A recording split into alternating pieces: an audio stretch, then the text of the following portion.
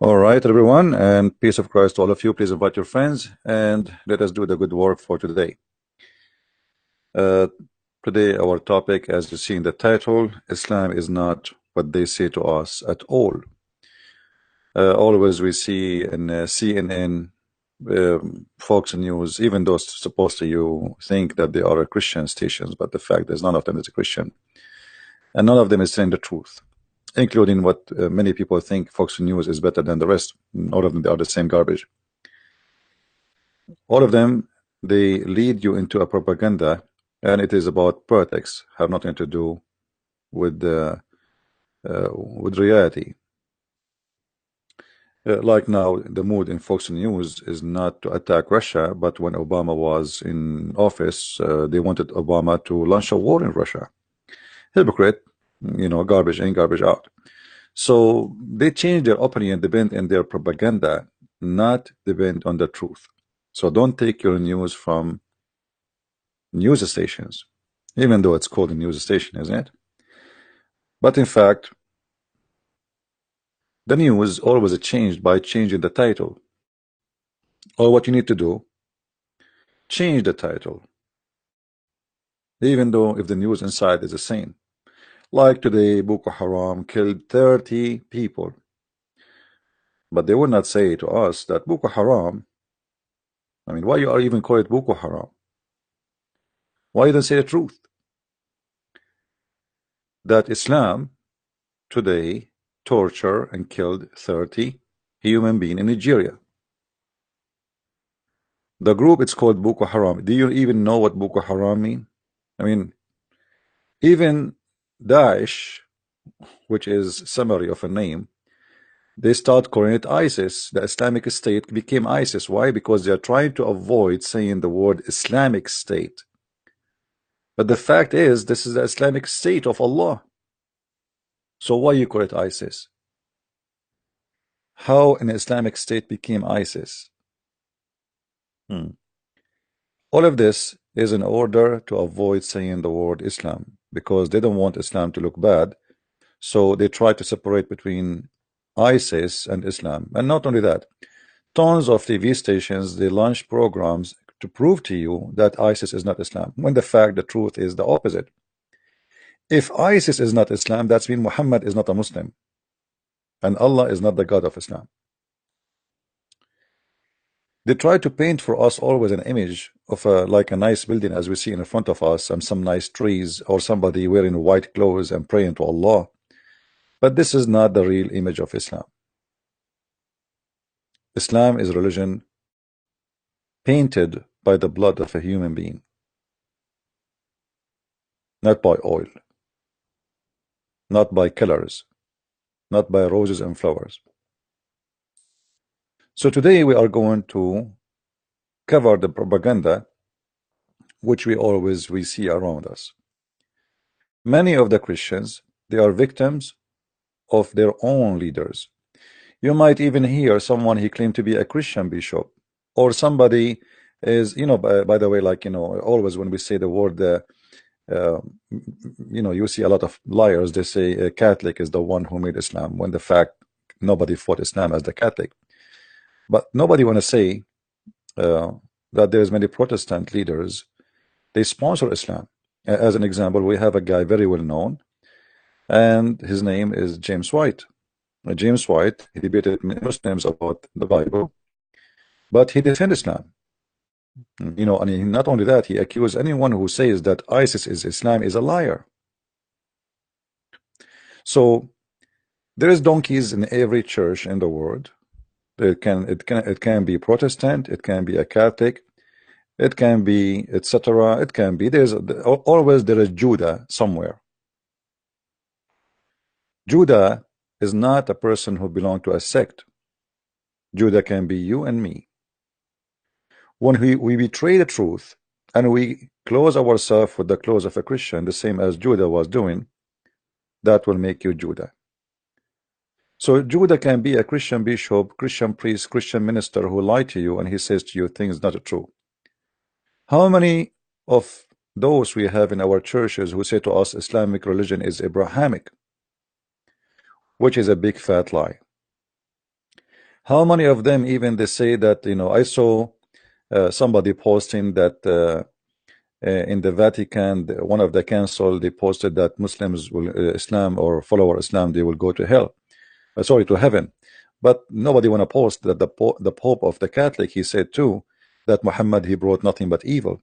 So there is Judas inside the Catholic Church, and there is Judas inside the Protestant Church. So let us name people by their names, not to color everybody. So if there is somebody, his name is James White, who defend Islam, does not mean the Protestant they are guilty. And if there is somebody, even if he's a Pope, and he don't say the truth about Islam, doesn't mean the Catholic are guilty. My friend, everyone will pay for his sin. As simple as that. Judge the sinner by his sin, which means from their fruits you shall know them. Look like maybe we have a Muslim is trying to call us.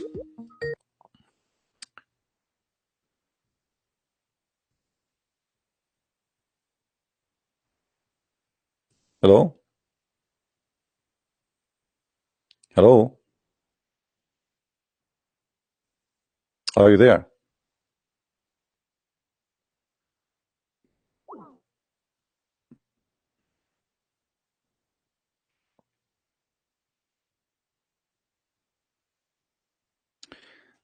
Okay, this is a person who decided to leave Islam after he left. He watched my videos. As I understand from his text, I just saw his text.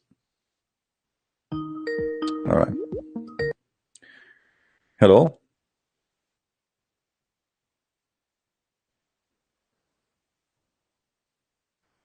Are you there? Hello? Yes, my friend. We hear you. Hello?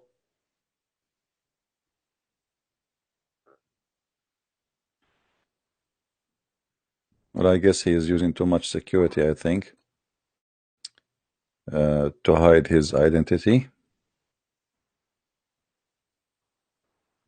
But anyway, I will show you not his name, a little bit of his text.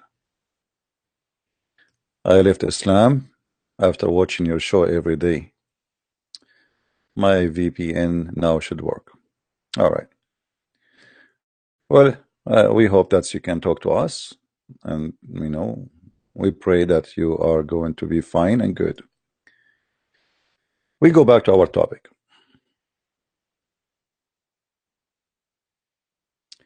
Yeah, he's saying he just wanted to say hello. It's received.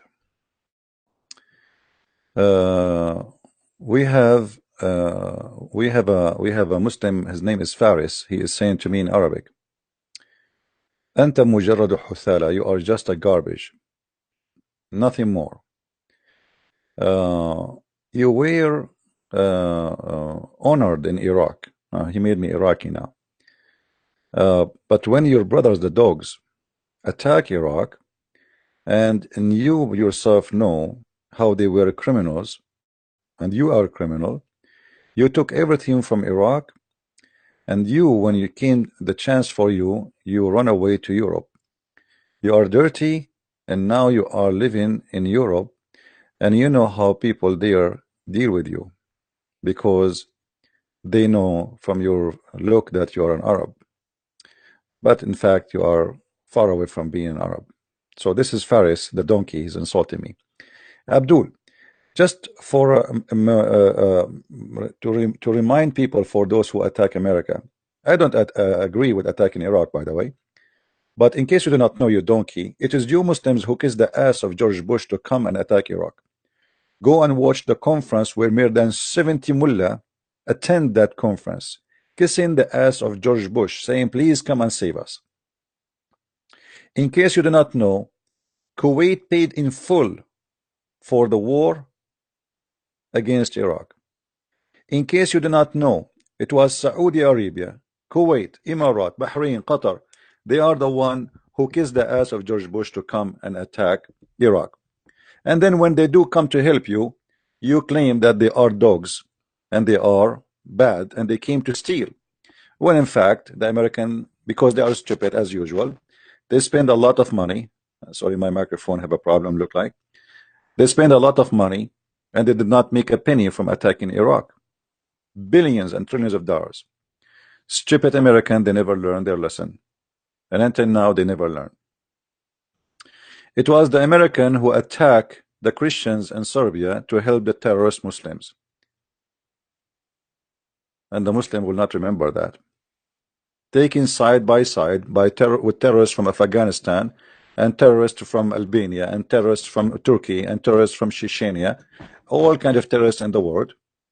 And yet the Muslims, they remember only that America attacked Iraq, when the fact they are the one who invited. So propaganda is stupid. And by the way, Iraq is not your land. You yourself, you are in occupation, and you should get lost out of Iraq. This is the land of the Assyrian and the land of the Babylon. Who are you? What are you doing there? So if you are speaking about America to be in an occupation, you yourself, you are in occupation. And you just mentioned that you are an Arab. How the Arab can live in Iraq? What the Arab have to do in Iraq? So who is Hammurabi, and who is the Assyrian, and who is the Chaldean, and who is the Aramaic, and who is Abraham?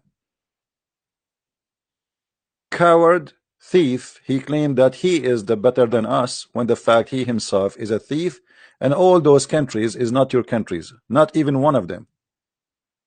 Iraq not your country, Egypt not your country, Syria not your country, Lebanon not your country, Israel, you took Israel and you call it Palestine, not your country. Even Palestine is not country if it's called Palestine. Jordan not your country. Even Saudi Arabia is not your country. Let me try to fix this microphone. I think we have an issue with the cable. So look how they lie, and they try to fabricate things upside down. They take your home and they rape your women, and then they claim that the land is their land, the same as they do today with Israel. Even your yellow pages book, the holy yellow pages, Qur'an, saying that Israel is the land of the Jews.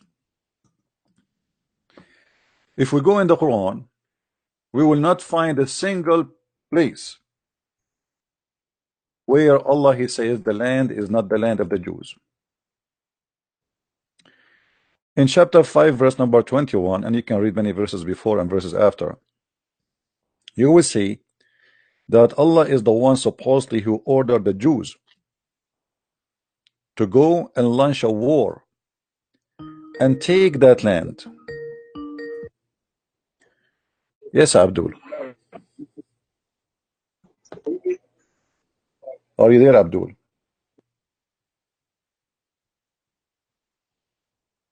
Abdul, before you call me, say Inshallah. Because nothing works in this day in the world without saying Inshallah. The American, when they went to the moon, they have to say Inshallah so they can pass the zone of the earth and the heaven. Otherwise, you cannot do it.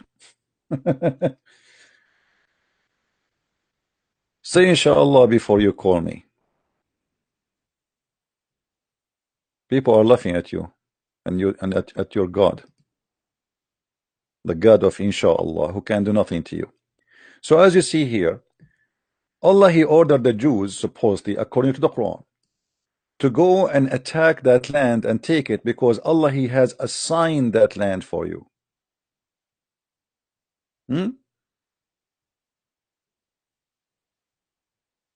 Allah is the one who assigned the land, which is Israel, to the Israeli.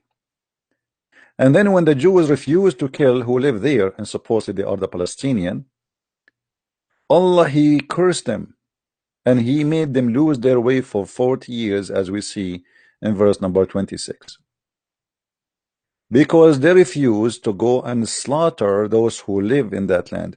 But in the propaganda today, you will see every scumbag in the world saying the occupation of Israel, when the fact, if you want to blame somebody for the occupation of Israel, blame Allah. Yes, Abdul. What's up, dude? You want to speak to me as a man, or I will hang up on you? And I warn you, if you want to insult me, as usual, I'm going to insult your prophet. So I'm just giving you a warning. So I'm gonna give you a warning too, because you're You're cursing the Prophet. You're cursing Allah. I don't care. You are calling me. I'm not calling you. If you cannot handle it, don't call me.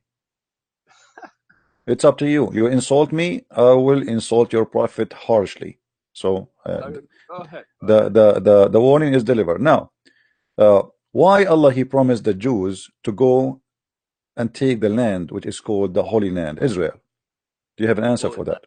Israel. Hmm. Israel. What is Israel? Explain. I don't know. Ask Allah. Ask Allah. Here Allah He says to the Jews, all people, go and attack the land, the Holy Land which Allah assigned to you. You tell me, where is the Holy Land which Allah assigned to you? Is that Mecca? The Holy Land is Israel, Jerusalem, and the Holy Land is Mecca, Medina. Okay, those are all Holy Lands. You get it? So Allah ordered the Jews to take Mecca. At the time when Islam came as a religion to the Arab world, and at that time after Prophet Jesus, peace be upon him, and when Muhammad, peace be upon him, he came as a prophet to those mushrikeens in Mecca, at that time. So after that, when Islam grew, and Muhammad he did hijrah to Medina, and Muhammad went. After that, all the fights and everything, all the jihad. I don't know if you are listening to my question, my friend. You are talking about things I did not ask you. So after that, all those Jews and Christians, they accepted Islam. Most of them didn't accept Islam. Most of them. Yeah, most of them accepted Islam. And the Bible that you have now is not the Bible that was there at the time of Muhammad, peace be upon him. So you get it? I got it. So why your prophet he swear? Why your prophet he swear by the Bible? At that time, the Bible was a real Bible. The Bible. So in the time of Muhammad, the Bible was real. It was word of God. Yeah, of course. Okay, so that's mean what is the need of Muhammad to come if the people are not corrupt and still they are following the true Bible then? Okay, listen. People at that time they were not following the teaching of Torah and like what? And the Bible. Okay? Like what? Are you following the teaching of the Torah? I am. Listen. Okay. So do you respect the Sabbath? Isn't that your faith? That as stated in your Bible, that the Lord of Israel and the Lord of mine, he said Jesus is mine, is one Lord. Okay, is that your faith, right? And you get it, right? So if Jesus is saying that my Lord and the Lord of Israel is one, what does that mean? Is that make Jesus a God or prophet? You see, you are jumping like a monkey from place to place. When Jesus, he said, I'm not. You don't. Okay, no problem. You are trying to divert. I ask you about Jerusalem, about the Jews being ordered to go and take Israel, and look where you end. Now, let me answer you. Okay, are you going to let me talk, or you want to scream and shout and jump? Okay. Go ahead. Jesus, when Jesus speak, we don't take a sentence and we say Jesus said this only. You have to take what he said before and what he take after. So, do you accept what is mentioned in that chapter, all of it, or you accept only that sentence? I only accept that sentence. Who are you to accept the sentence only? So either that's mean you are a hypocrite. That's mean you are a hypocrite. So I can show you now in the Quran it says. I can show you right now in the Quran. The Quran says don't pray. Who are you to accept? I can show you. You see, you are a hypocrite. You are a hypocrite kid. You have no dignity and you have no honor. Either you say I accept what Jesus says in that book, or you say I accept only a sentence, and this is the only sentence. This the Quran says to you, وَلَا تَقْرَبُوا الصَّلَاةَ وَأَنْتُمْ, and then I can stop. وَلَا تَقْرَبُوا الصَّلَاةَ. Can I say that sentence only if the Quran says don't pray? No, you have to read the whole sentence. Here we go. So you have to read the whole thing. So when you want, you have to read the whole thing. When you want, you don't have to read the whole thing. So you are a hypocrite, and that's why we call you hypocrite. And every Muslim is a hypocrite until he proves the opposite. First explain hypocrite. What is a hypocrite? Hypocrite somebody is a Muslim. He go and he pray in the corner, as Jesus said. Don't be the same as those who pray in the corners. This is what the Muslims do. Don't when you fast, don't show that you are fasting. This is what the Muslim do. The Muslim, if he fast, and by the way, there is no fasting in Islam. It's a joke. He have to tell everybody he's fasting. If you want to pray, brothers, I have to go and pray. He go to the corner. He open the windows of his house and he go to the balcony to pray. So everybody, all the neighbors will see him that praying. And not only that, sometimes even you will see a taxi driver going in the top of his car. So everybody in the neighborhood will say that Muhammad Abdul is praying. Islam is a hypocrisy, and your prophet is a hypocrite, and we can prove it. Did your prophet he order the Muslims not to have sex with their wives when they have, or not to get close to them when they have their period? of course, Islam prohibits. Okay. You know. So what your prophet he used to do when his wives are in period? Okay. So according to the Sunnah of Muhammad sallallahu alaihi Mm. wasallam, okay, Mm. Muhammad used to he used to get closer, but he did not used to have sex with them. You get it? He what? He used to kiss them. Mm. He could kiss them, but he could not have sex with them. What do you mean kiss them? He play with them? Yeah. Discipline. Yeah. Okay, he play with them. What does that mean? Do he put his penis between their legs? No, that's sex. Okay, what do you accept this challenge if I show you? If I show you that your prophet used to do what that? are you challenging me with? First explain. See, here we go. You're a coward. You're a potato. You're a potato. Okay, let us go back to our topic. Why Allah he ordered the Jews to take the land of Israel, and why he said this is land assigned to you? This is the question I asked you from the first second you called me, so which and you refuse to answer. So you switch the topic upside down. Which ayah of the Quran is this? You do not know? No, go and let me know. No, I'm asking you. You do not know? You never heard this before? No, I heard it. I heard this, but you have to tell the chapter and the ayah. Okay. Well, I'm trying to remember. I do not know really. Do you want to search Google? No, it's not Google. Go. Do you want to call a friend? It's not a friend. Go. Tell me the surah and the ayah. You are the Muslim, and I am not the Muslim, and you are the one who never heard this before, obviously. Otherwise, you will know it. Of course, I have heard. Okay, what chapter? What chapter? Do you know at least? What chapter? I'm asking you. So you do not know what chapter, you do not know what verse, you know nothing. So I have to go ahead and check what it is. Maybe this is the Eid hadith. There you go. Go ahead. Chapter 5, verse number 21. Chapter 5. So, okay. Chapter 5, Surah Al-Ma'adah. Okay. So now, just to know the background of Revelation and summaries of subject, okay? Background. This initial surah, I like the background. Al-Ma'idah, is agreed upon. Surah Al-Ma'idah is a Madani surah, okay? And also the last among all Medina chapter surah was surah so much so that some elders have identified this as the last surah of the Quran itself, okay? On the authority of narrations from Sayyidina Abdul ibn Umar and Sayyidina Al-Ma'idah is the last chapter in the Quran? Yeah. That's what most of the scholars agree upon on this. Okay. Well, I will take your word for it. Surah Al-Ma'idah was revealed to the Holy Prophet ﷺ while traveling, riding the she camel named Adaba. As explained in the introduction of Tafsir in volume 1. You see, guys, he's reading an article. He is reading an article. I mean, I ask you about a verse. Why you are going to give me all this garbage, man? Stop doing garbage. Give me the answer. I don't care about anything. Why your understanding hit the topic and stop. Who care about where this verse is given and if this is the last verse in the Quran or the first? I don't care. Why Allah he ordered the Jews to go and kill the Palestinian and take their land? This is the question. Go ahead. Surah of Al-Ma'idah and verse number 5, right? Is it? Stop laughing. Stop being. If you don't want to listen to the background of the surah, okay, and you're trying to go ahead and scream like a donkey. So what's the matter? Did you say a donkey to me? Did you say a donkey?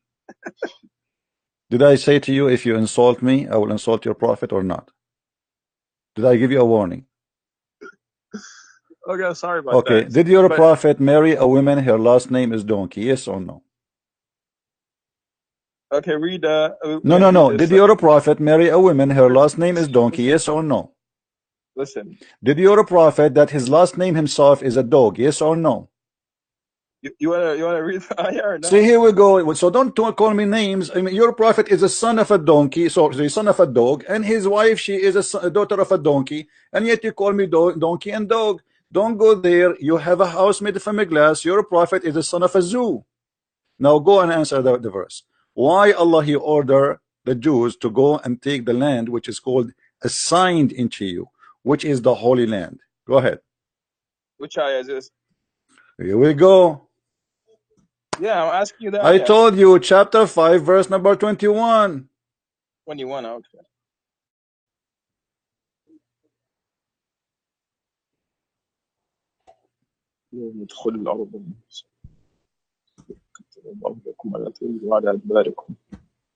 O my people, enter the Holy Land, which Allah has destined for you, and do not turn back, for then you will turn losers. Okay. The saying of Sayyid, this is the saying of Sayyidina Musa alayhi salam in the first 20 verse, which has an introductory remark to the divine command, which appears in the following verse 21. In the words, O my people, enter the Holy Land, which Allah has destined for you. Which is the Holy Land? Apparently, commentators differ about it. Some say. Are you going to read for me an article? Are you going to read for me an article? Stop reading Google, man. Give me the answer. You can read. You can read. Everybody can tell you are reading an article. Be a man and tell me. Give me the cream of the cook. What is the answer? You can read by your in your eyes, in your heart. Give me the answer. This was at the time of Musa alayhi salam. Okay. Well, you are very smart, guys. He is very smart. This is in the time of Moses. For sure, it is Moses who said to them that Allah told him. We know that. Allah told them. Okay. You were saying, why did Allah tell him? You were asking this question. Yeah, why he ordered them to go and kill the Palestinian? Whoever lived there supposedly the Palestinian, right? Allah, he ordered the Jews to go and slaughter the Palestinian. Why? Palestinians now? You were talking about nowadays. So you're not talking about back then. You got to go back. My friend. It doesn't matter. This is a land Allah he assigned to them. No, it doesn't matter. What a change. It's the same people. Allah he assigned this land. Okay, show me. Hold on. When Allah he said, does it make a difference between if Palestine at that time and Palestine at this time? They are a human being and they are called Palestinian. Why we can kill them at that time, but we cannot kill them at this time? Explain to us. Listen, Palestinian at that time, there were not Palestinians there. Before there was Jews. There was no Palestinian at that. So who is the one? So it's not Hamas was not there. I agree with you. Those are Arab. Those are not Palestinian. So who is the one was living there? Who was the one living there? Those were Jews. The Jews attacking the Jews. So Allah he ordered the Jews to go and kill the Jews. Are you talking about? Are you saying this is the time of Musa alayhi salam? I know Allah he ordered Musa to go and attack the land and launch jihad on it and take it. Who is the people who live there and why he want to kill them? Why Allah ordered him to go and kill them? Those people are idolaters. They didn't worship Allah over there. So if they don't own Jews, okay, Musa alayhi salam took his own Jews back into those were the Muslims at that time. Okay, Musa alayhi salam took his. They are Jews or Muslims? They are Jews or Muslims? Those were Muslims. So why the Quran called them Jews? Why the Quran called them Jews? Why the Quran called them Jews if they are Muslims? So we call them Jews because what happened to them was they associated partner with Allah Jalla Jalaluhu. But during the time of Moses, they are called Jews still in the time. You are like a machine. During the time of Moses, Allah he called them Jews. Okay, so their name is called Jews even when they are with Moses. So how you say to me because they start associating with somebody else, Allah called them Jews? This is a false argument. And by the way, there's a guy, his name is Mimi Hijab. I don't know if you know him. He said that the Jews for 4,000 years they never associate anyone with the only true God for 4,000 years since the time of Moses. So are you saying he's a liar? I didn't get that. Go again. There's a guy, his name is Muhammad Hijab. He was debating a guy, his name is David Wood, and you can watch the video. He said that the Jews for 4,000 years, they've been instructed. This is how he say it. I'm just trying to copy the Islamic way. So for 4,000 years, they are instructed to worship one God only and no one except God. So how you say to me that the Jews they associate with God, other God? If you're a brother, Muhammad Hijab, he says for 4,000 years they never associate anyone. The history behind Jews, right? Jews they were first. So Jews first they were under the ruling of King Pharaoh, if you know that, right? King Jews who? At that time. King who? And when Musa alayhi salam. King who? Musa alayhi salam, Pharaoh. Is that the name of the king? Pharaoh. We call him Pharaoh. Okay, what is the name of the king? There's many Pharaoh. Which one? We don't mention. I don't mention the specific name. I'll mention just the Pharaoh. The fact the Quran think that this is his name. So the Quran says the Pharaoh as a name. Not the Quran does not acknowledge that there is many pharaohs. Most of the people at that time they will call their own selves Pharaoh. No, Only Yes. Pharaoh is a king, is a title for a king in Egypt. There's no other Pharaoh. Don't play games. That's what I'm saying. Okay, Those but people why in the the midst Quran of do not know the name of the Pharaoh? The Quran think that Pharaoh is the name. Now this is not our topic. Why Allah He ordered the Jews to go and take the land? You said because they are not worshiping Allah. Is that correct?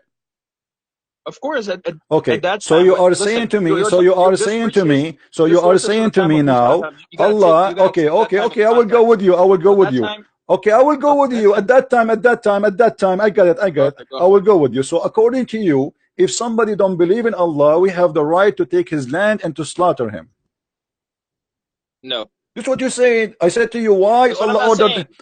What do you mean? Allah He ordered them. Listen, I in asked you that time, why listen, Allah He ordered them. first, I asked first you you gotta why listen. Allah He You ordered know, them to go. He said at that time those people they weren't worshiping Allah, so we can take their land and we can kill them. so so you gotta go back to Surah Al-Kafirun. What does Allah says in Surah Al-Kafirun? I like قُلْ يَا Al-Kafirun. الْكَافِرُونَ. Are you sure you want to show Al-Kafirun?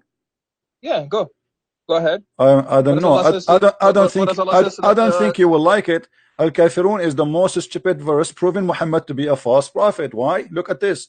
Look what Muhammad he says. Say, oh Okay. disbelievers. Okay. قُلْ Say يَا أَيُّهَا الْكَافِرُونَ. okay. Say, oh disbelievers. Mm. أعوذ بالله من الشيطان الرجيم. بسم الله الرحمن الرحيم. Mm. قُلْ يَا أَيُّهَا الْكَافِرُونَ. So say, oh disbelievers. Mm. Okay. Mm. Okay.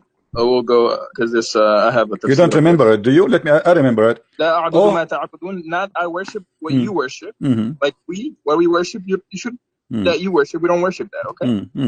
ولا أنتم عابدون ما أعبد. And not you are worshippers of what I worship. Okay. ولا أنا عابد ما عبدتم. And not I am a worshipper of what you worship. Get it? So if you worship Jesus or someone worship an idol, someone worships a son, we don't worship that. We worship who? We worship you worship Allah. a black stone. Okay. No. And not you are the worshippers of what I worship, and you are not the worshippers of Allah. So don't worship Allah. You worship whatever you want to worship. لَكُمْ دِينُكُمْ وَلِيَ دِينِ. For you is your religion, and for me is my religion. So follow whatever you want to follow, and let us follow what we want to follow. Yeah, but this is abrogated verse. Abdul, why you are quoting for us? So this is when Muhammad was a potato. He don't have an army. When he have an army, he changed his mind and he said, I want to kill you all. Let me get you. But first of all, this chapter proving Muhammad to be a false prophet. Why? Because he said, I worship not what that you worship, but Allah is a common name between them, and both of them they worship. The family of Muhammad, they worship Allah, and Muhammad he worship Allah. So how he would say, I worship not what you worship? Isn't it the pagan Arab, they worship Allah too? They are mushrikeen. Mushrikeen does not mean they are not worshiping Allah. The fact they do worship Allah, but they have beside Allah intercession. So they have idols, little idols like the black stone, and they think by kissing it they are getting close to Allah. So yes, Muhammad and the pagan, they worship the same God. His name is Allah. Number two, he said, I will worship not that which you worship, nor you will worship that which I worship. And this is a false prophecy, because all those who was he talking to, they became later Muslims. Umar ibn Khattab was against him. Abu Sufyan was against him. Many of those who they are, Khalid ibn Walid was against him. So he was saying that to them, but later they became believers. So he made a false prophecy. And then he says, and I will not worship that which you worship. But the fact we know that in the chapter where it's speaking about the satanic verses, that Muhammad he bowed down and he worshipped the idols, and he said that the three daughters of Allah, their intercession is a must. So yes, he did worship what they worship. And then he continues saying, nor you will worship which I worship, which is proving that Muhammad have nothing to say. He's repeating the same sentence again. To you, you have your way. To mine, I have mine. To you, you have your religion. I have my religion. But let me show you how funny and stupid, additional to that, this verse. Imagine I say, oh, those who you reject hummus, I eat not what you eat, and you will not eat what I do eat, and you will never do eat what I eat, and I will never do eat what you eat, because you will not do eat what I eat. I have my hummus, you have yours. I mean, how is stupid the holy chapter to be from God? This is cannot be God. This is a guy, he is having nothing to say. All the chapter is, I don't worship what you worship, and you have your religion and I have mine. So there is no need for all of this. It's nothing but garbage, proving to us that Muhammad is a false prophet. And later when Muhammad have an army, he decided to kill everybody from his enemy, and he changed his mind. So this is abrogated. So why you are quoting it for us? Okay.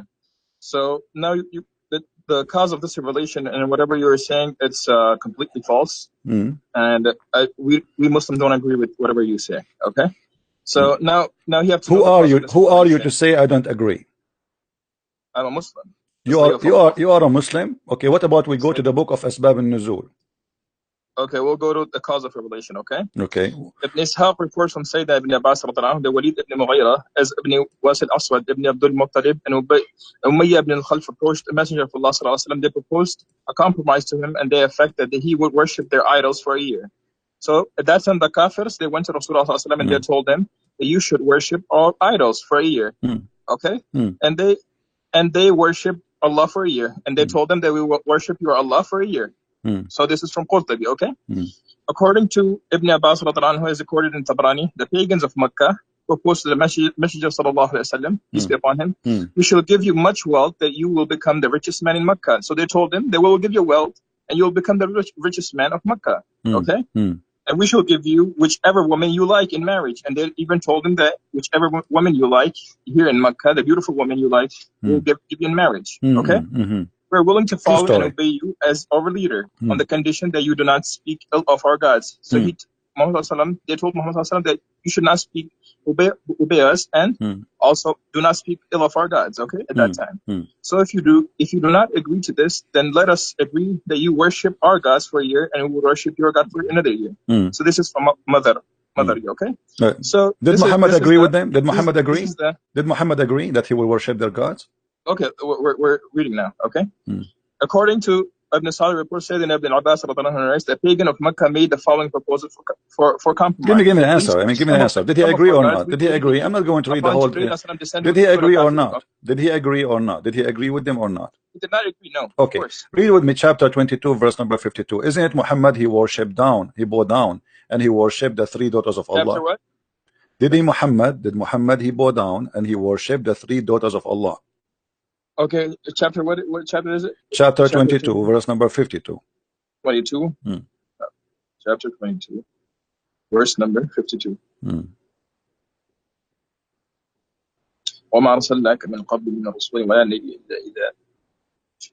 Okay, so and we sent before you a messenger and not a prophet, but when he recited through the shaitan in his recitation, but Allah abolishes what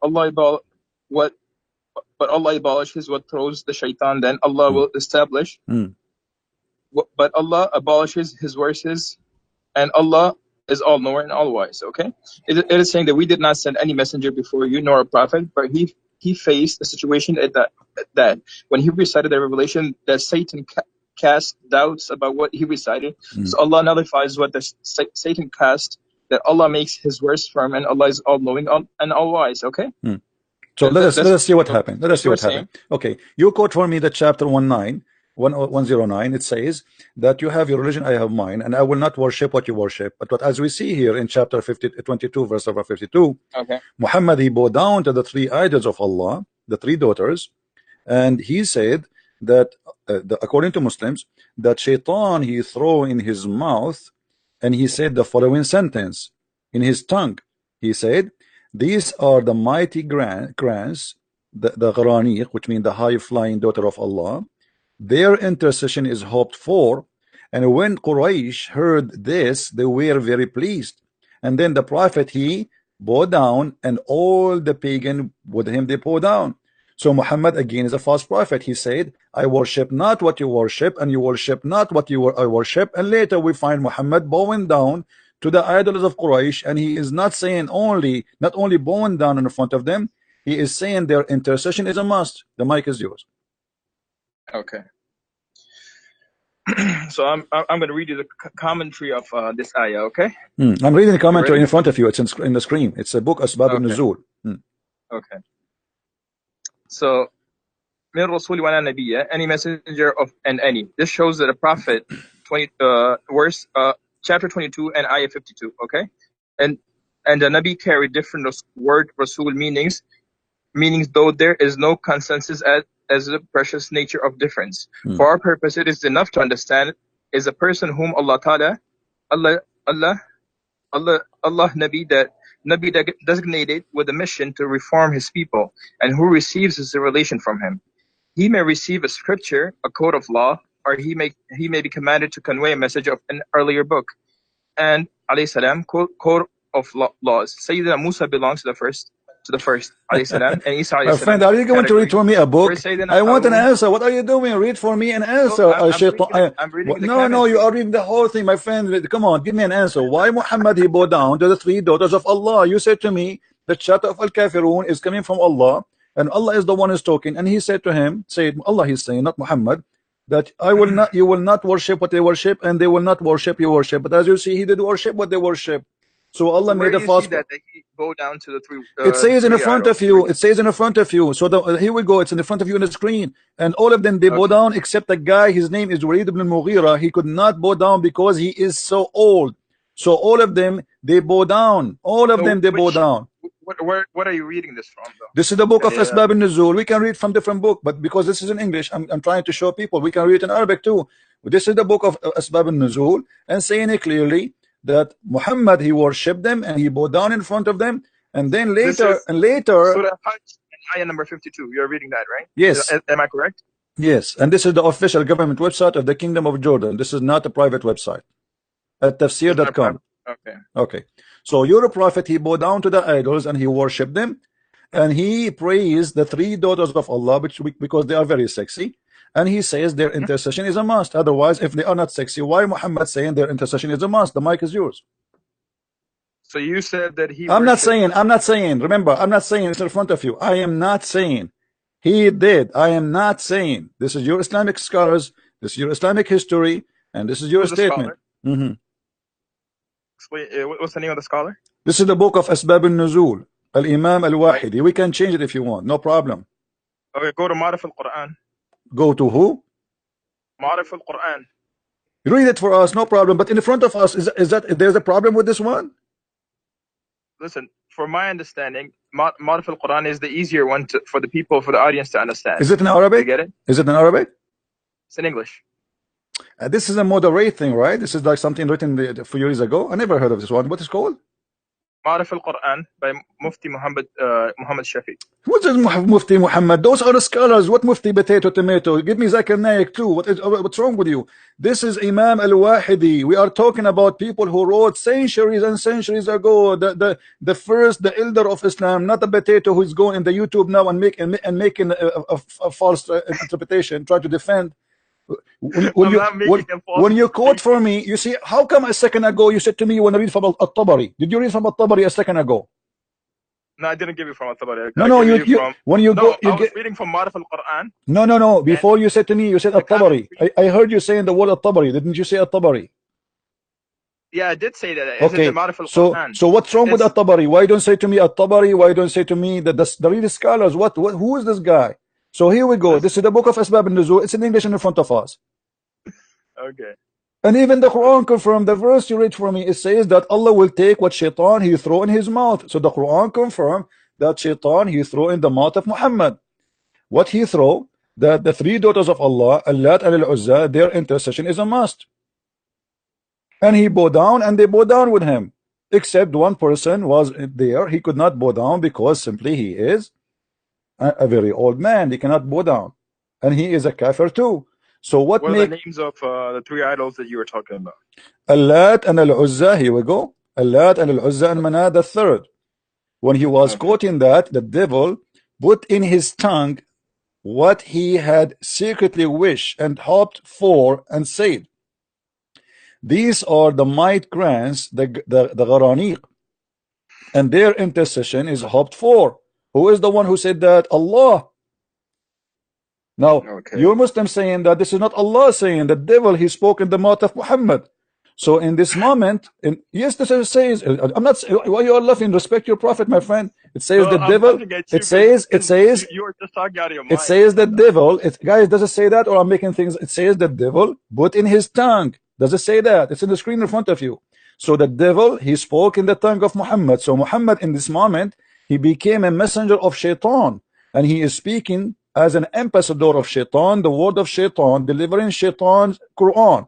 And then because shaitan he put in his mouth, Muhammad he said the following, He put those words, the Lat al-Uzza, they are the mighty grants, the Gharaniq, and their interest is hoped for.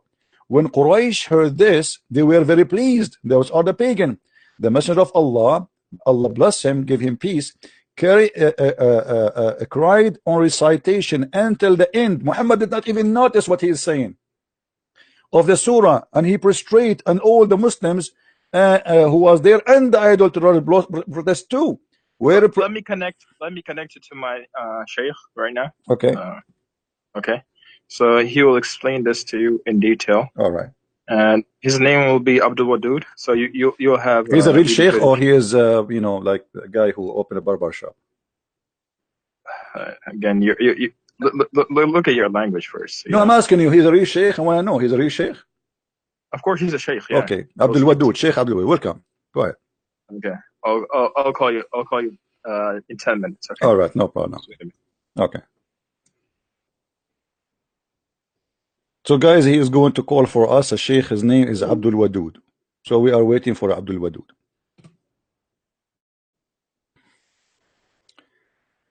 As you see, every statement in the Quran is a joke.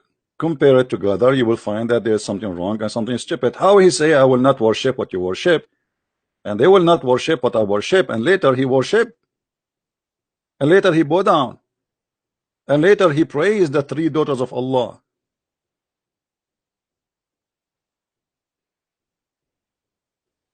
Right? There is somebody in the text saying to me, don't waste your time, my friend. I am not wasting my time. Who said we are wasting our time? All of this is education for all of you, so you will learn how to get Islam busted. This is not a waste of time, my friend. Don't ever think so. All right? We are not, absolutely not, wasting our time.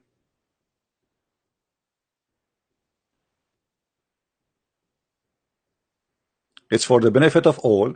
So you Christian, you learn how to debate them. For me, I'm really sick of it.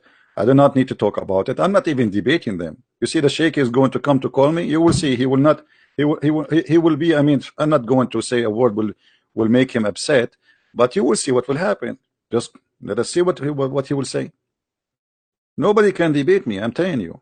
I'm not doing this to debate. I'm doing this as a training for the Christians. So this is not a waste of time, and this is why we ask people to download our videos and share it around so people learn how to get this cult busted. Islam is a very, very stupid cult. It's very easy to destroy it, but you have to have knowledge and you have to learn how to work the logic of the Muslim, not your logic. Don't use your logic. Use their logic, because their logic is very useful. Why? Because it's very stupid. When somebody he fight you with a stupid logic, it's very easy to get him busted. Use their logic. Now, we are waiting for him to get us Sheikh Abdul Wadood. Please bring your popcorn. Sheikh Abdul Wadood is coming. I am assuming that he have a beard and etc. This guy, he got extremely hot, so he said, oh, this is getting really bad. I need to get my master, Sheikh Abdul Wadood. And now his Sheikh Abdul Wadood, he will say to him, what is the name of the guy? He will say to him, Christian Prince. He said, oh no, man, I am busy. I have to go and pick up the grocery now. Let us see if he will call me. Do you really think Sheikh Abdul Wadood will dare to call me? I mean, do you? Who wanna bet? Who think that Abdul Wadood will not call me? I don't think he will do it. The guy now, he will say, I have to go to Hawaii. Oh, my wife in Indonesia is waiting for me. Oh, my grandmama, she have a heart attack. She have to go to the hospital. I have a pain in the stomach. I mean, you name it. Sheikh Abdul Wadood. He will come if you don't tell him my name. Don't tell him Christian Prince. The same what happened to Shabir Ali. Shabir Ali, he agreed to debate me. We told him there is a Christian guy want to debate you on ABN TV. The second they told him Christian Prince, he sent a long email saying, I am busy with my PhD. And since then, he is busy with his PhD. The same as Mimi Hijab, the same as, I mean, what is his nurse? His nurse, what is her name? Ali Dawa. The same as I mean, all of them. Show me your face, give me your name.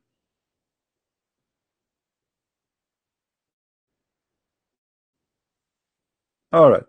Well, we will not stay here. We will wait for Sheikh Abdul Wadood to call us. But as you see, going back, when we spoke about Allah, He assigned the land to the Jews. And the Muslim, they say to us that Allah is all-knowing, all-knowledgeable.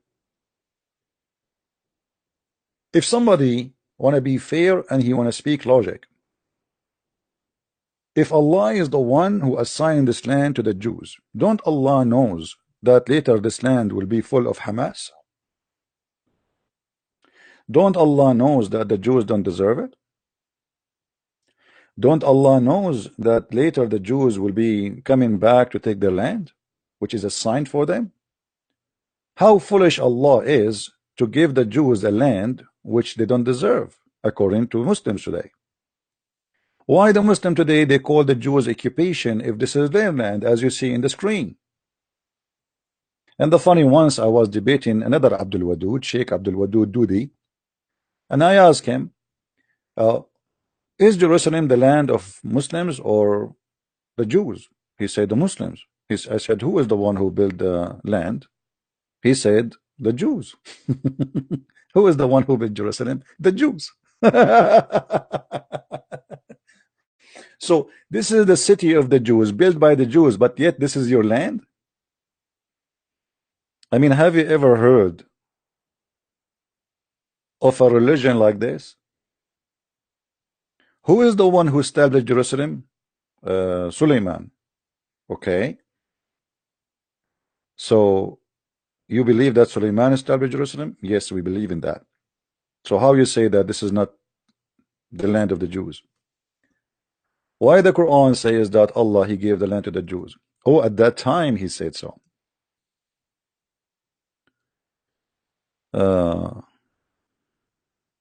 You know, this guy, what his name?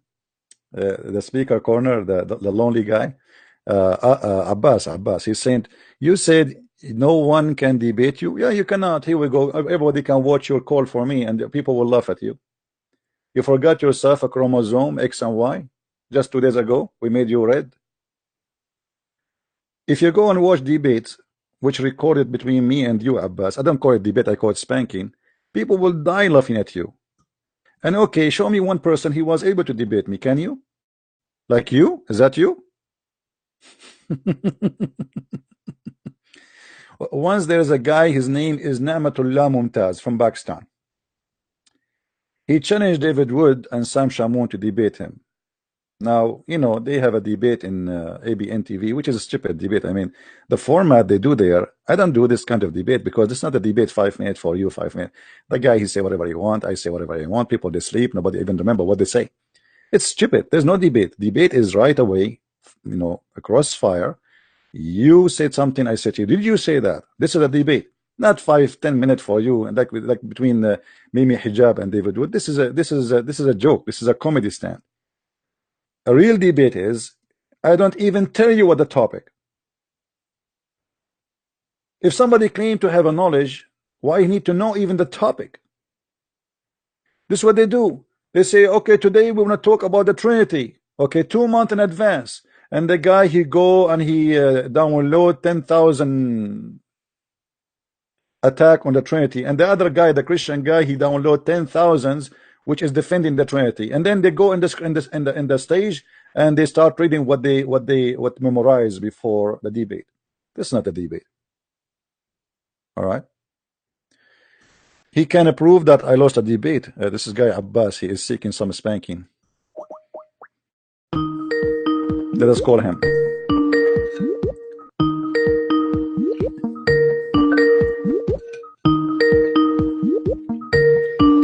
Answer, Abbas. He will say to me, I'm driving.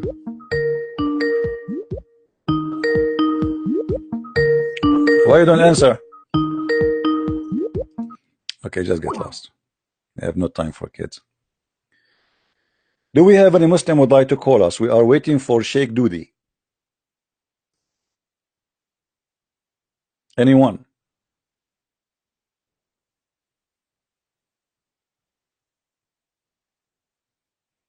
Any Muslim, he have the courage and the knowledge to give us a call.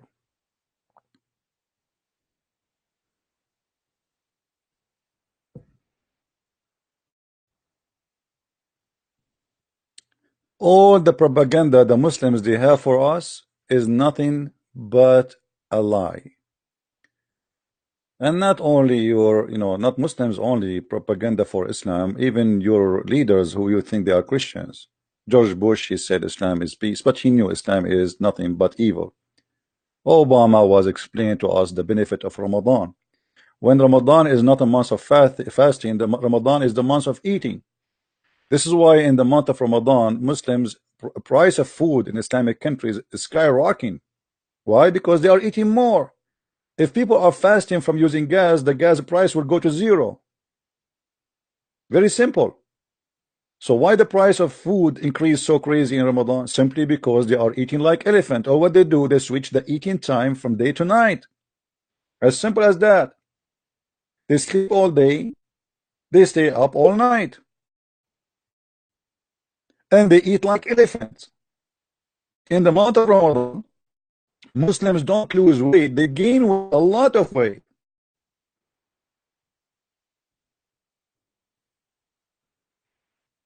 It's a lie.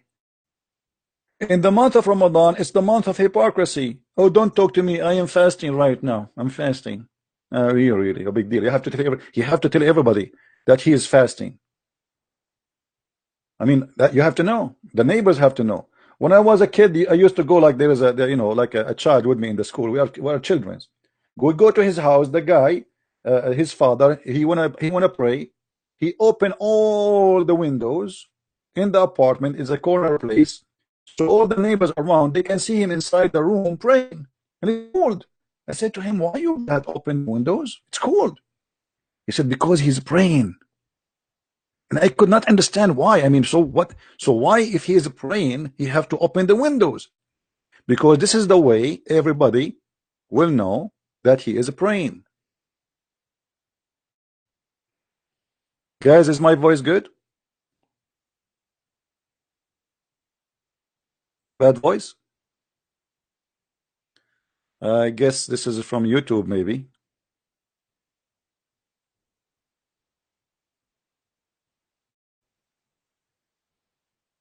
Is it good, guys? Maybe this is based on the server you are, I don't think it's from my side. Because remember, before I start broadcasting, I said, inshallah. And there's no way the voice will go bad. Are you crazy? Are you saying to me, I said, inshallah, and still the internet is not good? It's impossible. In the Middle East, if we don't have electricity, we say, inshallah, electricity come, but next year. In the Middle East, if we don't have medicine, we say, inshallah, medicine come, but next century. In the Middle East, if we don't have anything good, we say, inshallah, war come. I mean, come on, you must be kidding me. You cannot be serious. Do you know the story of Solomon? He wanted to have sex with 99 women. And then, after having sex with 99 women, if Allah gave him only one child, he want to do jihad. Why Allah gave him half child? Who remember?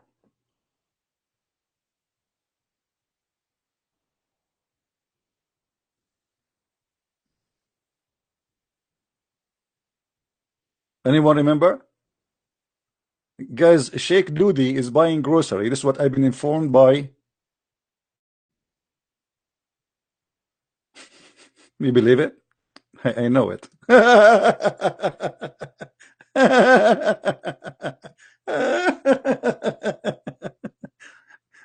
Oh boy. I told you he's going to say no, I am going to have to buy grocery. Here we go. He promised me he would call Sheikh Doody. And now here we go. I became a prophet. Abdullah, slave of Allah, he sent me a message that the Sheikh Doody is buying a grocery. Alhamdulillah. And for sure he will be buying grocery for the coming century. All right. Things happen, my friend.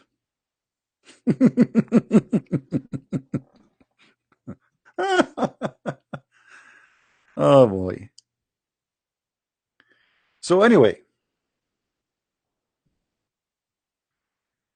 According to the Islamic religion, Prophet, sometimes they say David, sometimes they say Suleiman, it doesn't matter. He decided to have jihad.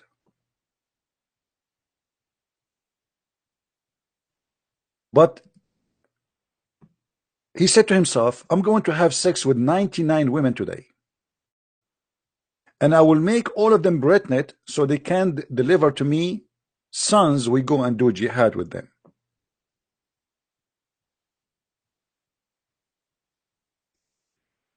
But he forgot to say, Inshallah. And because of that, Allah gave him half child. This is the term Muhammad he used to describe a person who is in disability or in a special need. You believe it? For forgetting to say Inshallah, the poor prophet, he was having sex all night.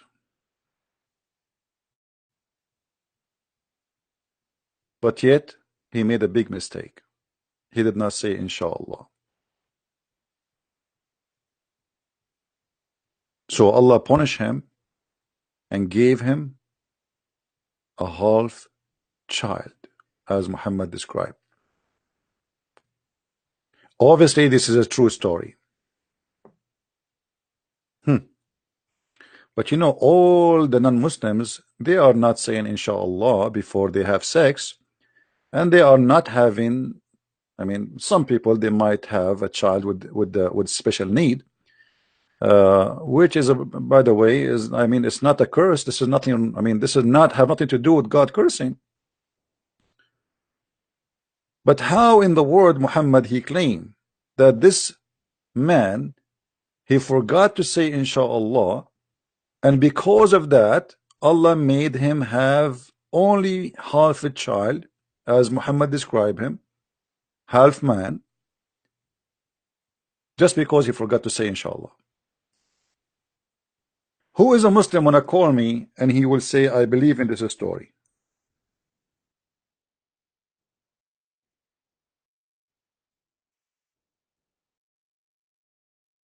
Anyone?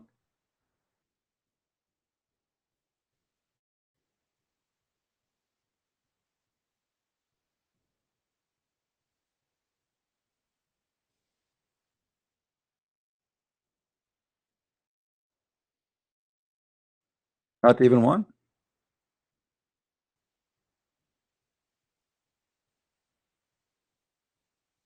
Look like the Muslims are convinced that those stories are funny and stupid, so this is why nobody want to talk about it. Or maybe all of them, they are doing buying grocery now. I mean, it happened.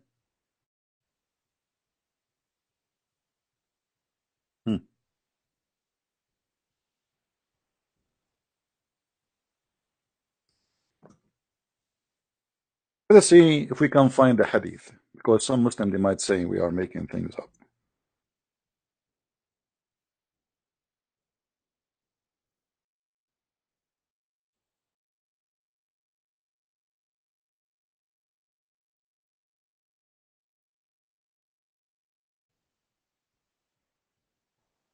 All right.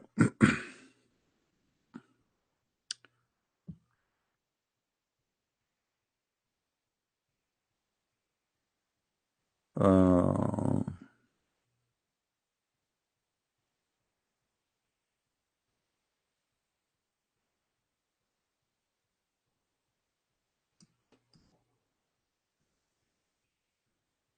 Let us go to the hadith.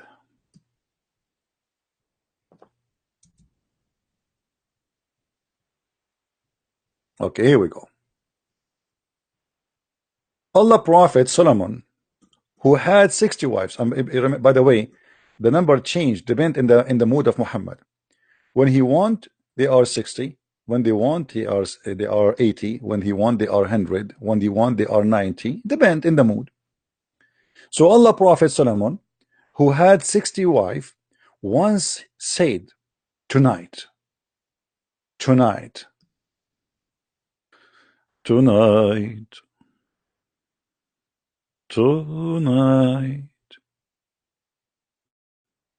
I'm going to have sex with my 70, 60 wives. And look how confident he is. He will make them all pregnant in one night. I mean, this is even Christian Prince. He cannot do that. In one night. Hold on. In different hadith here it says.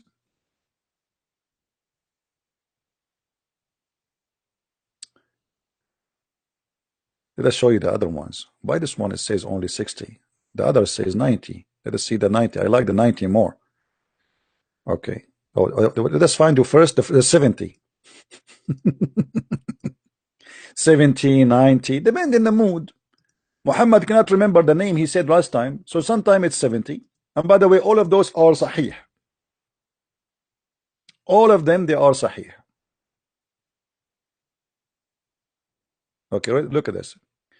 The Prophet Solomon, son of David, said, tonight I will sleep with 70 ladies. But here they are 60. I mean, 10. It's not a big deal. Let it go. So tonight I will sleep with 70 of my wives, each of whom will conceive the child, who will be a night fighting for Allah. Suleiman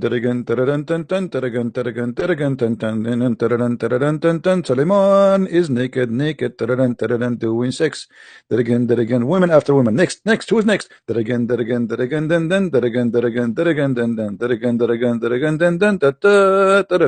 Prophet, do you want to take a break? I cannot. Man, 70 women. Let me get the calculator. I'm not good in mathematics. So if this is during the night time, let us say the night is 8 hours, you know. So Suleiman, poor guy, I feel sorry for him. If this is hadith, it says 70. So 70 divided to 8. That's mean every 8 minutes, Suleiman, he have to finish. I mean, Suleiman must be a rabbit. 8 minutes? You need that time to take off your shoes.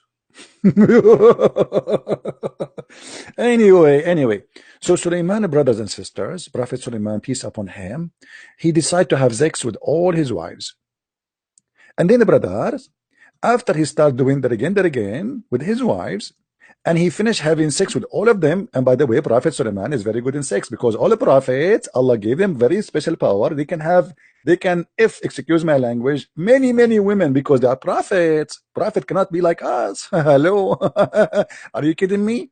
He's a prophet, so his penis will not be like us. It's going to be 70 women in one night. Are you sure? I mean, don't you think this is a very small number? Only 70? Only. I mean, how humble. Unbelievable. True story. And you are telling me Muhammad he lie? Guys, please be honest with me. And you are telling me Muhammad he always lie and he exaggerate and he... No way. Brother, 90 women is in different hadith. Okay.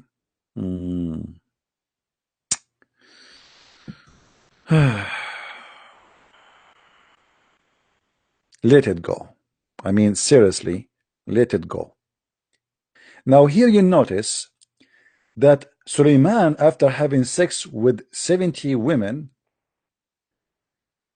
I think Suleiman, he was putting some cold water next to him so he can cool down his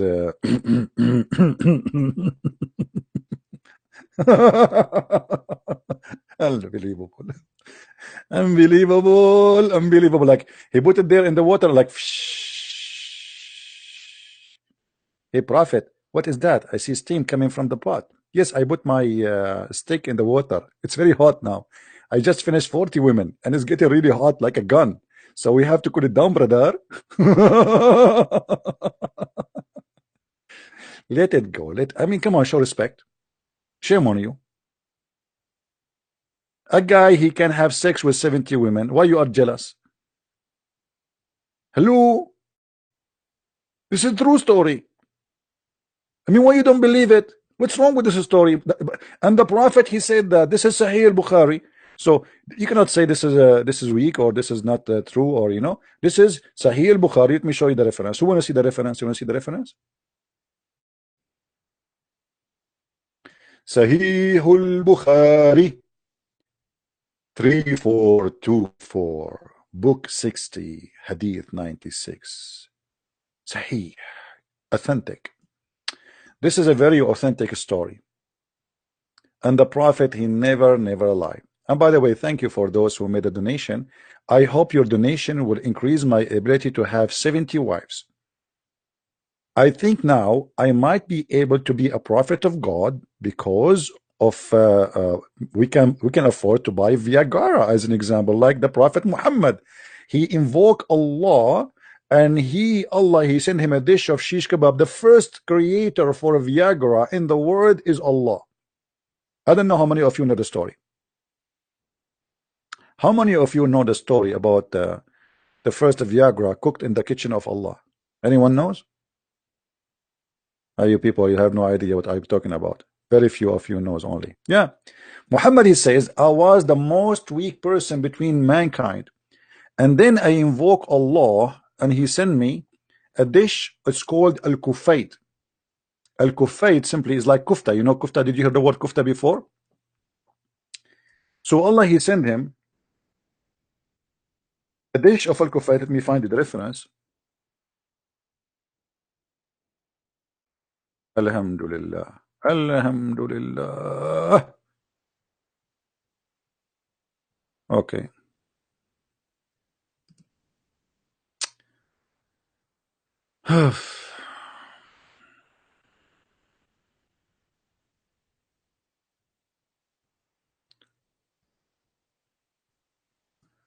I'm just trying to find you the reference. Hold on, give me a second. True story. True story.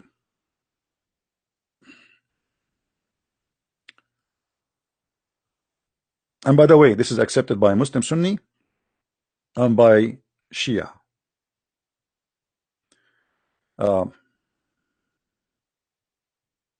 Let me see if I can find in English first.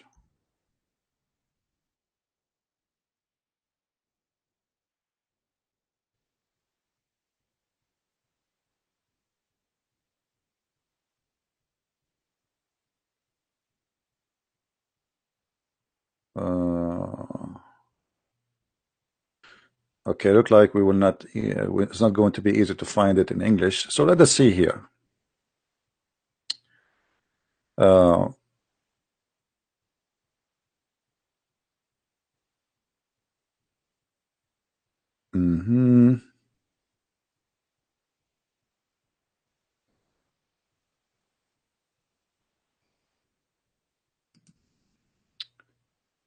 We found it, but I want to find you the hadith where he says, I was the most weak person between mankind.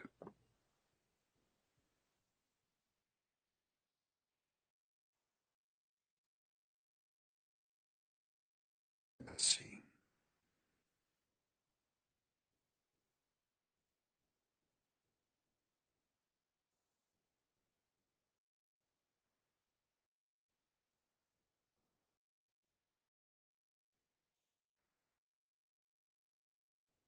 All right.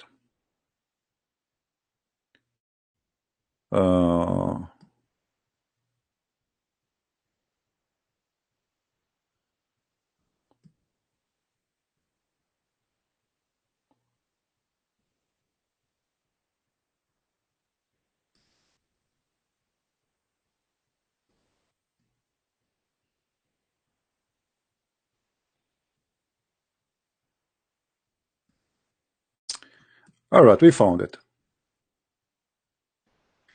This is the book of At-Tabaqat al-Kubra, volume number 8, page number 155. Please take a note, Abdul.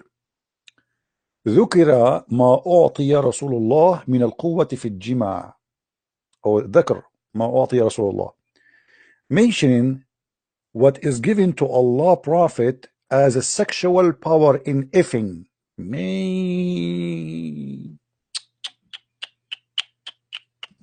Allah, he gave him a special power to F women. Please pardon me, ladies. I don't mean to be rude, but that's what it says. Okay?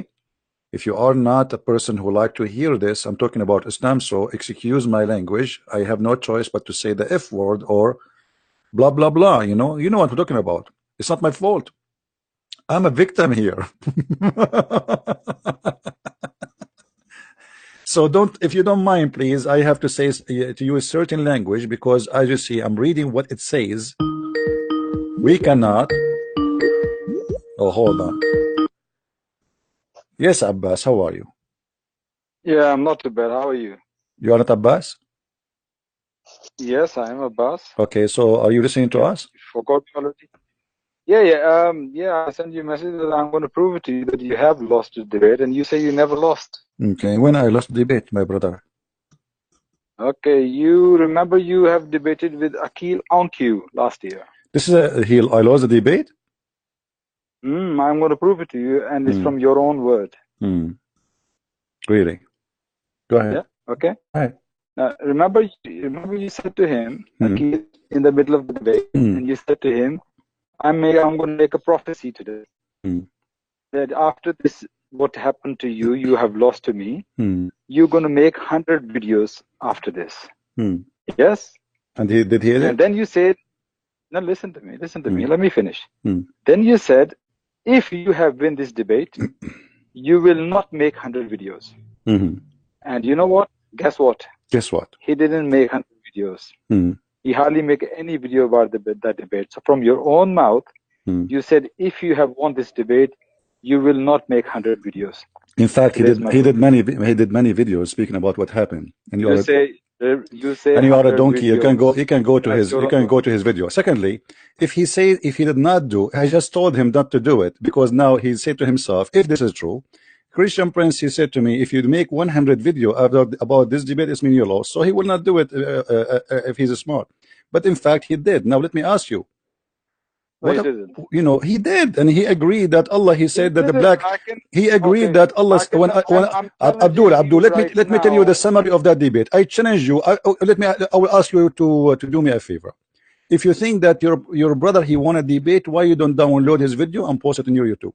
Can you promise me to do that? What, his video? Yes, the debate with me and him. Do you promise me to download it and post it in your video without cutting off? What do you want me to do? Download the video and post it in your YouTube. Can you do that?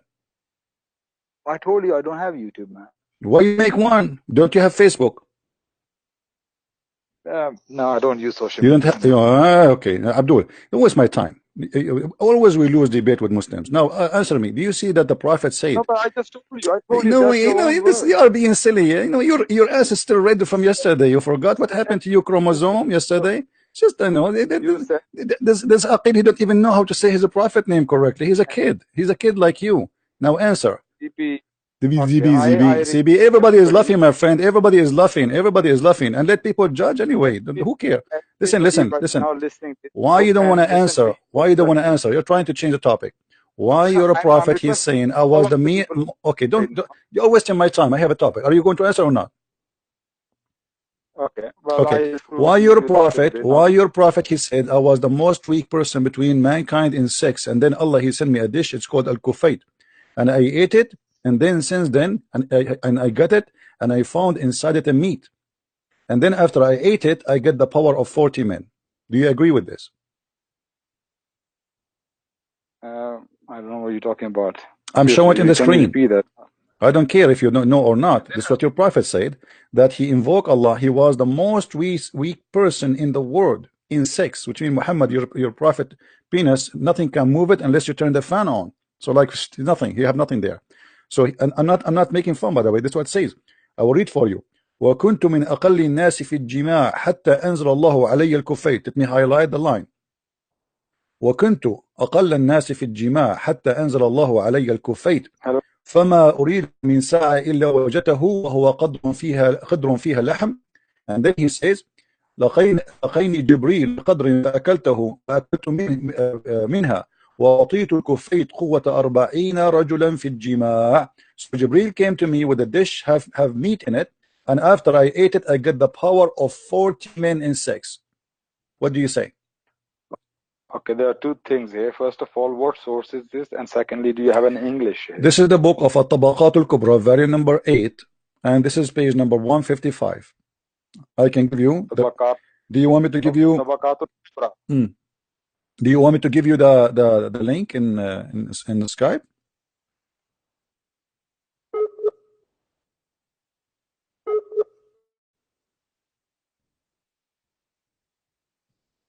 Hello? Hello, can you hear me? Yeah, I hear you, my friend. Let us pray to Allah to send you a dish of al-Kufayt so your internet will have the power of 40 internet. Now, do you agree with this story? Stop using a stolen internet Wi-Fi from your neighbor. Come on, now answer me. What do you say? Why your prophet, he says such a stupid thing? That he was the most weak person. Who's a scholar? Who's a scholar? What scholar? This is your prophet speaking. This is not a scholar. This is not a scholar. Written by who? At-Tabaqat al-Kubra? Yeah. Okay, is that will make a difference for you? Because this is a story written in many books. Doesn't matter which book. At-Tabaqat al-Kubra. Here we go. This is the book in front of you. Okay, if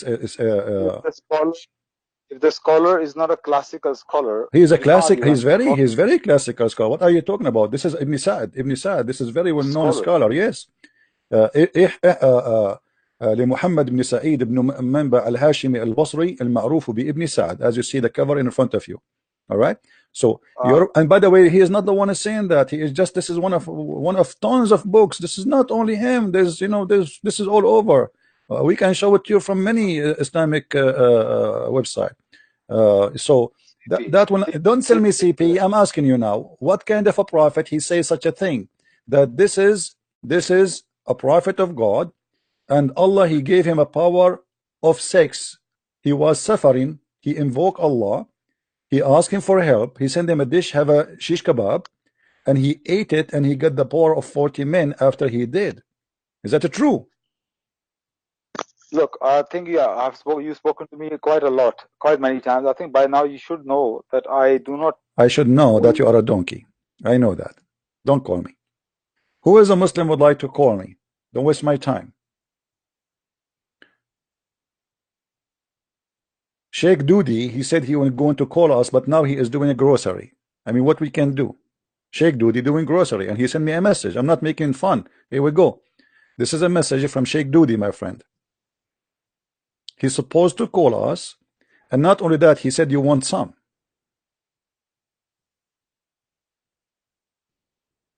Do you want some?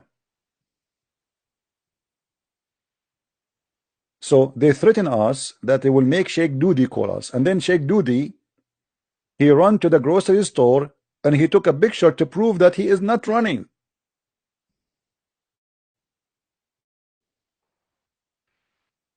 I mean, come on, put yourself in his shoe. You are Sheikh Doody, and now you are going to call a Christian prince. And as you see, anyone can destroy a Christian prince. Let me prove to you that they destroy you. All right. Do we have any Abdul? What kind of a prophet and what kind of God? You know, guys, here the story have many mistakes. Forget about that, how stupid it is. I mean, Allah, I am the most weak person in Jima. Allah, give me the power, Allah. And Allah go what? Oh, Muhammad, this is my favorite prophet. His penis is not working.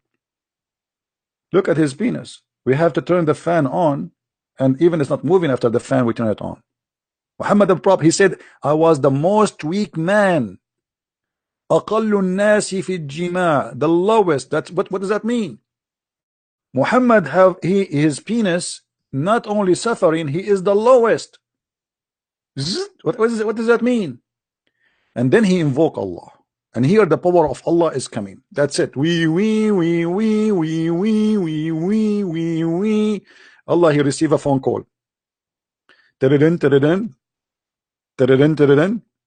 Yes. My name is Dr. Dakal Nayak. I want to talk to Allah, please. What do you want? I'm going to report a case. About what? I cannot tell you. It's very private. I am Jibreel. You have to tell me. I'm the secretary of Allah. It's very private. It's about the peanut of the Prophet. Okay. about his penis. Are you serious? Absolutely. This is a very serious issue then. That's really scary. Do you think like a nuclear war would happen? I'm not sure.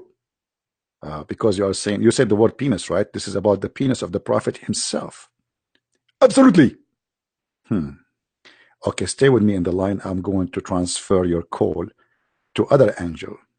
She is specialized in penises. Stay with me.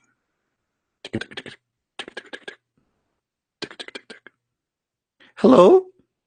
My name is Dr. Dakar Naik, and I'm calling you in behalf of the Prophet Muhammad. Yes, how can I help you? I'm not sure if I can talk to you because you are a female about this issue. Okay, let me transfer you to other male angel. Hello. Assalamu alaikum. Wa alaikum assalam. I'm talking to who? I am Azrael. Is it Azrael? Is the angel who is specialized in this? Absolutely. I am the one who takes the souls. Oh, please. I forgot what I'm going to talk to you about because you are the angel of death. I have a very serious issue. Please transfer me to talk to Allah. It's about what? It's about the penis of the Prophet Muhammad. You must be kidding. Absolutely not. It's true. And the Prophet right now, his penis is useless. And he cannot have kids. Okay. I'm going to talk to Allah and I will go back to you. I'm waiting. Please. Patiently. Now the angel, he go to Allah and they discuss together. And now Zakir Naik, he receive a call back. Tiririn, tiririn. Tiririn, tiririn. Assalamu alaikum. This is the angel Jibreel. Yes, angel, we are waiting for you patiently. Do you have a solution? Yes, we have a good news. Allah, he went to the kitchen and he bought a new microwave. He got it from Costco. And now he is cooking for the Prophet Muhammad a very special kind of shish kebab, but microwave style. And we will send the dish directly to the Prophet Muhammad. He have to eat from it 3 times before sex and 3 times after sex. Remember, 3 times. Otherwise, it's not going to work. And he have to mention the word inshallah. Absolutely. I'm going to write it down. By the way, I'm a doctor, in case you do not know. I know who you are. This is why I said to you, remember, you have a good memory. Your name is Zakir Naik, right? Absolutely. I'm so happy that ended the breed, even he watched my show. I did not watch your show. But sometime, we like to say some jokes. So we mention you. Thank you very much for remembering me. We are waiting for the dish of shish kebab. Now, Angel Jibreel, he come.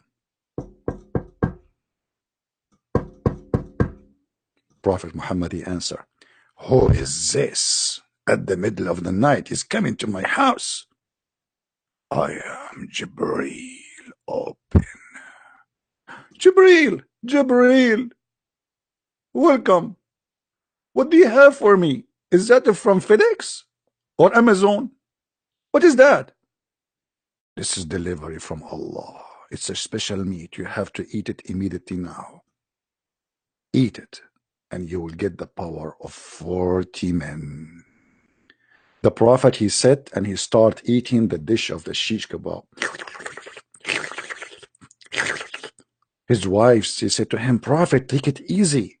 And why your penis is growing so fast? I have no idea. I just start eating and I see something moving there. Prophet, look at your penis. It's making like a column in the tent. Alhamdulillah, Alhamdulillah, it's working. It's working. Takbir, Allahu Akbar, Takbir. Hey wives, take off your clothes. Let us do jihad for the sake of Allah, and we will have sex with all of you. I get the power of 40 men.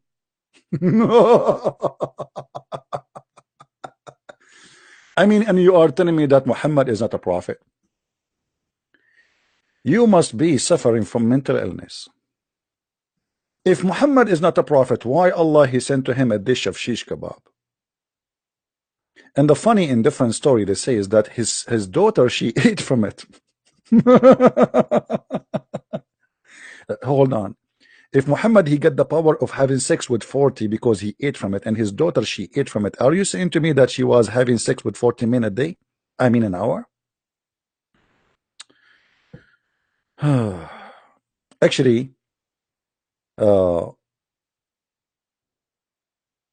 in different hadith, it says the following. Let us see if we can find it in you in English. And the Muslim, they try to cover up for the madness in the story. They say,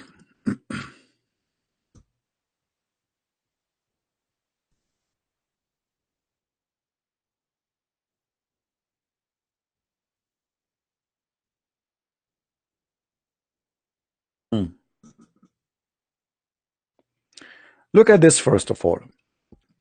Muhammad, when he have sex with all his wives together, he don't even wash. The Messenger of Allah, peace upon him, used to have sexual intercourse with his wives with single bath, which means he have sex with all of them and then he finish. The Prophet used to visit all his wives in one night. At that time, he had 9 wives. Let it go. The Prophet used to pass by, between two brackets, have sexual relationship with all his wives in one night. And at that time, he had 9 wives. You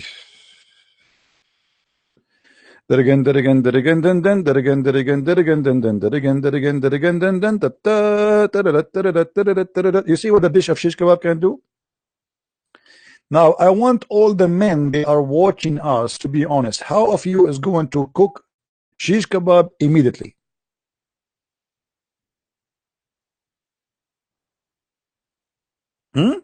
Come on, be honest. How many of the men are watching now? They are going to go to the grocery store and order beef and make kufta.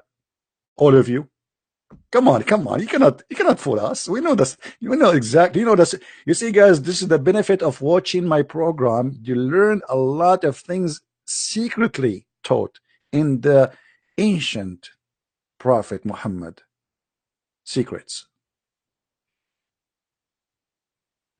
The Prophet, he got the power of 40 men. Okay, hold on. He got the power of 40 men, and now at this moment he have 9 wives. Let me study this carefully. So 40 men divided to 8 hours.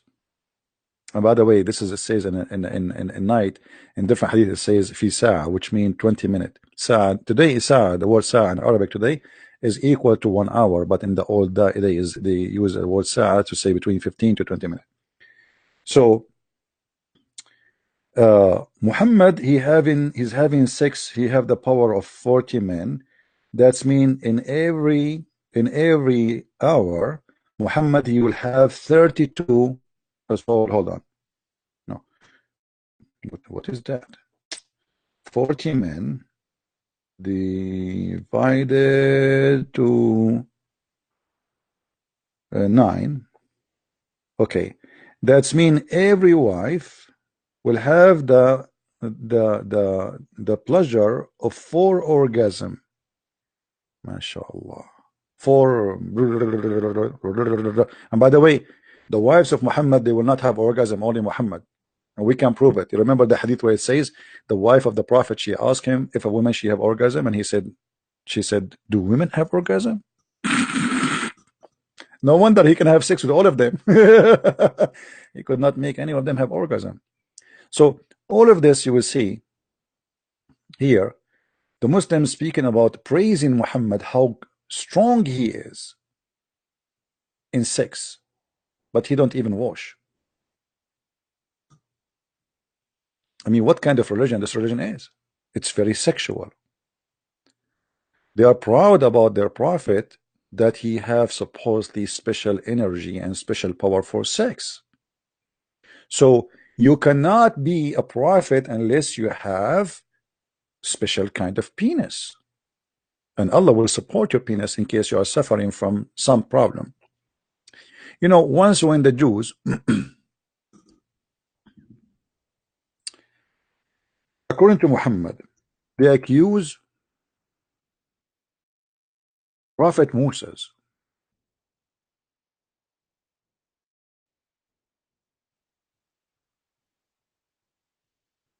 that he have a problem with his penis. And you know how dangerous this is to be. So Allah apostle said the Prophet Moses was shy person, and he used to cover his body completely because of his extensive shyness. One of the children of Israel, one Jew, here we go, the Jew, one Jew from the Israeli hurt him by saying,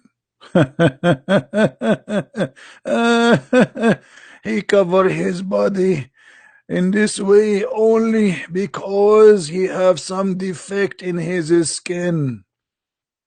Either he have a leprosy or he have a scrotal hernia. I don't know what is that. I mean, how to say that word in English? To forgive me, please. My English is not good. Or he has some other defect. Oh boy, he have some other defect. Maybe he have one ball. Allah wished to clear Moses. See, guys, Allah is listening. Somebody accused the balls of Moses to have a problem. Don't ever say that to a prophet Musa. This is very dangerous. So Allah, he wished to clear Moses of what they say about him. So Allah start thinking how I can clear Moses, how I can clear the reputation of Moses, how. Bingo, he got an idea. So one day, sit down, kids, sit down. Bring your popcorn. Come on. This is a very big story for bedtime. Okay? So brothers, one day, while Moses was in seclusion, like see, he don't like to take a shower with others, he took off his clothes. Oh boy, Moses now is naked. Hey women, close your eyes.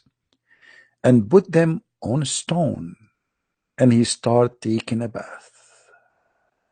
When he had finished the bath, he moved toward his clothes as to take them.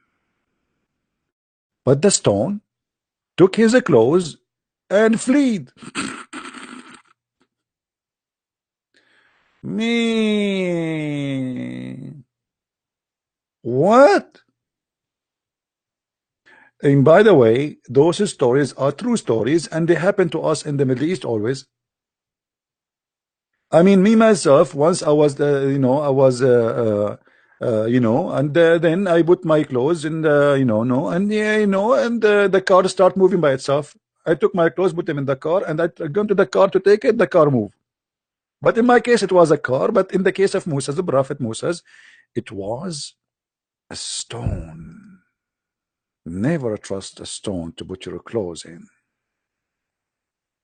So Prophet Moses, who was accused by the Jews that he have a problem in his balls, Allah wanted to clear his reputation, and he decided to clear it by a miracle. So when when Moses start walking toward the stone took his clothes and fled.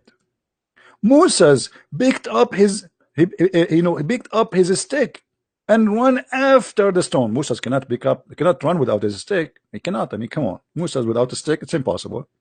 So Moses, he picked up his stick and run after the stone, saying, "Oh stone, give me my garment. Oh stone, give me my garment."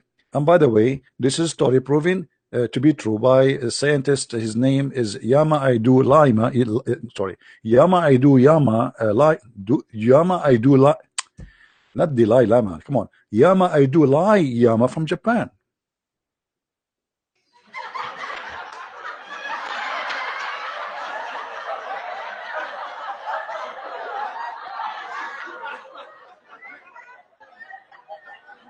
It's proven, brother. It's proven. This is a true story. It's true. I mean, this is why I advise you, all of you. Oh, we have Doctor. We have Sheikh Dudi. Maybe he's trying to call us. Hold on. The Dudi is here.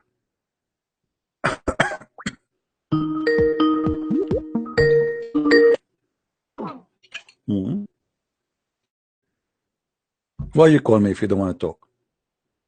Sheikh Dudi. No, you call me. Talk to me. Don't tell me answer this. Sheikh Dudi. Okay, I will block you then. Answer this. Coward. Stop. Guys, Abbas, he said to me, stop quoting weak sources. What? Stop what? Are you sure? This is Sahih Bukhari. Sahih Bukhari. Weak sources. Anything. Islam is weak. The Prophet penis is weak.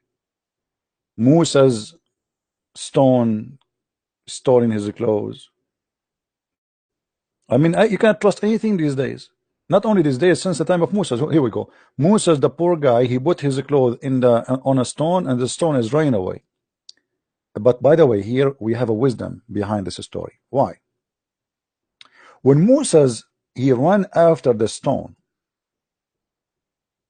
he kept running, saying, "Oh stone, give me my garment. Oh stone, give me my." But he's totally naked. His penis like left and right. Till he reached a group of Bani Israel. Man, oh man, look at the wisdom of Allah. Alhamdulillah. So now he is running naked in the street, and he reached the downtown, and they saw him naked, and everybody there, especially women, they said to him, "Wow, man, his penis looks so." Then they found him in the best what Allah is created. Did you see it says the best what Allah created? They found what? They are talking about his penis. Brothers and sisters, it's proven that Jewish penis is the best penis by the Prophet Muhammad Allahumma salli wa sallim alayhi. Prophet Musa's, he have the best penis ever created, brother.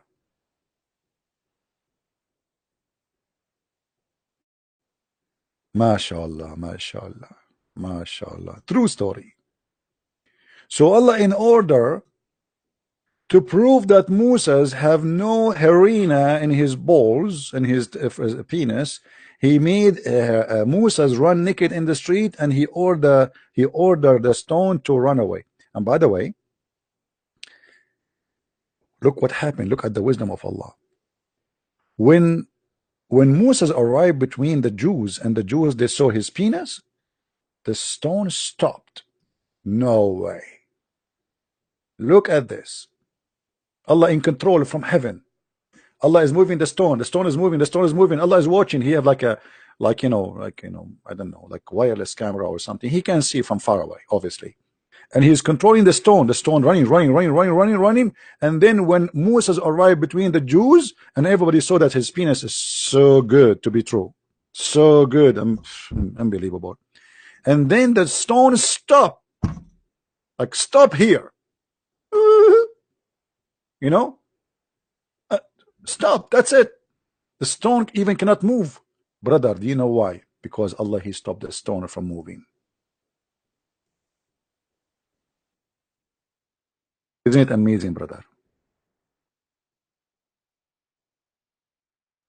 Beyond imagination, brother. I feel sometime when I watch this, it's like watching a movie about alien.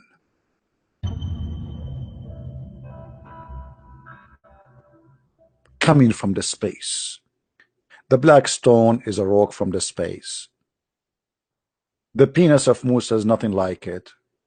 Allah, he controlled rocks, stealing clothes. I mean, even Allah is a thief. You know, if the police was there, if the Jewish police was there at that time, aren't they going to arrest the stone, and the stone will say the truth, that it's not me, it's Allah? So what they will do now? They will arrest Allah?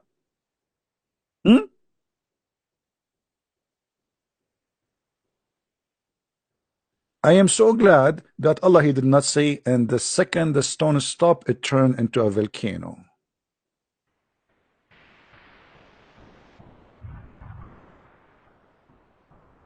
Alhamdulillah. Man. Allah now is controlling the stone from far away, sending winds to push the stone maybe, or maybe magnetic field, or you know what, maybe it was not a stone, maybe it was a robot, but we do not know at this time.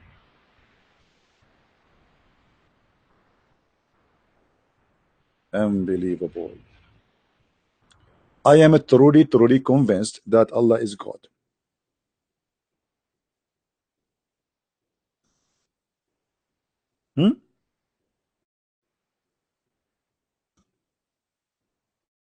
Do we have any Muslim?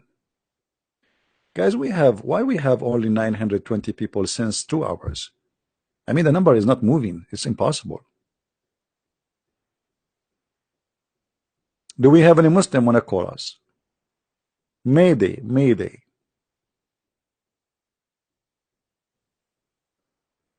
Who is first time in our channel? I advise you not to continue watching because you will become addicted soon. I'm telling you, you will become addicted. So you better leave. And you might even convert to Islam, brother. Look at this wisdom of the Prophet Muhammad and those true stories. It's not only true stories, it's authentic resource and proving that Allah is a true God. And not only this, look at here, guys. Moses, when he arrived to the stone and the stone stopped, Moses start doing something unbelievable. Anyone notice with me what Moses is doing? Moses now is angry. And when Moses is angry, he hit anything in his way. He start hitting the stone.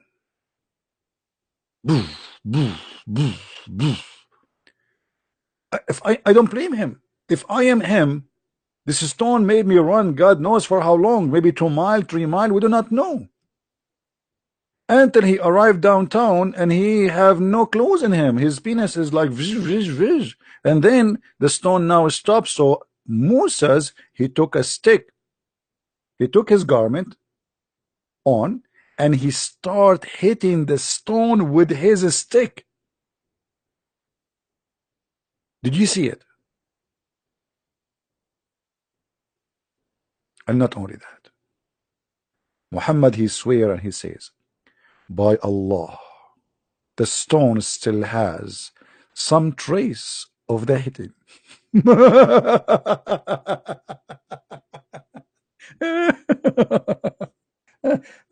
Boy, somebody called the police. We have a domestic violence.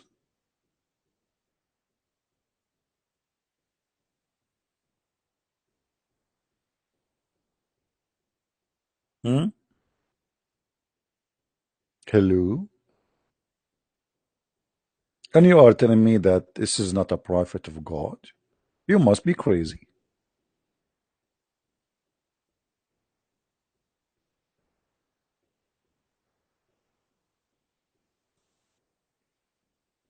Yeah, actually, this is true. You know, in the Middle East, we are very strong. You know, Middle Eastern, like me. Yeah, guys, let me tell you, this is a story. Once I did hit a mountain with my stick, and the mountain destroyed. It was a mountain of rice. Like I put a mountain of rice on my table and I hit it with my stone, and then psh, the hole is gone. True story. It's proven. Now, who is a Muslim wanna call us and tell us something good about Allah?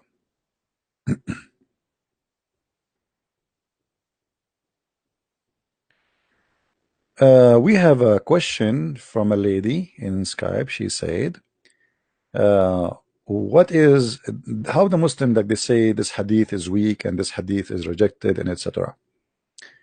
Let me make it simple for you. All what they claim it's called science of hadith is a lie. Muslims reject any hadith make Muhammad look bad. If you go to the book of Ibn Ishaq, you will find from the beginning he says anything is not suitable to fit with the prophet name, we took it out. So this is after filtering. So they have a decision that we will filter anything will make Muhammad look stupid. So those hadith were not taken off because simply it doesn't make Muhammad look stupid at that time. People believe in those fiction stories. And today the Muslims, they wish they can take them off, but it's too late. However, the Muslim, they play a new game today. Anything you say to them is embarrassing to Muhammad, they will say it's weak, but weak, even weak hadith is accepted. It's not rejected.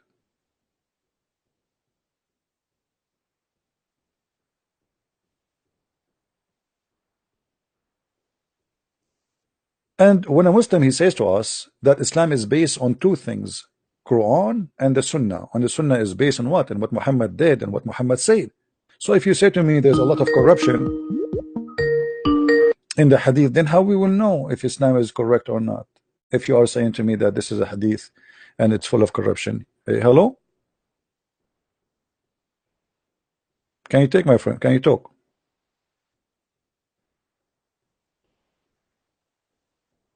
Hello? The gentleman he's calling here, he is a person who left Islam because he watched my videos. He said to me in text, but looked like he is using some security method to hide his identity, so the microphone is not working. You can leave a voice message. I don't know if you can do that. Send me a voice message, I will play it.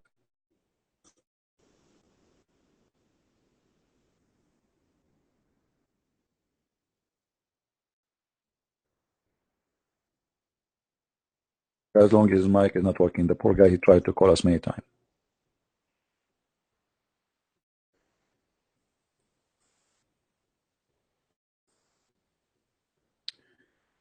Do we have any Muslim? He is proud to be a Muslim. Actually, Erdogan, he made a conference already. Actually, I think 3 conferences already. And the purpose of this conference is to delete all the bad stories in the hadith. So they are trying today to filter all the garbage in the hadith because the prophet words is embarrassing. And they are saying there's no way the prophet is going to say that, but this is authentic source, was authentic, considered authentic for centuries. Why now it's not authentic? For more than 1,000 years it was authentic, and now it's not? Because today people are more educated and they will laugh at this. So in order, you see, like when somebody quotes something for me from the Bible and it does not fit with the word today, I'm not going to be a hypocrite. I say I don't accept it. This is what it says. I'm not going to say this is da'if.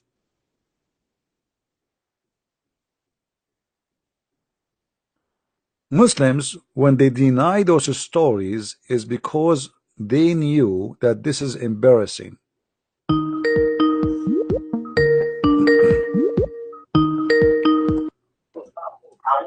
Hello? Hello, Christian Prince. Yes. How are you? Can you mute YouTube, please?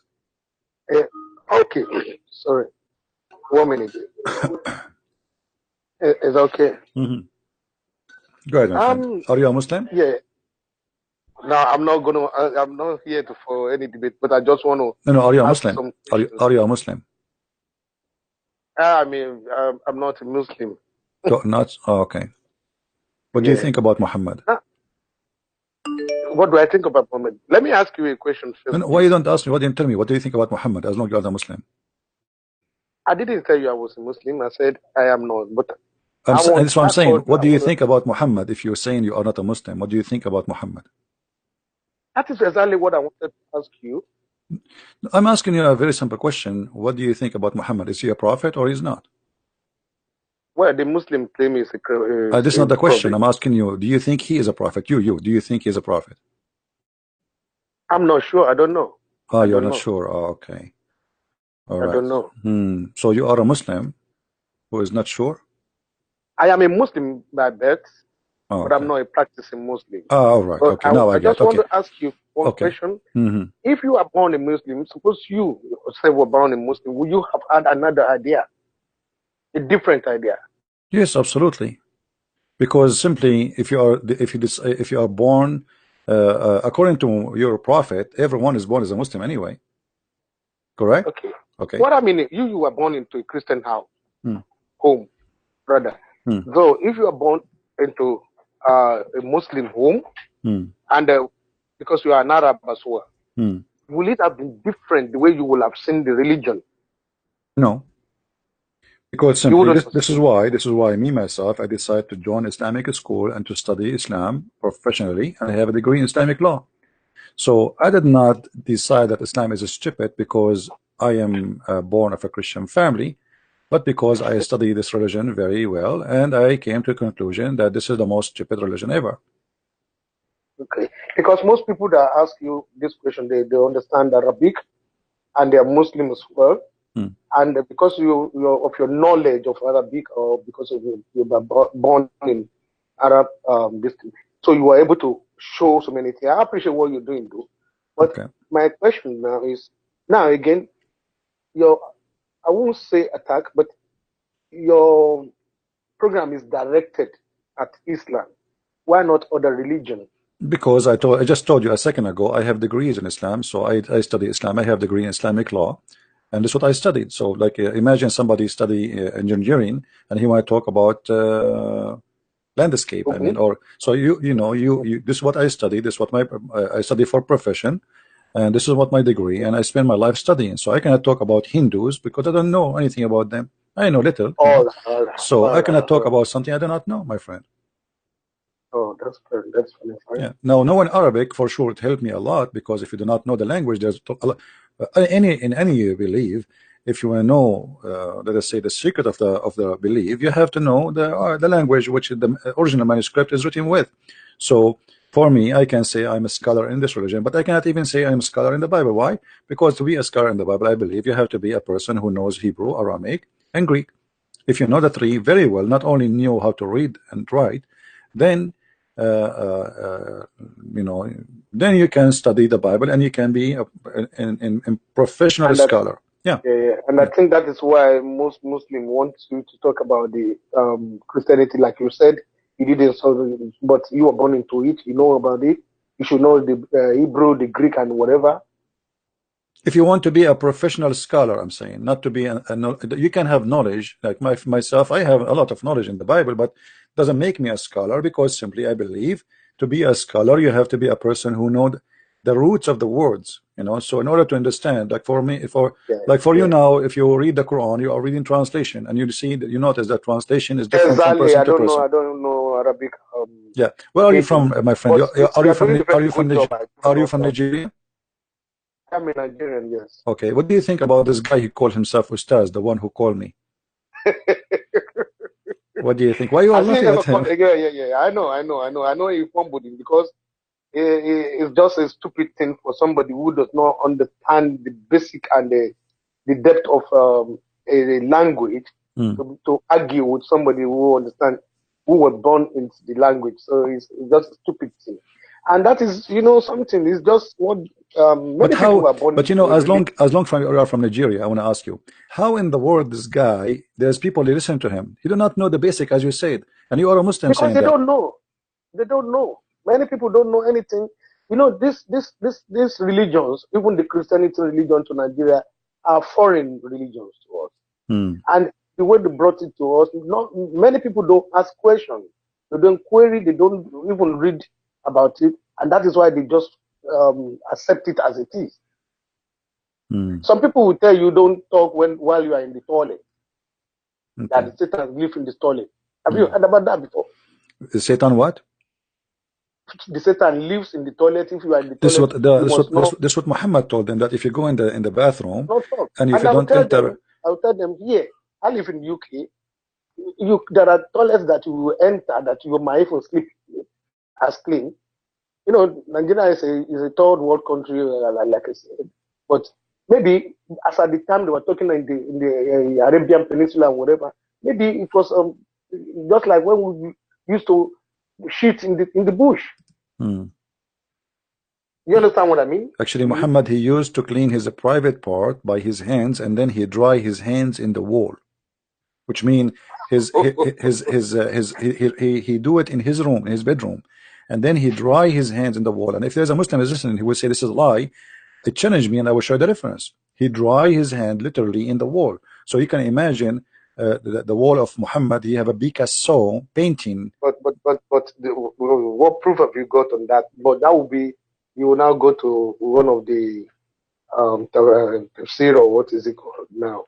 No, in the hadith we can show that from the hadith. In the hadith, yeah. And that is the argument of the Muslims, that the hadiths are not authentic, and so someone else not, because like you rightly said, because so many people has hadith.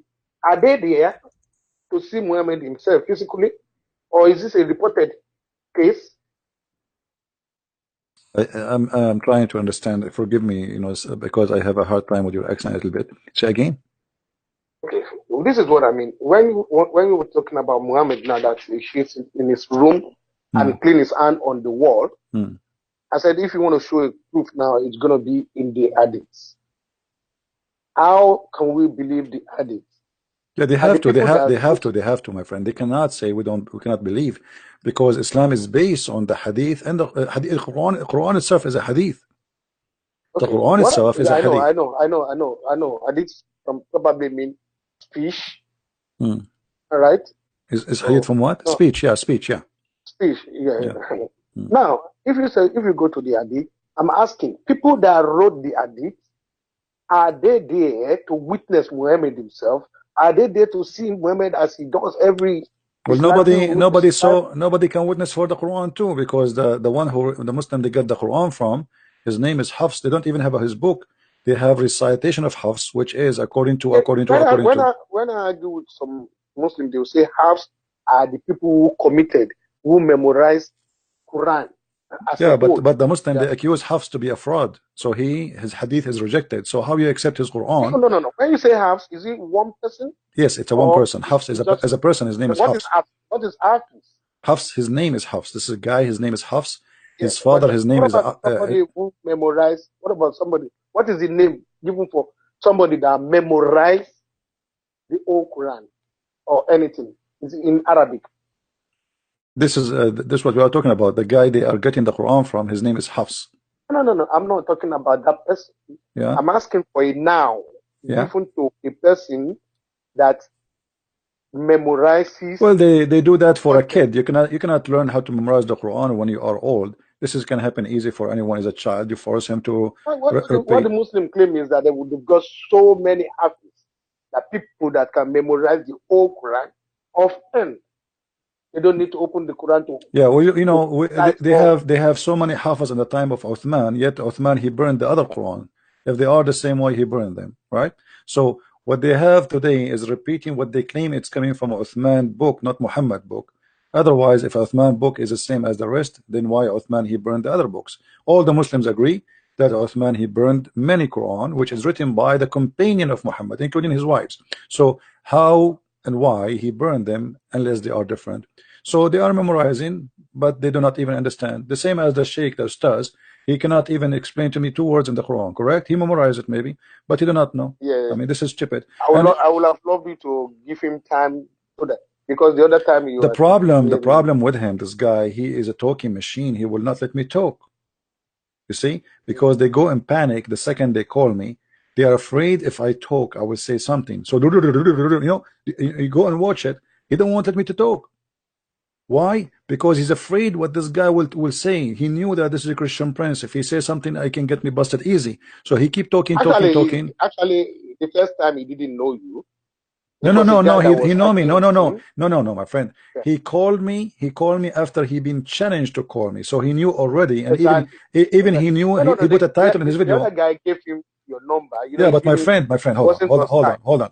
When somebody told him there's a guy, his name is Christian Prince, everybody knows who's Christian Prince. You can type in Christian Prince in YouTube and he will get scared right away. You will see tens of thousands of videos. So there's no way he do not know he's calling him, you know. But he thought he can play the game he play always with the Christians. He thought I'm just a Christian like the rest, you know. So, but he don't know. Anyway, my friend, I cannot take you for long. There's people trying to call. Thank you very much for calling. I know. Please, I want to make 2 requests. All right. One, when you have time, please start giving lectures about Islamic maybe history and whatever before you go to call. I've forgotten the other one, but that would do. It's about Islam what? The first what? Islamic maybe foundation, the history and everything. I don't understand.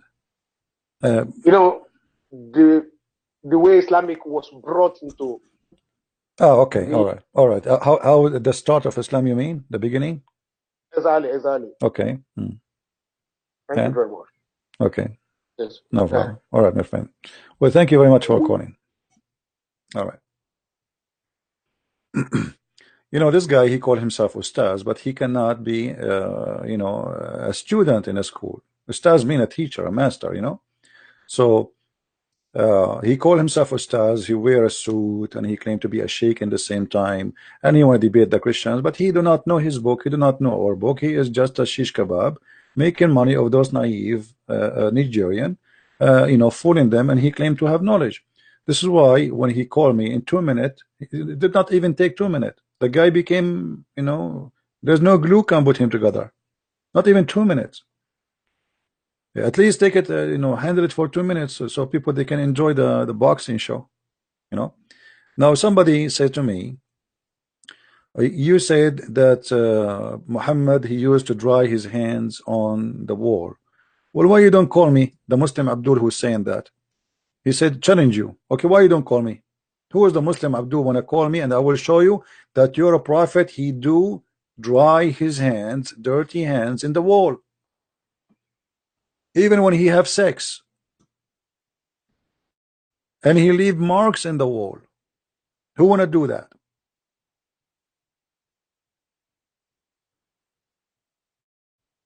Anyone? Where is the guy who said to me, I challenge you? Don't challenge me, my friend. When you challenge Christian Prince, you make him go in an active mood. Like, you know, don't do that. Anyway, let me find you the hadith. You call me or lie or not, who care? Let us see if we can find it for you. Actually, we should find it. Why not? But I mean in English. Uh-oh. Uh-oh. Uh-oh.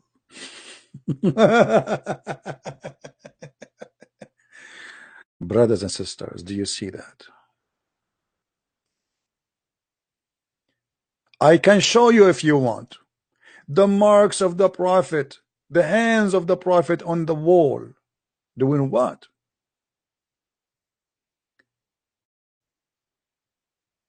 Doing what? Why the hands of the prophet leaving marks on the wall? Because simply the prophet, his hand is dirty and they are leaving mark in the wall. So he clean his orgasm in his hand and then he dry it on the wall.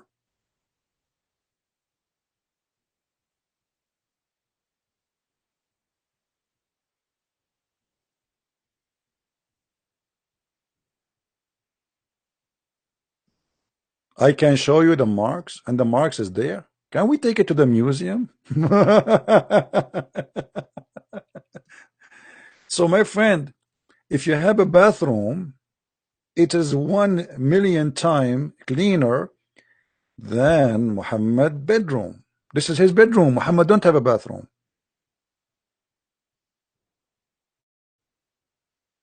And Muhammad always, he have a habit, he dry his hands on the wall after he do poo-poo, after he piss, after he do have sex.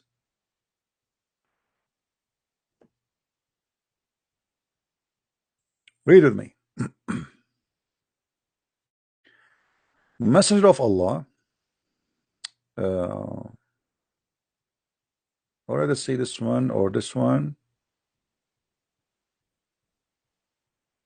Let's see which one. Hold on. Okay.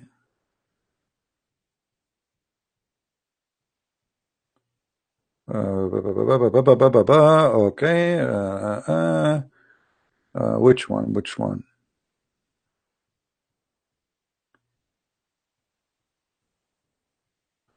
Hey, hold on. Let us see.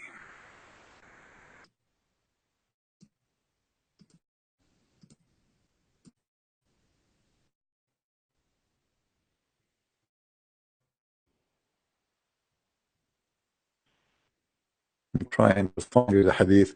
It's very easy to find the hadith in Arabic, but sometimes it's going to be difficult to find it in English.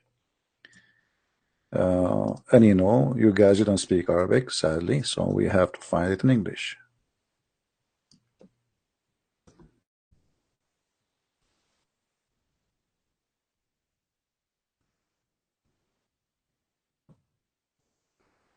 Okay, I think we found it. Read with me.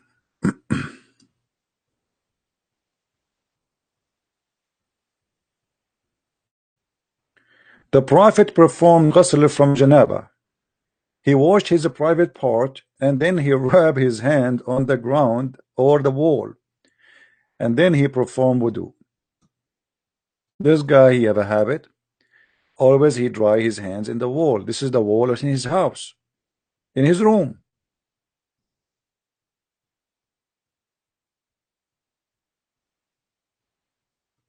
Now, is this is da'if? No, this is sahih.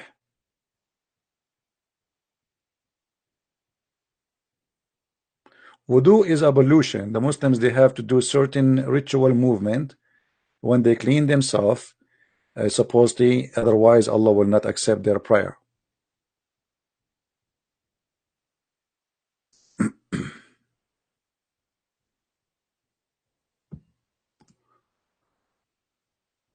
All right. Another weak hadith. Abbas is saying to me, this is a weak hadith. weak hadith. Weak hadith. Weak hadith. Anything you say to them, it's weak hadith. It is weak hadith. It is weak. By the way, weak hadith is accepted, you donkey. Weak hadith is accepted. Go right now and search for Sheikh Hamza, who explained to you that weak hadith did not funk. Weak hadith did not funk. Stop hiding behind the weak hadith. Who told you that weak hadith, even the weak hadith, who told you that it's funk?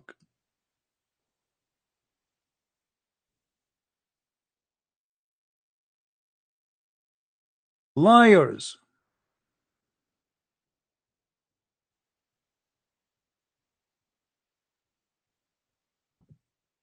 As learned as the four imams in fiqh and in the sciences of Islam, they said that he answered over 70,000 questions with Qala Allah or Qala Rasulullah. Yeah. The Imam, he answered, guys, he answered 70,000 questions by saying Allah said and the Prophet said. I asked one of my Mauritanian teachers, how's that possible? He said, come in su'al yujabu bi innama al-a'malu bin-niyat. He said, how many questions are answered with innama al-a'malu bin-niyat, you know, so, but he was a master of dalil and hadith. He was of the opinion that Nisfu Sha'ban was ma'mur. Let us see, hold on. And there were some weak hadiths. It was a collection by Ali Masroui's father. Just don't call me Abbas. And I like the collection, so I translated it. And to be trustworthy, all the hadiths that he put in, I put in there. And some of them were weak. But there's an attack on weak hadiths in our time. A weak hadith is anywhere from a B- to a D-. All right? A Hasan hadith is a B to an A-. And then a Sahih hadith, I'm just using a language you can understand. An A- is like a Sahih hadith is from an A to an A+ to 100%. Mutawatir is 100%. Al-Bukhari is like 98%, 99%. Muslim and Bukhari, 99%. Sahih Muslim, 97%. So a weak hadith is not thrown out. Just like a professor doesn't throw out a paper that gets a D-. It didn't flunk. It passed. It passed. So stop being a donkey and say to us, this is a weak hadith. It did not flunk. It passed. Did you hear it? This is what they teach you in the mosque. So why you lie to us and you say it is weak hadith? This is why it has a rank. The rank is weak. Does not mean it's rejected. It's accepted. It has a rank. And so when the ulama say it's a weak hadith, it passed. It passed.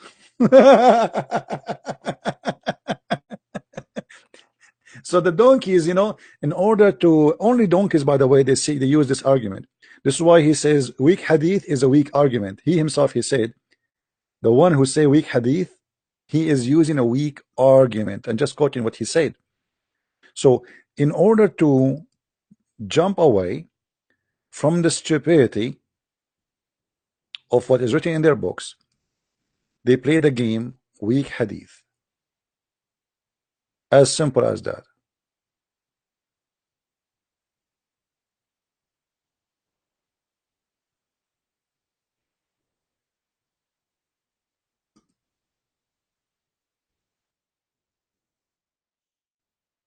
Do we have any Abdul?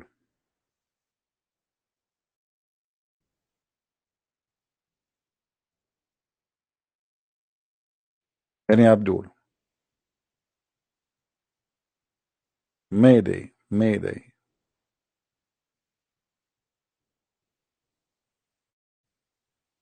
Okay, look like the person who is trying to call us, he left for us a voice message. Let us hear it. CP, you can play this recording to all the Abduls. Let the Abduls know that and I want to proclaim it to everyone. I was a practicing Muslim. I went to Hajj. I did Umrah. I did Ramadan. It's not like I wasn't a practicing Muslim. I read the Quran. I learned Arabic. I debated with Christians. I went to Speaker's Corner. I done all of that. But at the end of the day, in Islam, I found that there is no spirituality whatsoever. Spiritually, for me, it's a dead religion. There is nothing in Islam. And I found Christ. And I feel like right now I just feel like there's so much love, so much, like it's just a completely different feeling from Islam. I would love to come to be able to talk to you. Don't know, like I don't think it's not possible, but I'd love to be able to talk to you. I mean, I live in the Middle East. But yeah, I love Jesus Christ, and all you Muslims out there, you need to listen to CP, you need to understand. This is why I find your show so fascinating, because it's really hard as a non-Muslim, to convert to Christianity. It's really hard, and I've been brainwashed so much, because we're brainwashed about 3 people. Okay, 1 + 1 + 1 = 3 = 1. Like, we've been brainwashed so much and we don't understand the spirituality. We can't bring ourselves down to that level. Yeah, so I hope one day I can be able to talk to you on your show and talk to you maybe, because you helped me a lot to see this cult as it is, because it's a cult and everyone needs to be afraid of it, by the way. By afraid, I don't mean that you need to lock your doors. I mean that you need to be prepared for the Muslims. That's it. Thank you. All right, this is our friend here. He called us from the Middle East and he left a message because he cannot really call us directly. I think for his security, he is using like a special program to go through. He tried to call me many times, but he could not make it.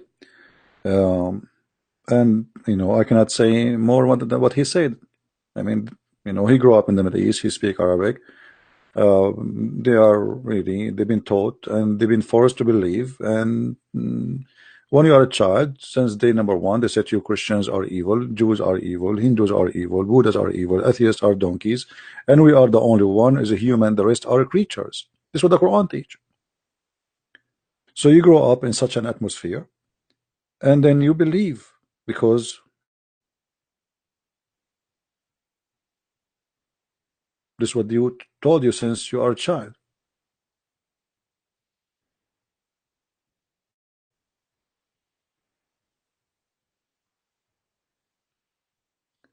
But as you see, the truth cannot be hidden.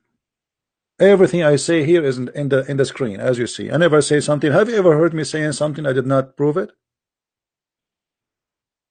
If I cannot prove it, I don't mention it. Yet the Muslims,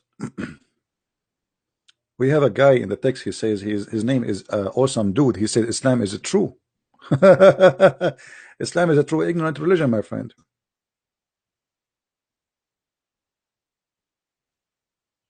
What is true about it? Why you don't call me? Call me and show me what is it true about Islam. Here we go. I will change the topic for you.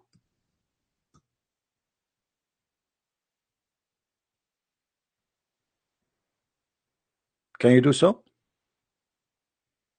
Who is a Muslim can show us that Islam have any truth in it?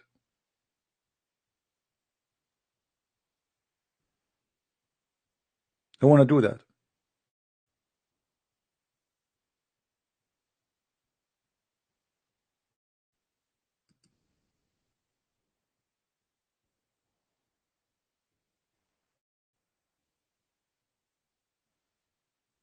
Anyone?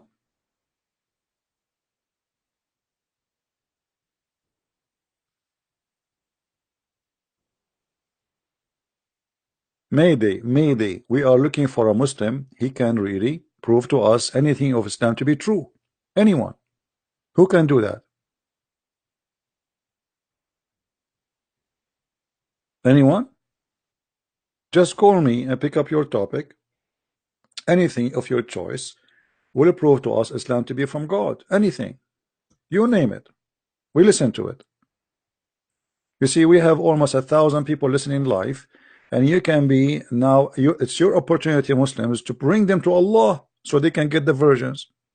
Me myself, I'm single. I like to have the versions, but I'm not getting the versions. Yes, Abdul. Yeah, Christian. How you doing, man? I'm fine. What happened to your Sheikh Dudi?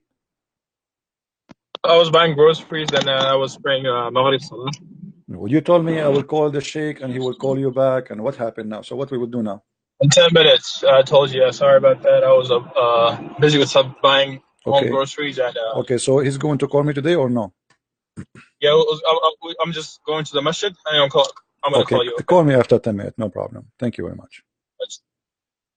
All right, guys. So Sheikh Abdul Wadood is going to call me in 10 minutes. Get ready.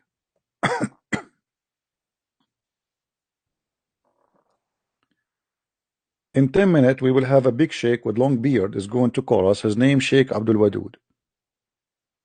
All right. So Here we go. You got what you are asking for. A real sheikh, you know, not like Zakir Naik.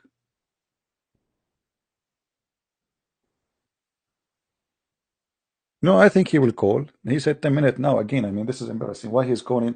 Why he's calling to say he will call me in 10 minutes if he is not going to do so? That will be embarrassing. That's it. I mean, and you know, all what he need to do before he call me, he need to say inshallah, and Allah will give him victory right away. You know? I don't know, this inshallah is not working. Otherwise, Muslims, they will buy the lotto in USA and they can bankrupt USA. Go and buy the lotto and say, inshallah, I win. And then that's it. Every week, you Muslims, you can earn hundreds of millions of dollars. Just say, inshallah.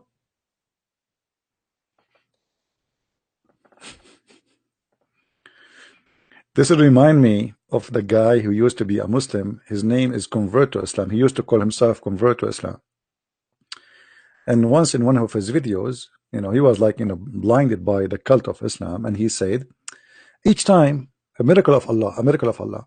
Each time, as an example, I go to the grocery store, and when I arrived to the cashier, I found that I forgot my wallet, and then Allah, I say Allah, Allah, Allah, and Allah, he put in my pocket exactly the same amount I need for my grocery. As an example, $7.11.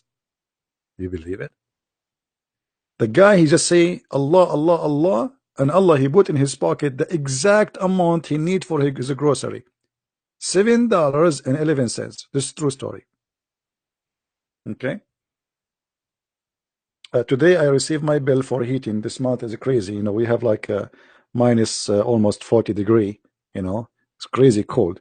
So the heating bill is big. I'm not going to pay it. I will say inshallah, and Allah will put he will send the bill to the heating company, the gas company, and that's it. You know, why I want to pay it? Just say inshallah. You don't have a food in your freezer? Say inshallah, the food will come. I don't know why people in Somalia are dying from hunger. Yeah, just inshallah.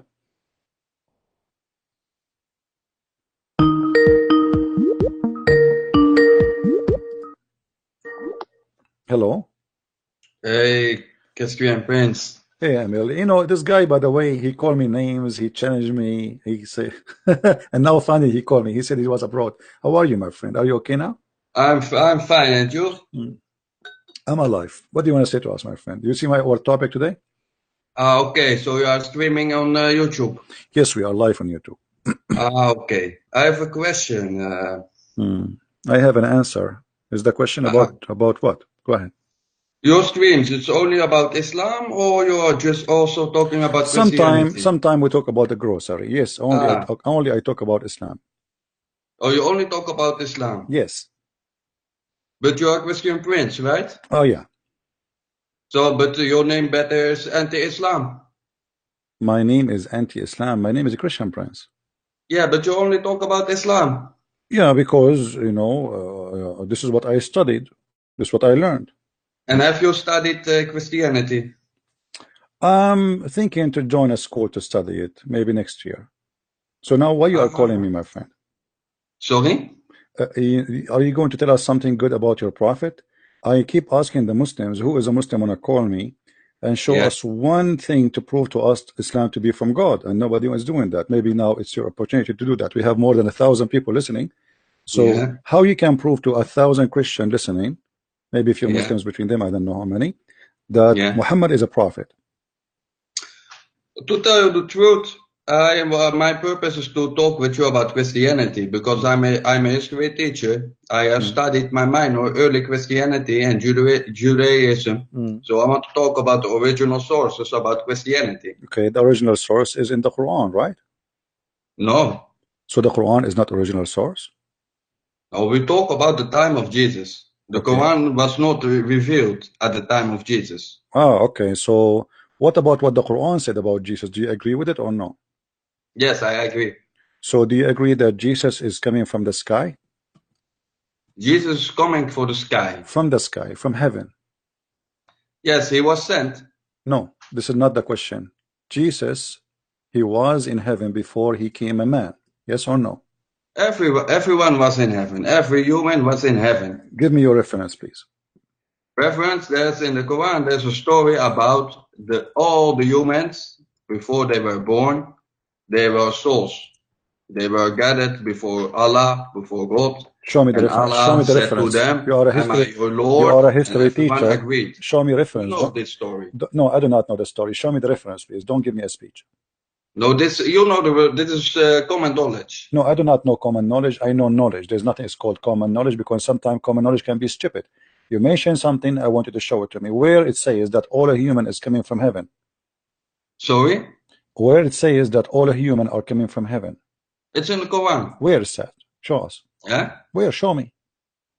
No, I'm not going to show him. This is Why like not? this is like a semantic discussion. No. You see, this is you said you are a teacher and you are an academic person who studies. And I also told you I don't want to talk about Islam. You are Christian, Prince. Well, no. So no. Here, wait a minute. It's not a choice for you. Please. This is a program about Islam. We don't talk about potato tomato. So, are you going to tell me what you just said, please. or you are fabricating stuff? No. Jesus please. in the Quran is coming down from heaven according to Islam. Before he became a man, he was in heaven. Yes. Now, you said to me, before they are created, they were in heaven. Where do you get this from? You said to me from the Quran. Show me the reference. Otherwise, you are lying.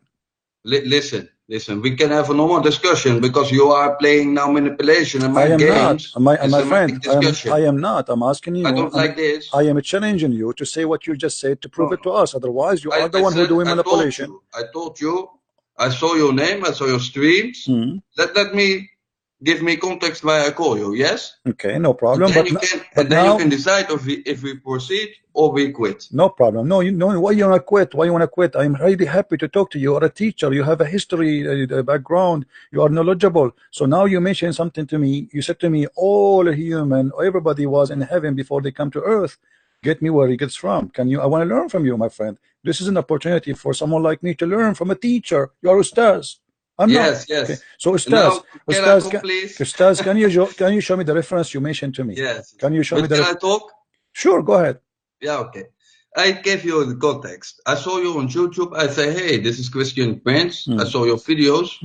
But you're only talking about Islam. And mostly you talk about stories that are weak hadith, like Muhammad's name on the throne of Allah and a dragon in the grave. This is like very marginal subjects. Who said that? Who said that? Wait. Okay, hold on. No. When you say something, when you say something, you have to prove it. Can you prove to me that this is weak hadith? Yes. Okay, so are you saying that the punishment in the grave is false? Look, sometimes in the Quran, some things are not literal. They are figures. This is not the question. You just said to me that the punishment of the grave is a weak hadith. Are you sure? No, I didn't say that. Oh, okay, so what you said, make it clear for me. Listen, you talk all about Islam. Okay. But then I saw your name. Christian Prince. Okay, I said this is a guy. He was Muslim. He became Christian. It's fine. Everyone can believe what he wants to believe. Aliens, Matrix, Judaism, Christian. It doesn't matter for me. But then I said, okay, this guy, he calls himself Christian Prince, so he is a defender of Christianity. So I want to talk about Christianity. If your name was anti-Islam Prince, then I know. So that is my question. You only talk about the Islam. We can talk about Christianity. No, listen, we can talk about Christianity, no problem. But this is an exchange of conversation, not one way. So you cannot say to me only when I talk about Christianity. So if you say something to me, first of all, I have the freedom to answer you the way I like. Secondly, you have to answer me too, right? Sure. About your religion. Sure. Okay, so go ahead. Let us see how that will work. Yeah. Go ahead. So you have not studied Christianity. I will go to school next year, as I told you. Okay. Yeah. Do you know who is the original source of the gospel? The original source. According to the Quran, Allah. No. According to historians. According to historian. Yeah. When you say historian, like who? Historians, people who are studied history. We went to the university, who studied the original sources. Who is the original source of the Gospels? What the historian said, I don't know. I want to learn from you. Go ahead. The original source, nobody knows who is the original source. The original source is called Q. And Q means in Greek Quella. It means unknown. Okay, I see. The first gospel written was Mark. This was 75 years after the death of Jesus. 75 years. Yes. Question: when the first Quran written after the death of Muhammad? Can you repeat the question? I didn't hear you. When the first Quran written after Muhammad? You said 65 years after Jesus. When the first Quran written after Muhammad? 75. 75. Okay, no problem. Yeah. The number you quote, I'm not even correcting you. I'm saying what you already say. So when the first Quran after Muhammad was written? The first Quran, the Sahaba, the companions of the Prophet, they made notes. Some Sahaba could write. We know, bijvoorbeeld, like the famous Sahaba Abu Huraira didn't write. He remembered everything. But the first Quran was written during the time of Uthman. Okay. And where is the Quran of Uthman? This is the same version. No. Where is the Quran of Uthman? You just said that the book of Mark written 75 years after Jesus, correct? Okay. Yeah. The Quran of Uthman, which is Uthman is the companion of Muhammad. Where we can find this Quran? This is the same Quran in Arabic. My friend, how you can say this is the same Quran if you don't have the Quran of Uthman? Do you have the book of Uthman? No, this is impossible because books they destroyed about. This is like 1500 years ago. Okay, who is it can't exist. Okay, my friend, the Quran you have today is according to who? What do you mean? The Quran we see in front of us in the screen, the Muslim is spreading all over by Saudi Arabia. Is it according to Uthman or this is according to recitation of Hafs? According to Uthman. It was unchanged. Open your Quran and you will see it says according to Hafs. Look, and Hafs is a person who came more than 200 years after Muhammad. Okay, but are you now suggesting that people from Morocco have different Quran than people from Indonesia? I don't care. This is another question. No, you just said to me.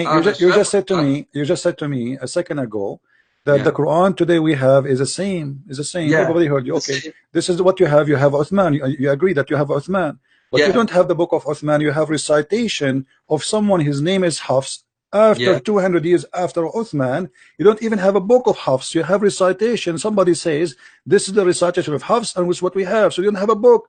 And by the way, in case you do not know, Hafs accused by the Muslim to be a fraud. He's a thief. He's a fraud. He's a liar. Is that true? Is that true? Is that true? Can I respond? Yes. Yes, it doesn't matter if it's written by Hafs because it's not written by Hafs. No. Wait. Let me finish. No. You are quoting me wrong. It's not written at all by Hafs. Recitation of Hafs. You don't have a written book. So what do I read? You have recitation.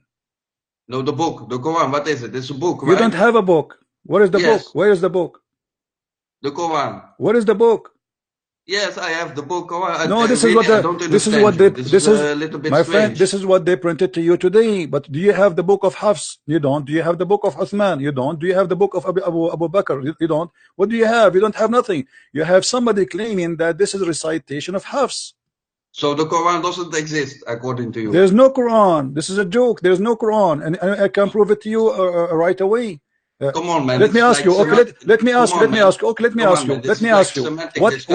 Okay, hold on. What is the first chapter your prophet he received? Listen. What is the first chapter your prophet? Listen. What is the first chapter he received? My friend.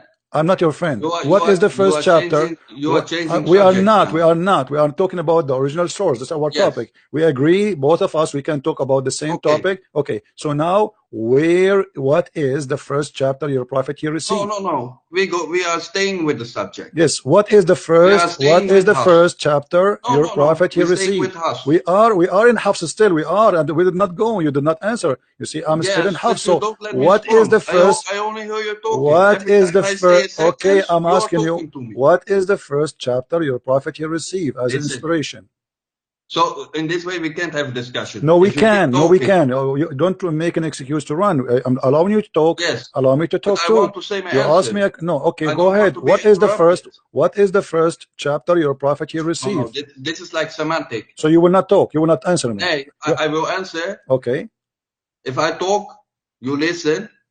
But you will answer me, right? You promise me you will answer? I listen. We cannot talk both. Okay, I'm saying, I'm not, no, I want to be sure that you're going to answer me. What is the first chapter your prophet you received? The mic is yours. Oh, I want to talk about Hafs. This is your first point. This is about Hafs. I'm talking about Hafs. I'm still talking about Hafs. I am still talking about Hafs. I'm showing you how I'm going to prove my point. Tell me what is the first chapter your prophet here received? No, I give another answer. Why you don't want to answer? Is it a secret? Is it a secret? No problem. You can answer me about Uthman. Why you don't want to say to me what is the first chapter your prophet you received? No. Yes, I give you an answer. What is the first chapter? Just give me the first chapter.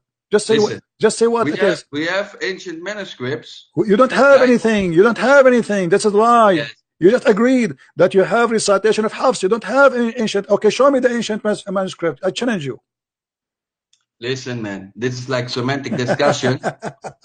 This is semantic discussion. Okay, listen. You see? No. Okay. No. Have you ever heard of Abdul? Have you ever heard of Imam? It's called a Suyuti. Man. Did you hear about an Imam? It's called a Suyuti. You are preaching now. I'm not preaching. You are trying to run away. You are trying to run away. You don't have a book. You don't have manuscript. You don't have a book. You don't have anything. You don't even have Sahih al-Bukhari. You don't even have Sahih Muslim. You have nothing. Islam have zero scriptures. Zero. All what you have today is a fiction. You see, you are the one who said to me, everybody heard you. Everyone heard you saying, okay, no problem. 75 years, that will not make it the same as Islam, because 75 years, if 75 years is rejected, that means Muhammad, who came 600 years after Jesus, he accepted to speak about Jesus. You said to me that the Bible written. Listen. You said to me, because you are running away. I'm asking you now. You said that Jesus. You said everybody heard you. The Bible written 75 years after Jesus. So how you accept Muhammad without single manuscript? Let me answer you. How you accept Muhammad, who came 600 years after Jesus, to be a person who can witness to Jesus, when you just deny the book written 75 years after Jesus? How hypocrite you are. Answer. Repeat the question. You agree with Muhammad speaking about Jesus, who came 600 years after Jesus. He never saw Jesus. He never named Jesus. He can't even quote his name correctly. He have no proof. Hold on, let me finish my question. He have not a single paper to prove about Jesus. He have no Bible. He have no Torah. He have not manuscript. He have nothing, but you accept him even though he came after 600 years after Jesus, but you don't accept the book written 75 years after Jesus? Don't you think this is hypocrisy? Your mind? Okay, I give now my answer, yes? Okay, I know who has written the Quran. But Christians don't know who has written the Gospels. Nobody knows who is Q. Nobody. No, this is a lie. This is a lie. The book who is Quella? In the beginning of John, it says John. And now listen. I want to play the game with you. Do you accept to play a game? You tell me who wrote this. I tell you who wrote that. Do you agree? Yes. Okay. John. Okay, hold on. John was the last gospel written between 90 and 120 years after the death of Christ. John was the last one. The first one is Mark, then Matthew, then Luke, then John. John is the last gospel written. Okay. And there's another question. No, before, let me, what other question? Hold on. So why your Quran acknowledge John and Paul and Mark and even Peter? Quran doesn't recognize those gospels. If I show you their source, what you will do?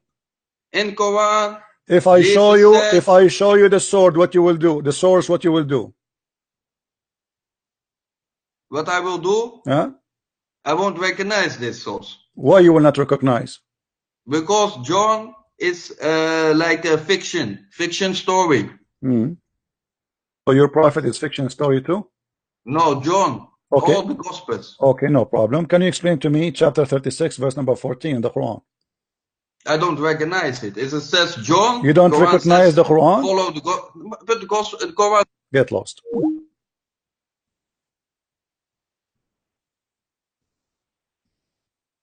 I don't talk to kids.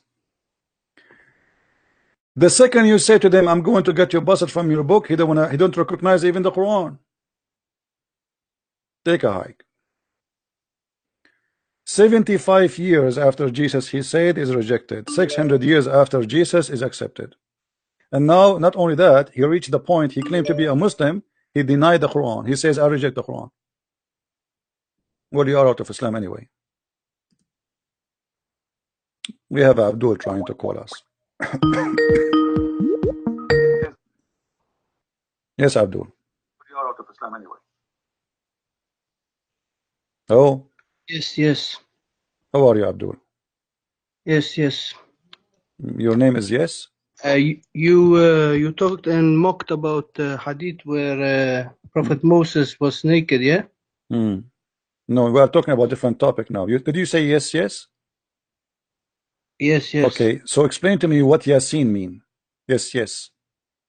Yes, yes. What Yasin mean? No, you listen. What Yasin mean? You are the one who I don't want to always when you this. speak to Christian Prince, anything you say to him is going to be used against you. You said yes, yes. What Allah mean by saying Yasin?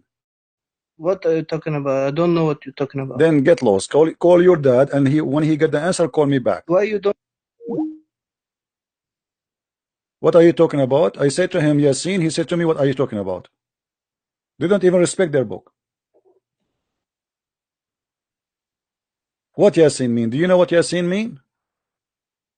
The god of sin, the moon god. Read and laugh.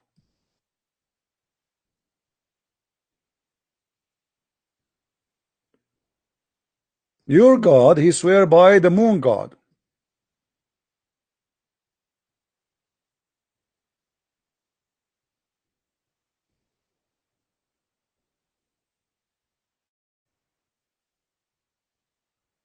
Have you ever heard of this? Such a cult like this? Yasin. Sin, you can search right now and you will see that sin is the moon god. Literally as simple as that. Ya is a word meaning God. Sin is a word meaning is the name of the god of the moon. And just to show you how Muhammad the pagan, he is copying from other people believe, the Muslim do not know what this is mean. Look, Allah knows best what he meant by those letters. Those are not letters. Just because they are foreign language, they do not know what it's mean. Yeah, sin. Go right now in Google and search for sin. Sin is the moon god.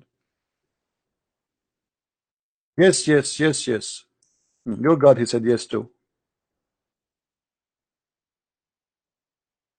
Yeah is an old word used by many languages, even actually in Christianity, in Judaism. Yeah is a word meaning God. Is an old Aramaic inherited from languages before them. Sin is the moon god. Yeah, sin. Why Allah he swear by sin the moon god? You tell me. Everything in this religion is by the moon. If you remember, when the Quran speak about the chapter of An-Najm,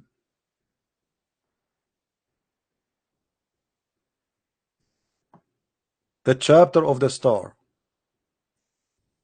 If you go to the chapter of the star, you will find the following.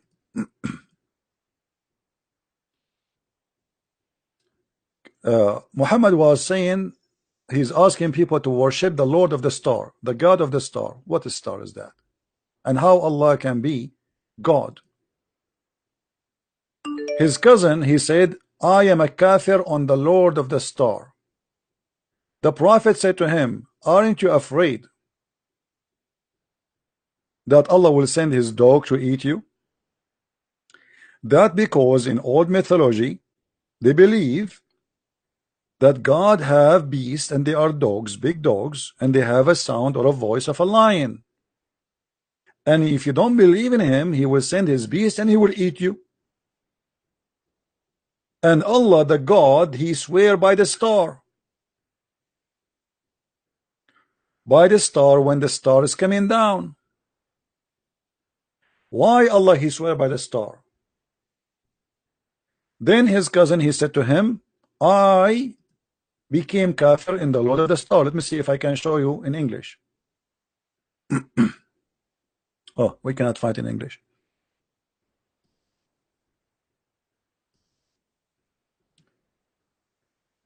When he said to him, I am a kafir on the Lord of the star, Muhammad, he said to him, aren't you afraid that Allah will send you a dog to eat you?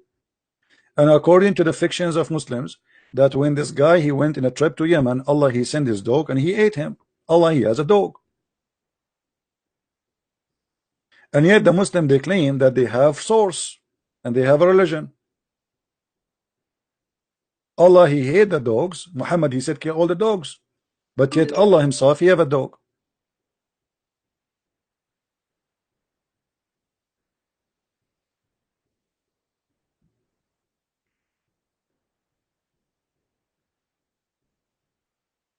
Any Abdul?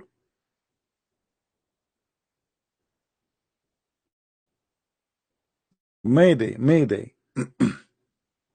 Yes, yes, yes. This is why you remind me of chapter yes.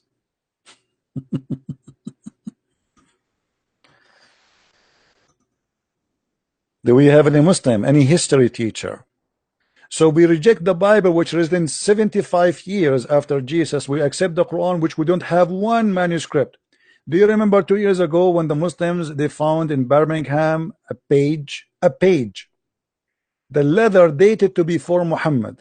The ink, obviously, it is not in the time of Muhammad, because you can see, you can tell right away, there's valves and there's dots. They have zero manuscript. They don't have any manuscript. The Quran we discover in Sana'a is totally different from the Quran discovered today. The Quran they discover in Samarkand is totally different from the Quran they have today. And the Quran they have today, which is the most published Quran, does not exist.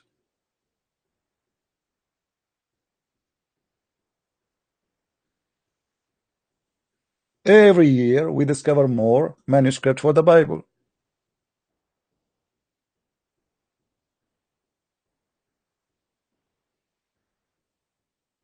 Additional to that, don't forget that when the Muslims they say that the Bible is corrupt, they are talking about Allah. He sent the book and his book is corrupted. That is additional proof to refuse Allah, regardless you want to believe in Christianity or not. The second you say to me that the book of Allah is corrupt, that is a clear proof that Allah cannot be God. How Allah he sent books, yet he cannot protect them?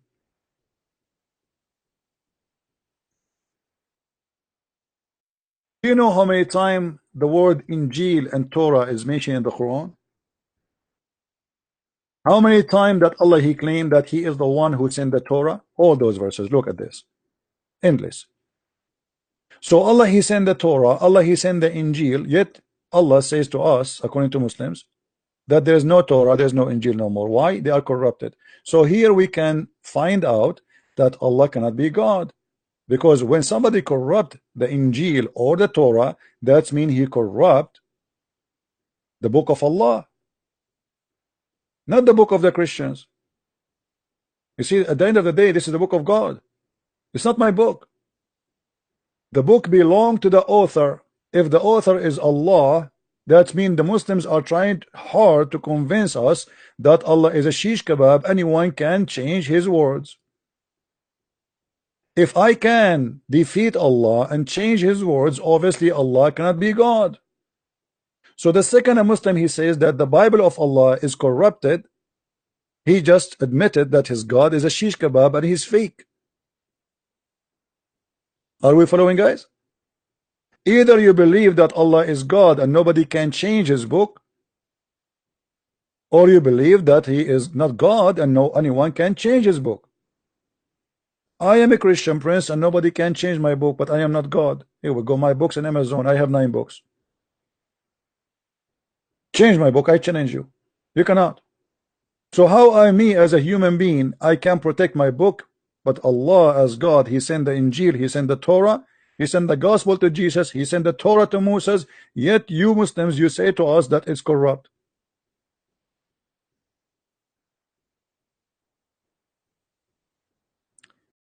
Desperate, bankrupt cult.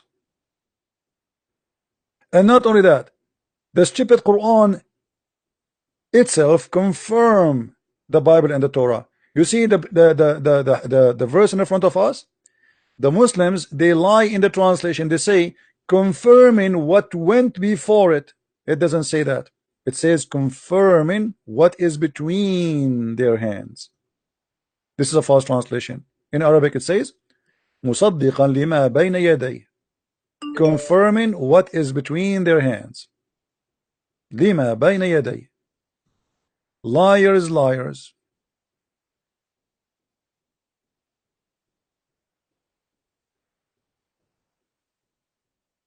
So how you say to me that the Bible is a change and then the Quran says confirming it?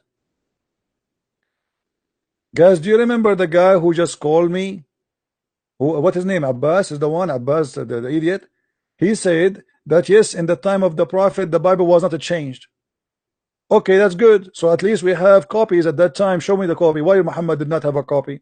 We asked this guy who claimed to be a history teacher, do you have a copy of Muhammad Quran? He said no. Do you have Uthman? He said no. Why? It's impossible to reserve it. So why you are asking, why you are saying, you know, look at the hypocrisy.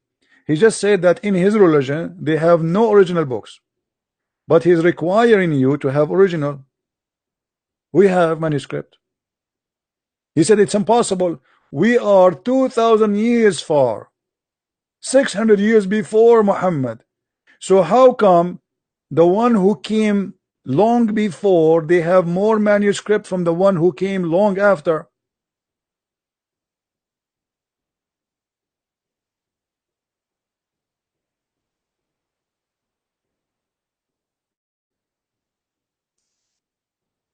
Do we have any Abdul?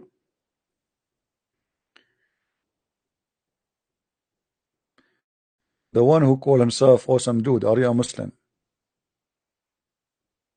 I want only Muslims to call me.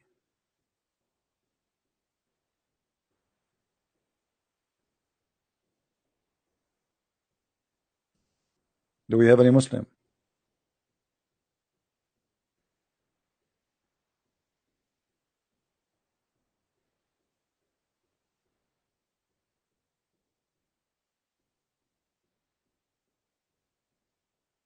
I did not say that. Okay, hold on. We want to call Abbas, give him a chance to explain what he said. Maybe we get him wrong. Abbas is angry now. Don't say that to Abbas. If Abbas get angry, you don't know what Abbas can do.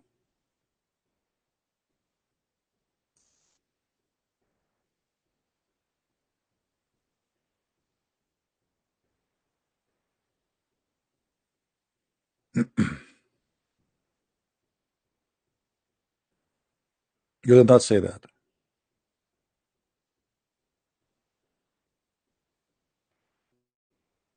Call me, Abbas, call me. Let us see what you say.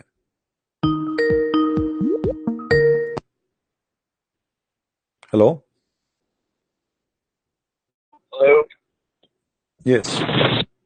Yes. How you doing, man? I'm fine. Is that Sheikh? Sheikh Abdul Wadood. Welcome, Sheikh Abdul. How are you doing, my friend? I'm good. How are you, man? I'm all right. Everything good? I'm very good. So I've been told by one of your students you want to call me and explain to me something about the Quran, if you don't mind. Yeah, I want to explain it. All right, that's wonderful. So what about the Prophet Muhammad? He recited that the three daughters of Allah, it is a must to ask them for intercession, and he bowed down to them. What do you say about that? He never bowed down to them. What he did was that at the time of, before the Prophet of Muhammad, peace be upon him, the people, what they were doing, they were worshipping nothing else. So, Messenger Muhammad, peace be upon him, was sent to tell them to not worship nothing else, and to worship only one Allah. But this is not what Islamic source says, my friend. The Quran says in chapter 22, verse number 52, that Shaitan he throw in the mouth of Muhammad satanic verses, and then all the reference says that Muhammad, the Prophet of Islam, when he was reciting the chapter of An-Najm, he said that those are Manat and Allat al-Uzza, the three daughters of Allah, their intercession is a must. And he bowed down, and all the pagan bowed down behind him. And even the pagan, they said, we never saw a prophet praising our gods as this before. So your prophet, he bowed down, and the pagan, they bowed down to the three daughters of Allah, and your prophet, he mentioned their names. Do you hear me, Sheikh? As I told you, that at that time, if you know the history of Arab, those people, they were worshipping Lat and Uzza at that time. So Allah was telling them to not worship. Yeah, I know that, but why Muhammad he bowed down with them? You see, I have a story written by you Muslims, not by me. You see? Okay, bring the history in front of me so I can see it. Okay, do you see the screen? Do you see my screen? Just wait a minute, my student is working on it. Okay.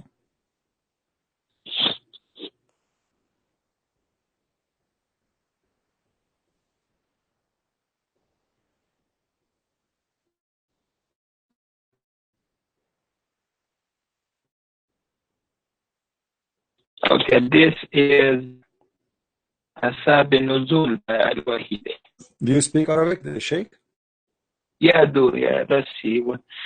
Okay.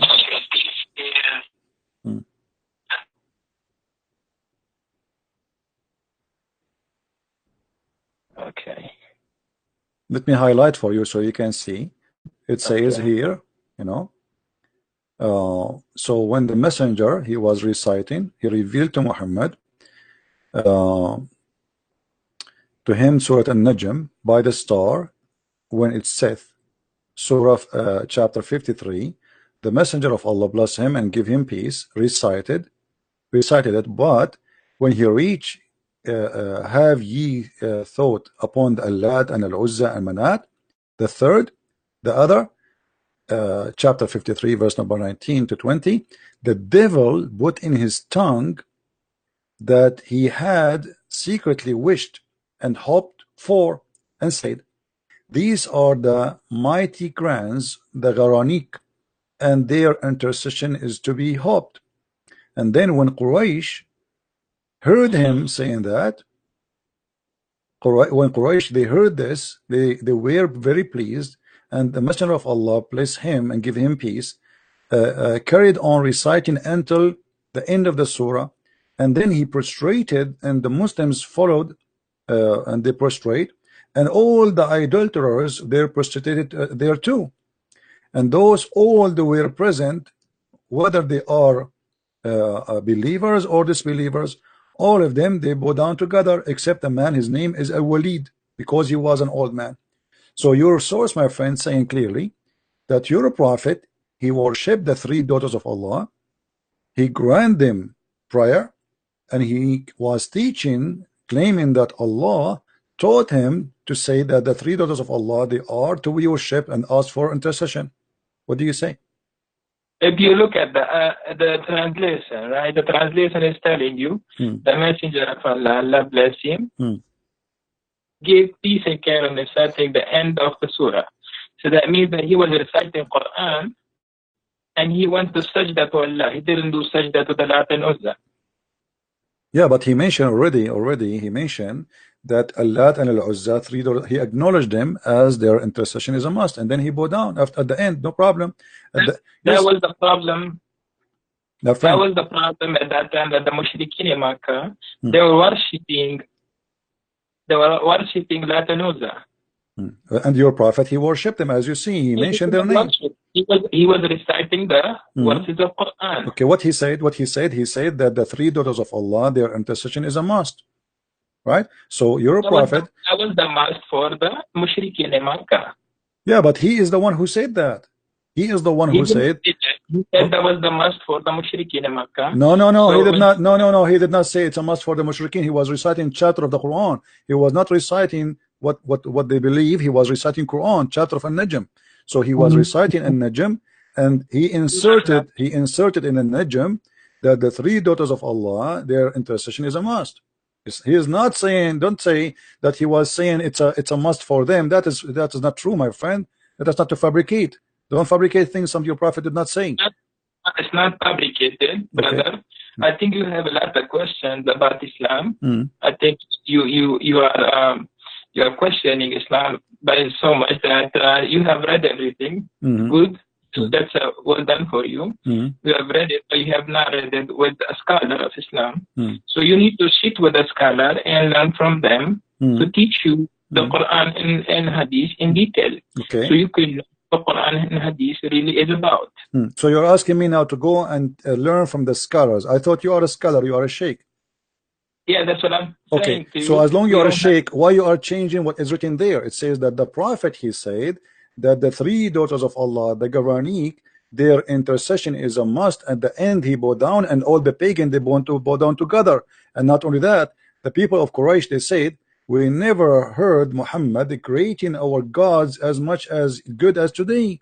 So here we go. He agreed them. He said their intercession is a must, and he bowed down at the end, which means he bowed down for whatever he said. Whatever he said in that chapter, he bowed down and he started worshiping. He said that the three daughters are included in his prayer. He pray. He's saying, reciting Quran, and then he says the three daughters of Allah, their intercession is a must. And then at the end he bowed down. He bowed down for what? For every word he said before he bowed down. So yes, he bowed down to the idols, the three daughters, and as you see, even the Quraysh, suddenly all of them together, they are worshiping the same God. And not only that, they said Muhammad, he never mentioned our gods as good as today before.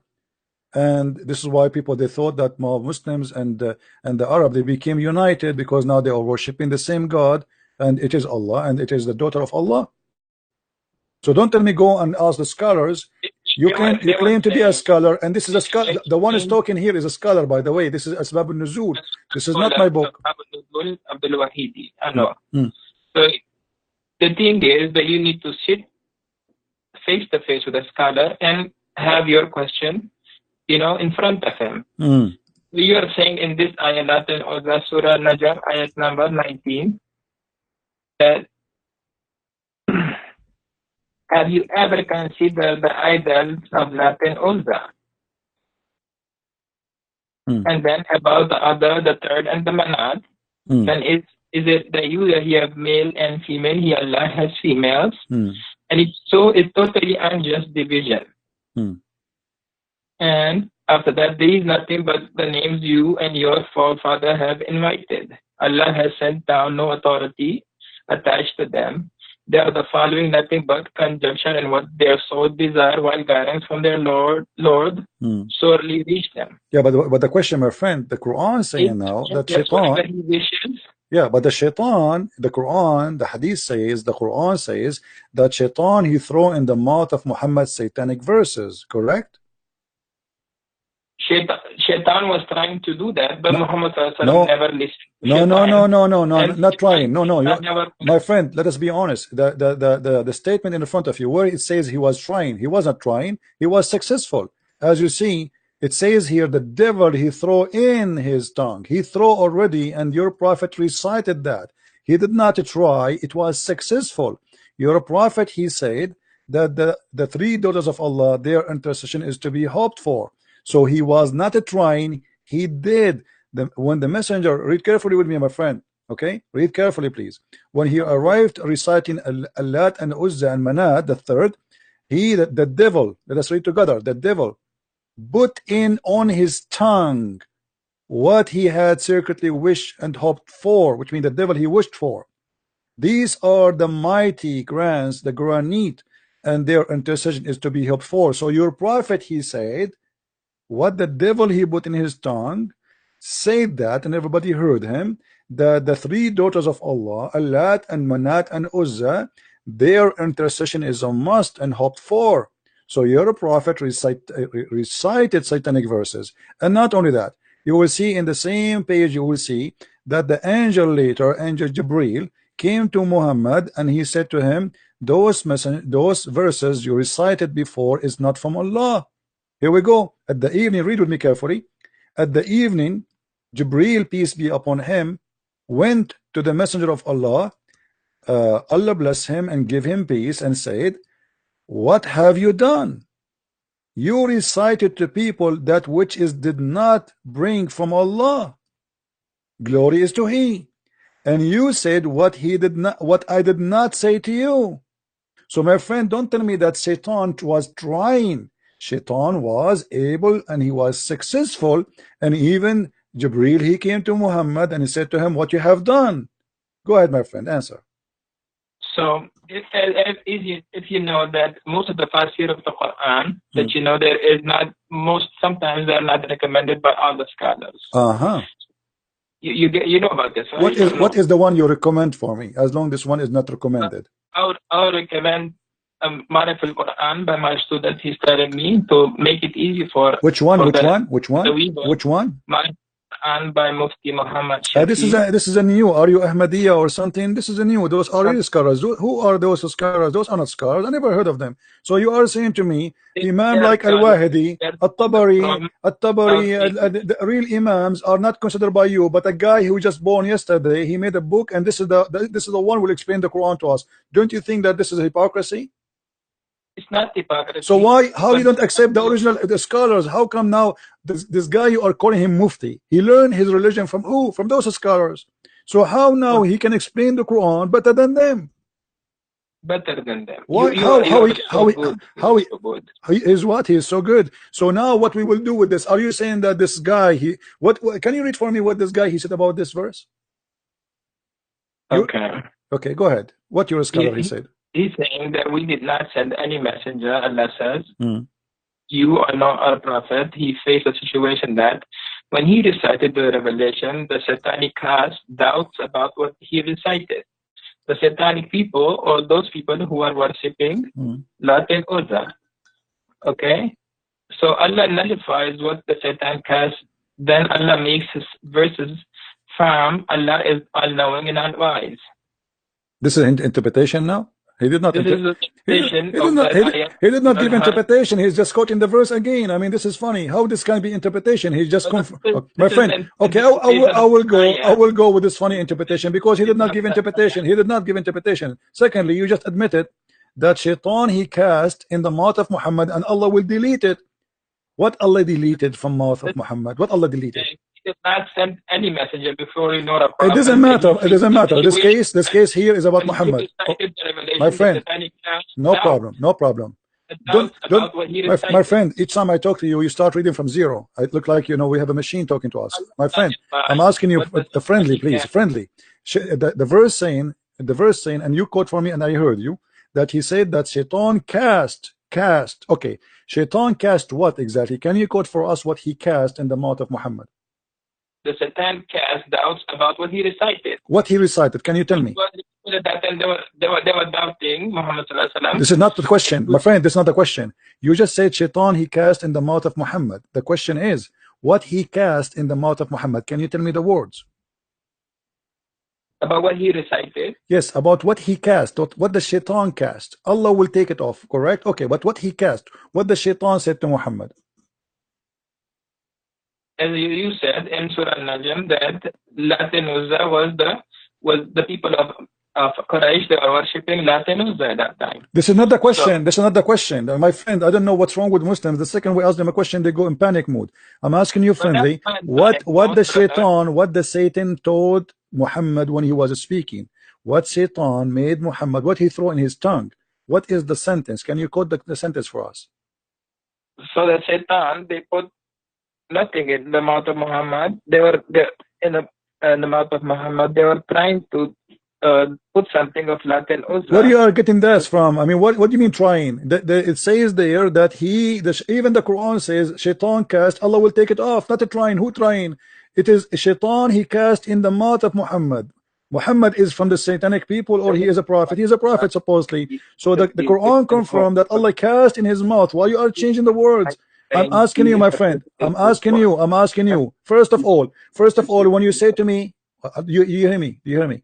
when you say to me that they are trying, you are corrupting the Quran says it clearly that Allah will take what shaitan cast in the Quran, not in the book of the pagan. The pagan is not, they are not following Allah anyway, they don't have a book. Come on, the verse says clearly, whatever shaitan he cast, Allah will take it off. Take it off from where? From the Quran, not from the book of the pagan. The book of the pagan. You don't have a book. Okay, so that the Quran, okay, my friend, do you have first the concept of God? Can you explain the concept of God to us? The concept of God? Which one? In Islam? No, the concept of God of Christians. Well, you want to change the topic? We'll go, because the thing is, at first you don't know what to follow and what not to follow. Really? And you are the one who knows what to follow and what not to follow? Yeah. Okay, if you know how to follow and what to follow, why your prophet he kisses stone? For me, by God, he said, you asked me about the concept of God. It says, don't make images what is in heaven or in the sky, and not to worship anything except God. How Muhammad he kiss a black stone?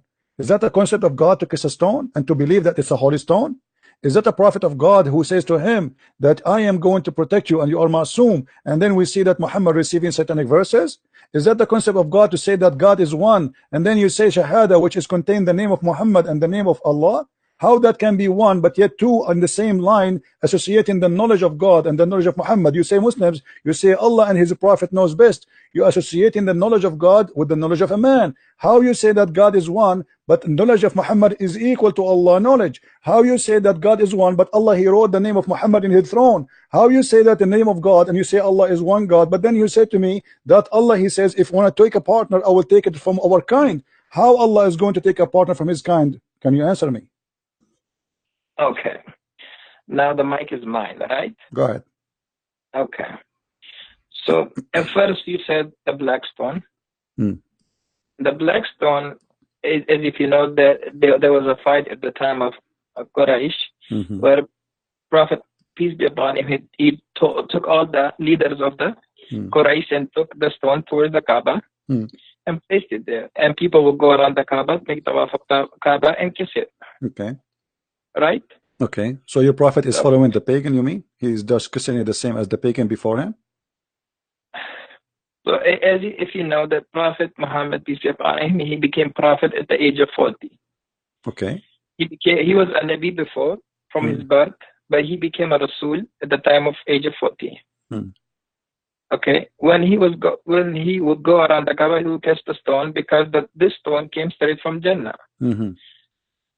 As if you know that this stone was whiter than the milk, and because people kissing it, it became black. And because most of the Muslims nowadays they kiss it because for the love of Rasulullah sallallahu alaihi wasallam. Okay. Can I make a comment, please? Can I make a comment? Can I make a comment? Yes. Okay. So you just said to me that you Muslims you kiss it because the Prophet kissed it. But why the Prophet kiss it? Okay. So our Prophet, peace be upon him, he kissed it because it was made by Allah in Jannah. Okay, but you just said to me, my friend, hold on. But you just said to me, we kiss it just because the Prophet kissed it, which means you are saying we don't kiss it because Allah he made it, we kiss it just because the Prophet kissed it. Everybody heard you. And that is a contradiction, because if you are just kissing it because Muhammad kissed it, not because of anything else. Ayah of the Quran, Ati'u Allah wa Ati'u Rasul. Okay, no, it doesn't say actually Ati'u Allah wa Ati'u Rasul only. It says Ati'u Rasul wa Ati'u Allah, which means obey Muhammad first and then you obey Allah, correct? Okay. So how? If you know the ayah. Yes. So how you say Muhammad is a prophet when the Quran says you have to obey Muhammad first before you obey Allah? So that's the command of God. It's a command of God.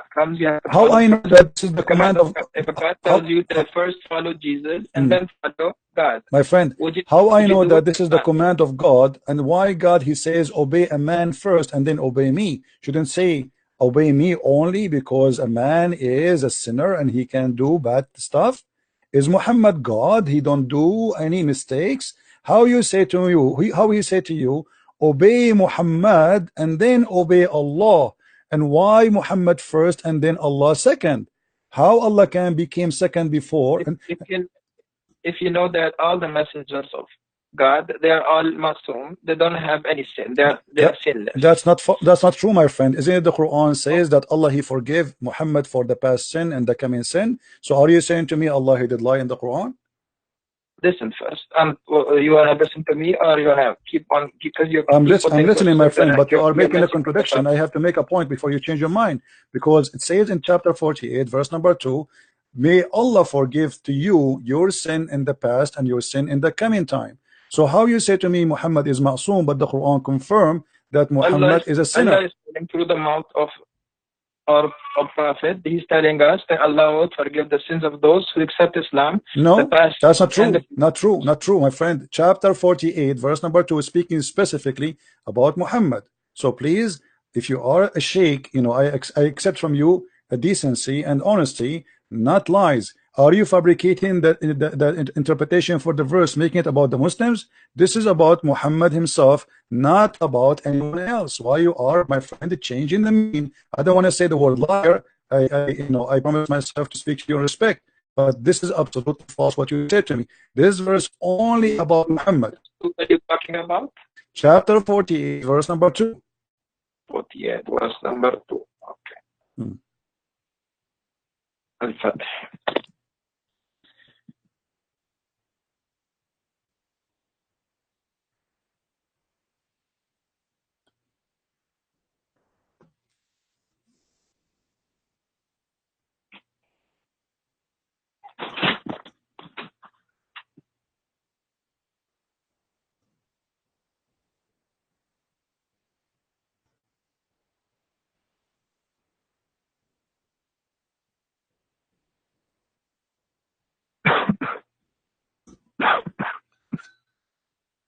Take it easy, my friend. Drink some water, please.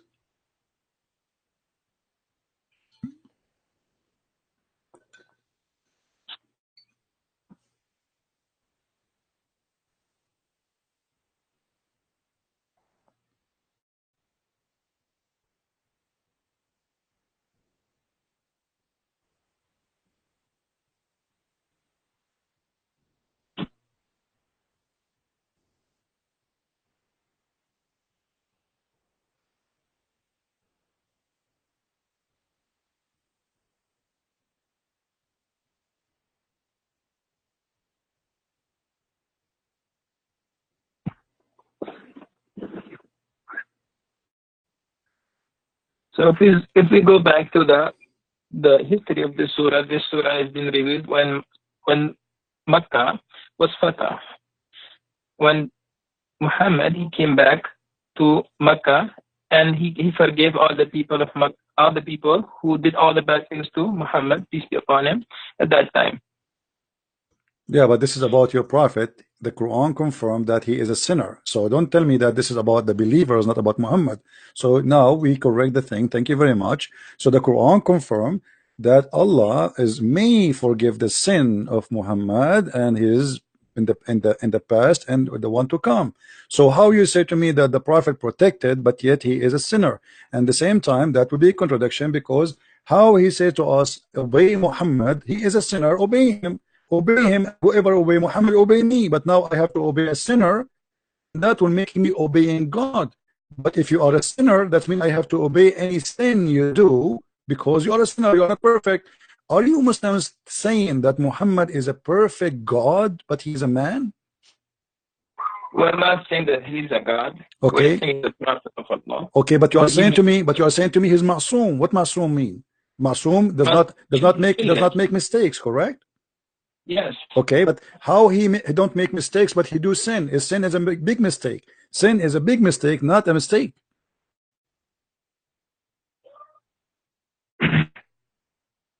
As we know that prophets, peace be upon them, as you know that when the Qur'an used to come on them, the Wahy, they used to go into a state. Sometimes the Wahy will come to them at the time when they will be on a horse, sometime in the journey, sometime, you know, and any time they could come to them from Allah. Sometimes if there was a problem. So if you really look into the Quran, and you have so many questions. I know that you anytime if I speak, you will keep on asking and asking and asking questions. You know. We are not asking questions. We are in the topic, my friend. Me and you, my friend, we need to sit together. We need to sit together and. Inshallah, we need to sit together, and inshallah, Allah will help you understand and understand the wisdom of the Qur'an and what is the why everything was revealed in this way, and how the ayahs of the Qur'an was revealed and how the Qur'an was compiled together. And inshallah, you will have a better understanding. So my friend, inshallah, you will not answer me. Inshallah, you have no answer. Inshallah, you are telling me I cannot answer you. Yeah, then answer me, my friend. Then answer me. Why you are giving me this speech about inshallah, inshallah? I have a question for you, and you are trying to avoid it. Inshallah, you will not answer me. Inshallah, we will sit together. You know, my friend, we will not sit together ever. I mean, I don't know where you live. I don't know who you are. So what do you mean, inshallah, we sit together? I want an answer. How you say to me that the Prophet is masoom, protected? Do you live in New York? No, I don't live in New York. I live far away. No. But anyway, we do not need to sit together. Here we go. We are talking. Everybody can hear us nice and clear. So the Quran confirmed that Muhammad is a big time sinner. So how the Quran says to us, if you obey Muhammad, you obey me. But Muhammad is a sinner. How I can obey God by obeying a sinner? It's like, imagine I am going to obey a guy. You just told me he is a sinner. And the Muslims, sorry to say, they lie to us. They say Muhammad is protected by God. He don't do sin. But as you see, the Quran in many verses, by the way, this is one of them, confirm that Muhammad is a big time sinner. And not only that, what kind of God? He gave a permission and license for sin to Muhammad. He said to him, I forgive your past and your coming sin. What is that? Since when God he gave a license for sin? Why Muhammad he can sin as much he has, even sin for the future he will forgive it? What does that mean? So if you believe in God, right? Do you believe in God yourself? If you believe in God, if you know that God, even today, if he says, if the day of judgment happens today, right? And God says, I want to enter all the people who are making shirk against me, I'll make them enter into Jannah. Would you question him? It's not about a question. I question why not. I mean, I question if something doesn't make sense. If there's a isn't it the Quran said, my friend? Isn't it the Quran says why they cannot understand the Quran? If this book is not from God, you will find a lot of contradiction. So Allah, He told you that if you know, this is how you know that this book is from God or not. So He said, yes, question me in this case. I know in chapter 5 verse 101 it says ask not questions, but here Muhammad is trying to silence anyone who asks me question. But the Quran says, Allah yatadabbarun al-Quran. Can they understand the Quran? If this book is not from God, they will find a lot of contradiction. And this is a contradiction. How you say to me that Muhammad is masoom, and then you say to me Muhammad is a sinner? How you say to me that I have to obey a Muhammad, and then you say to me Muhammad is a sinner? Who you say to me if you obey Muhammad you obey God, but you say to me that Muhammad is a big time sinner to the point may Allah forgive your sin is not even guaranteed. In chapter 4 verse number 82 it says, why they will not then ponder the Quran? If it had been from other than Allah, they would have found in therein much a lot of contradiction. So the Quran is giving me the way to discover is book from God or not. So, and the same method I use it in the Quran, it's proven to me Quran cannot be from God. Okay, brother. You have really good questions, and inshallah we will answer all those questions for you. All right, my friend. Okay. So as you know that why was Adam and Eve? Why were they taken out of? Why? Why were they taken out? Why? You know why did the devil became the cursed one? Do you know why did the devil became the cursed one? No, my friend. Why Adam and Eve was taken from heaven according to Islam? So according to Islam, why Adam and Eve they were taken out of Jannah?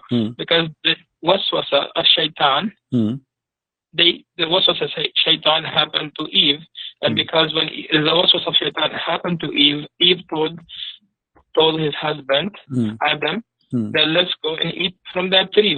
When that tree was forbidden for them to eat, when they ate from that tree, what happened? They became naked and they were sent towards the face of this earth where they had to live.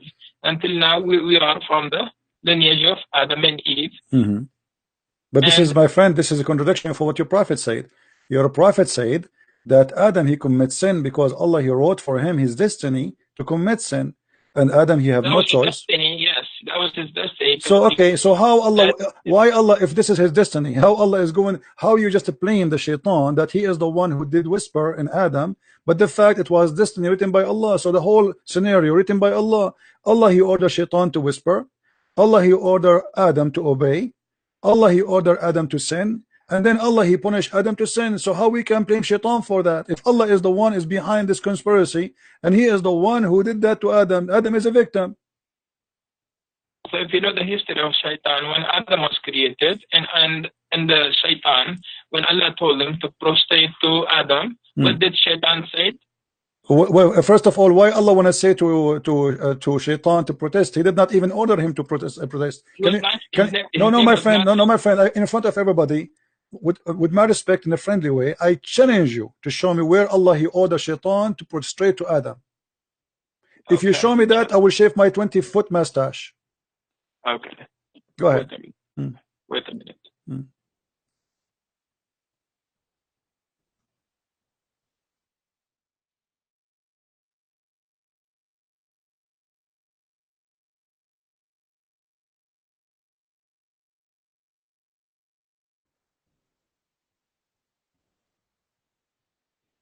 You want me to help you? You can go to chapter 2, verse number 34.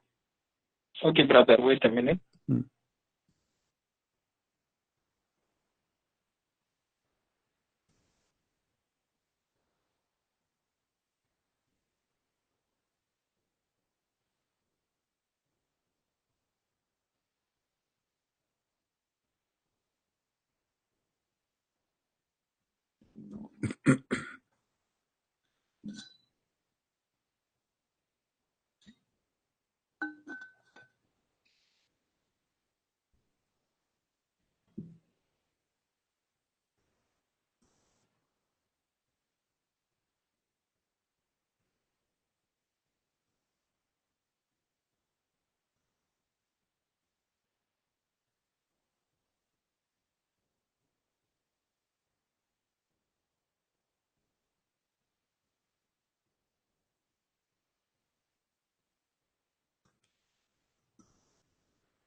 Do you feel like calling a friend or somebody?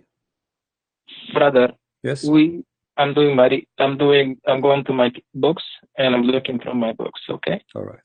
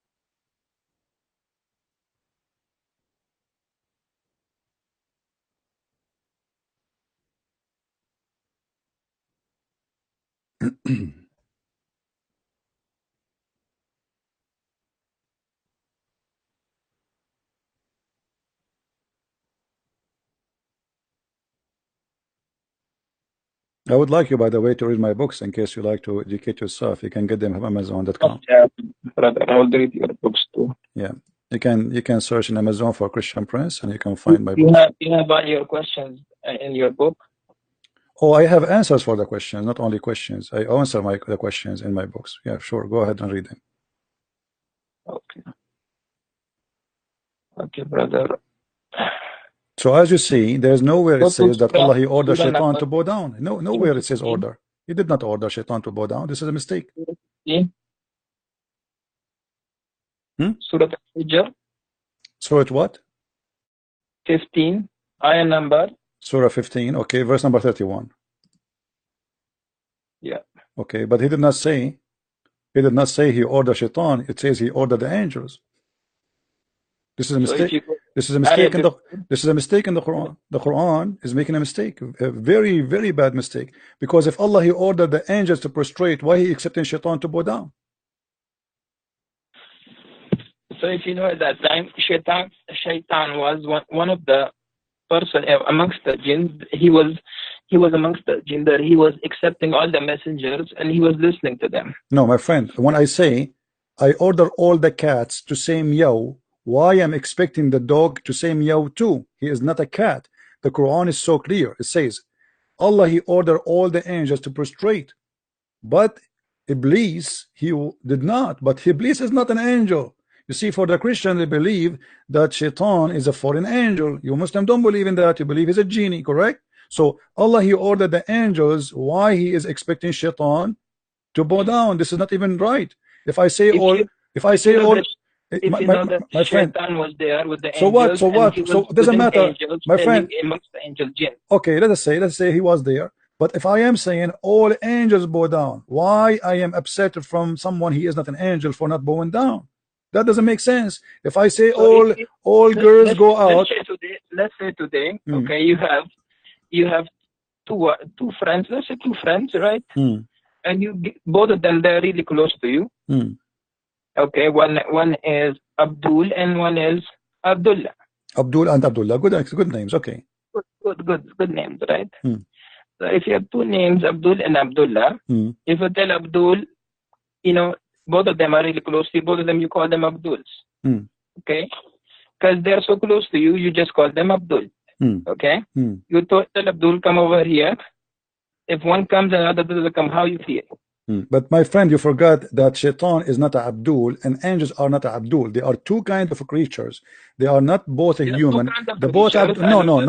Listen, they you are said two. you will shave your mustache if I tell you that shaitan did not make sajda. No, I know. I said to you, if you can show me where Allah he ordered the shaitan to bow down, where he ordered him. He never ordered shaitan. He ordered the angels. So read ayah number 28 from 28, and remember when your Lord said to the angel that I'm going to create a human being from a sound-giving clay made of decaying mud. Then, and when I form him perfect and blow in him of my spirit, you fall down before him prostrating. Okay. So the angels prostrated all together. Yeah.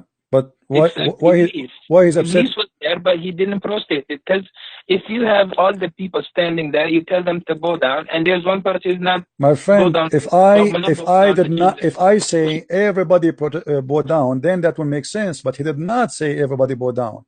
He says, وَإِذَا قَالَ رَبُّكَ لِلْمَلَائِكَةِ إِنِّي خَالِقٌ بَشَرٌ مِنْ صَلْصَالٍ مِنْ حَمَإٍ مَسْنُونٍ. So he was talking from the beginning to the angels, and you are the one who quoted that verse for me. Verse number 28. So Allah he was speaking from the beginning only to the angels. So the angels are listening now. The rest is not in the business to listen. If I say to the angels, that's mean I'm speaking to the angels. And then he said to them how he created Adam, no problem. And then he said bow down. So all the angels fall and prostrate because he ordered the angels to bow down. So why he is expecting Iblis to bow down? He did not order Iblis to bow down. He ordered the angels. And you can see the same story because your prophet he keep repeating himself. Chapter 2 verse number 34, chapter 7 verse number 11, chapter 15 32, chapter 17 verse number 61, chapter 18 verse number 50, chapter 20 verse number 116, 26 95. Sorry, chapter so it's all over. Chapter 38 verse number 74, but all of them confirming one thing. Go to Surah 7. Surah 7, okay. Ayah number 11. That's wonderful. Allah he ordered the angels to bow down. He did not order Iblis to bow down. Fasjudu illa Iblis. Okay, my friend, but he was speaking to the angels. And we created you. Then my friend, does it say? My friend, you said you speak Arabic. Read the verse for me in Arabic, please.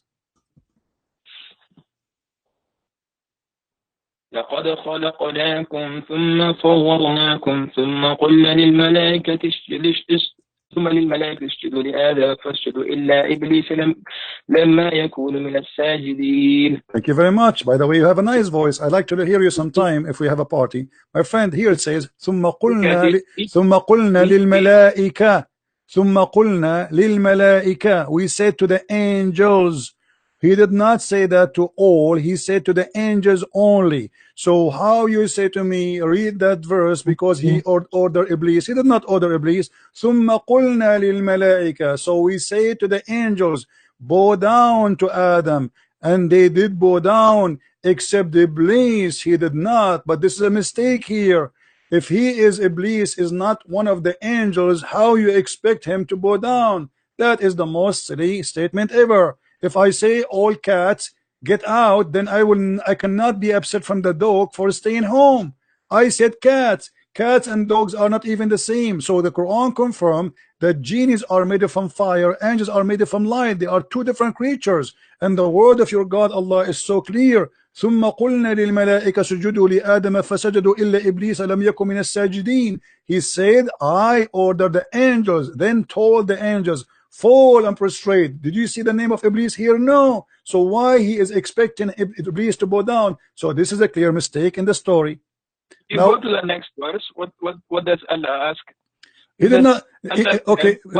Yeah, but you see, okay, yeah. Okay, well, here we go. So he said to him, "What make you, like this is the funniest stuff about Muhammad." Yes. When I ordered you, okay. He said, "I'm better than him." Okay, and thank you very much for mentioning this. This is proven Islam to be a pagan religion because the first one who ordered angels to bow down to a man, it was Allah. Allah obviously is a pagan God. He should not allow anyone to bow down to Adam, to human. Adam is a human at the end of the day. How you ask them to bow down to Adam if he is just a man? So the first one who started paganism, worshiping someone, not God, bowing down, because bowing down is an act of worship. And at the same time, he said to him, why you are not bowing down? Iblis, he's smarter than the God of Islam. He said to him, why I want to bow down to him?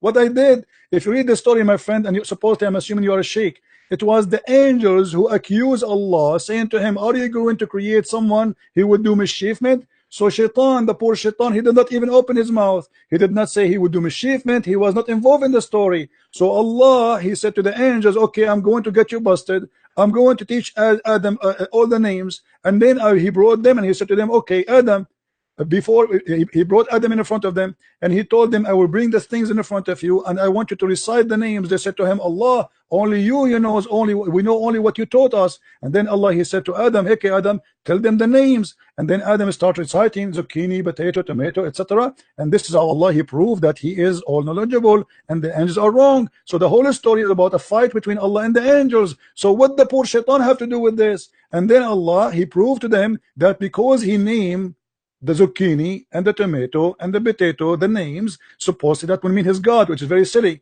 Because if I have a dog and I call him Susu, and I ask you, what is the name of my dog? And you say to me, I do not know. That does not mean I'm God. I'm the one who gave him the name. What about with vice versa, the opposite way? What about the angel? He asked them, okay, name it, give it names, and don't tell me the names, and I will tell you the names, which means I know the unseen. So your God here is fabricating a story, Muhammad, and he is coming with a funny story. The angels fighting with Allah. And then he expected that Iblis, and then Allah, he ordered the angels to bow down to Adam because they said that he would do mischievement. And then Allah, he says to Adam, to Iblis, why you did not bow down? This is the most silly, funny story ever I heard in my life. Go ahead. Okay, brother.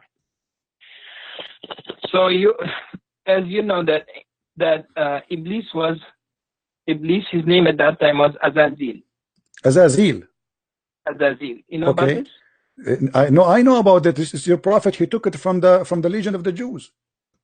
Okay. In the Legion of the Jews, if you go to the book, it's called the Book of Enoch, which is a false book. You will see that there's 21 angels. One of them is Azazel, and Muhammad is copying from the Jews. No problem. Go ahead. Okay. And by the way, where do you get this name from? Where it says that his name at that time it was Azazel. Where do you get this name from? Brother, first I have to clarify your misunderstanding. Why? Okay. Listen first. You are saying first, if God created you, okay, God created you and God gives you an order to do this. Would you do it or not? if God created me and ordered me to do that? To do something. Well, depend. Like If I'm he told you to go and pick up that stone or pick up that tree, take out that tree, dig that tree. Would you do it or not? It depends, because if I'm a believer, I will do it. If not, I will not. Yeah, that's thank you so much for that. So if you are a believer, you would do it. If you're a believer in God, let's say Jesus, peace be upon him, he came today, he told you that Mr. Christian, let's go and kiss this stone or kiss this tree. Would you do it or not? Okay, did Allah say to Muhammad kiss a stone? You are the one who told me that the Arab. But I'm just giving an example. My friend, you are the one who said to me that the Arab before Muhammad used to kiss the stone. So you're a prophet kissing the same as the Arab pagan Arab, they kiss the stone. He's worshiping the same God. Correct? Wait a minute, brother. So you for something my example was to you was that if Jesus comes today and tells you to prostrate to this tree, would you prostrate or not? If Jesus, he told me to a tree? He told you a tree. No, I will leave Christianity. This is an example. I'm telling you, if he said that to me, worship a tree, to bow down to a tree, I will leave Christianity. So why would you leave Christianity if you believe? Because he cannot be God. He cannot be God then, because he is asking me to bow down to idols. This is not cannot be from God. He's trying to check you if you're obeying him or not. No, my friend, God will not test me by giving me order to do sin. This is false argument. So you are saying to me that your God Allah, he wanted to prove that he is God. He ordered you to kiss a stone. That means he's a shaitan. You know, isn't it you? Isn't you know? It's like, okay, isn't it you? My topics to you is something. I'm staying somewhere else. You're going somewhere else. I'm telling you that if Jesus came today and tell you to prostrate to a tree, try to check if you are obeying him or not. No, you said I will not obey him, because that means he is the Dajjal, he is the false Messiah, he is maybe Muhammad. There's no way Jesus will order me to I have another question from you. Go, give me that. Try something better. A man comes down to you. In one hand he has Jannah, in the second hand he has fire. And this guy, he can kill and he will bring the person back to life. This guy can make a person poor and rich. And this guy claims to be Jesus. Would you believe it? No. Because the Lord, he said to me, it is the spirit. I have to examine it. So if he teach me false teaching, we don't only go only because the Messiah, he said that there is false prophet and false teachers will come after me. And even he says, not everyone says to me, God will enter the kingdom of my Father, but the one who do his will. And then they said to him, well, isn't it us? We did cast demon and we did miracle in your name. So people, they will come and they make miracles, but they can be false using the name of God. So my friend, that is not the proof that this is Jesus. The proof is his ethic, his teaching. Examine the spirit. The spirit of God is holy. Your God cannot be holy. And you are the one who just a second ago you said to me that the black stone was sent from heaven. What kind of God will teach that there's a stone sent from heaven and that make it holy? By the way, you are wrong about that, because according to your Islamic books, the black stone became black. It only because of sin. According to Islamic books, the black stone became black because women, they used to touch their vagina with their blood when they have period, and they place their hand inside the stone, and that is the sin. How it make it, you know, because women at that time, they believe if she is not getting pregnant, obviously Allah Baal is upset and he is not making her pregnant. So what she do, she go around the stones, around the Kaaba naked. Men and women, they go naked. And you know that the Arab before Muhammad, even in the time of Muhammad, used to go naked around the Kaaba. And then the woman, she placed her hand in her vagina and she put it in the wall, in the black stone. Let me stop you. You are explaining the Arab before. Yes, but this is what Muhammad, he got it from the Arab. You said to me that Allah, he said that this is a black stone from heaven, but you know, you are trying to ignore what you Muslims say. This is not even the Arab what they say. This is what the Muslims believe. Let me show you, my friend. Here we go. This is Tafsir al-Hawi. You can see the screen, right? Okay. Oh, yeah, I see that screen. Okay, Tafsir al-Hawi. It says that this is your Imam saying, وجاء جبريل بالحجر الأسود من السماء, and Gabriel, he brought the black stone from the sky. And it says that Abu Qubais, there's a mount next to Mecca. I don't know if you've been there before. Next to it, a small mount, it's called Abu Qubais. The Muslim believe that Abu Qubais hold the black stone inside his belly during the flood of Noah to save it from being drifted by the flood, because the flood of Noah covered all the earth, including the Kaaba. And then when the flood is over, فَانْشَقَّ عَنْهُ, so the black stone came over. And then it was hiding during the flood of Noah, and it was a white pearl from heaven. فَلَمَّا لَمَسَتْهُ الْحَيْضُ فِي الْجَاهِلِيَّةِ اسْوَدَ. And when the blood of the women from period touched it during the pre-Islamic of ignorance, it became a black. Am I lying, my friend, or this is your books? Okay, brother. If you know the history before Islam came, the people, what they do to it, that's before Islam. You get it? Doesn't matter. This is a stone inherited from the pagan, and Muhammad adopted the same as he did with As-Safa and Al-Marwa. Isn't it? As-Safa and Al-Marwa, it was a practice of the pagan before Islam, and then the Muslims, they refused to practice, and then Muhammad, he said to them, don't you know that Allah, he just gave me a verse saying that As-Safa and Al-Marwa is from the ritual of Allah? How in the world the Safa and Al-Marwa is from the ritual of Allah?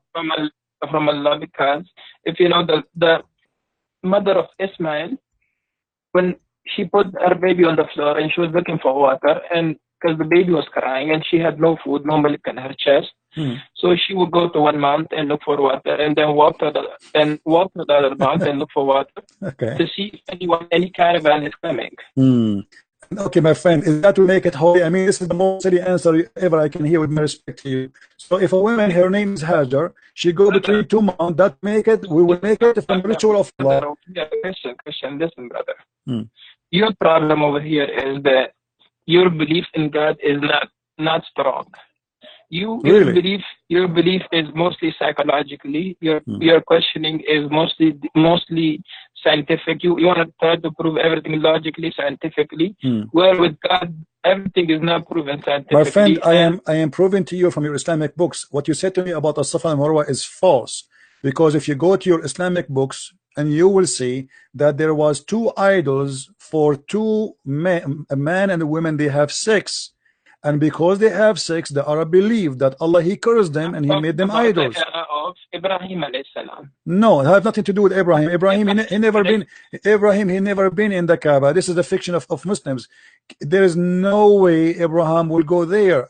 And by the way, if Abraham, he went there, why he left? Why he did not die there? I mean, how in the world this guy, he went all the way and Allah, he ordered him to build the Kaaba or to rebuild the Kaaba? He has two kids.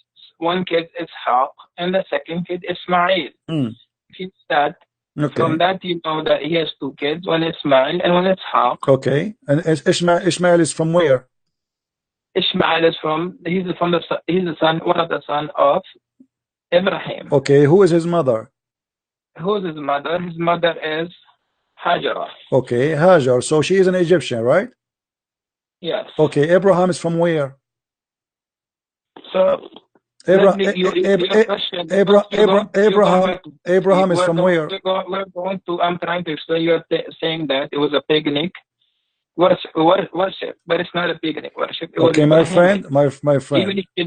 Even if you know that the Jamara in Mina, where people go on the Hajj time, they do the Jamara. Do you know why people do Jamara over there? Because this is from the pagan belief that there is a shaitan, he have a house there. Brother, it's not a pagan belief. It's a pagan belief.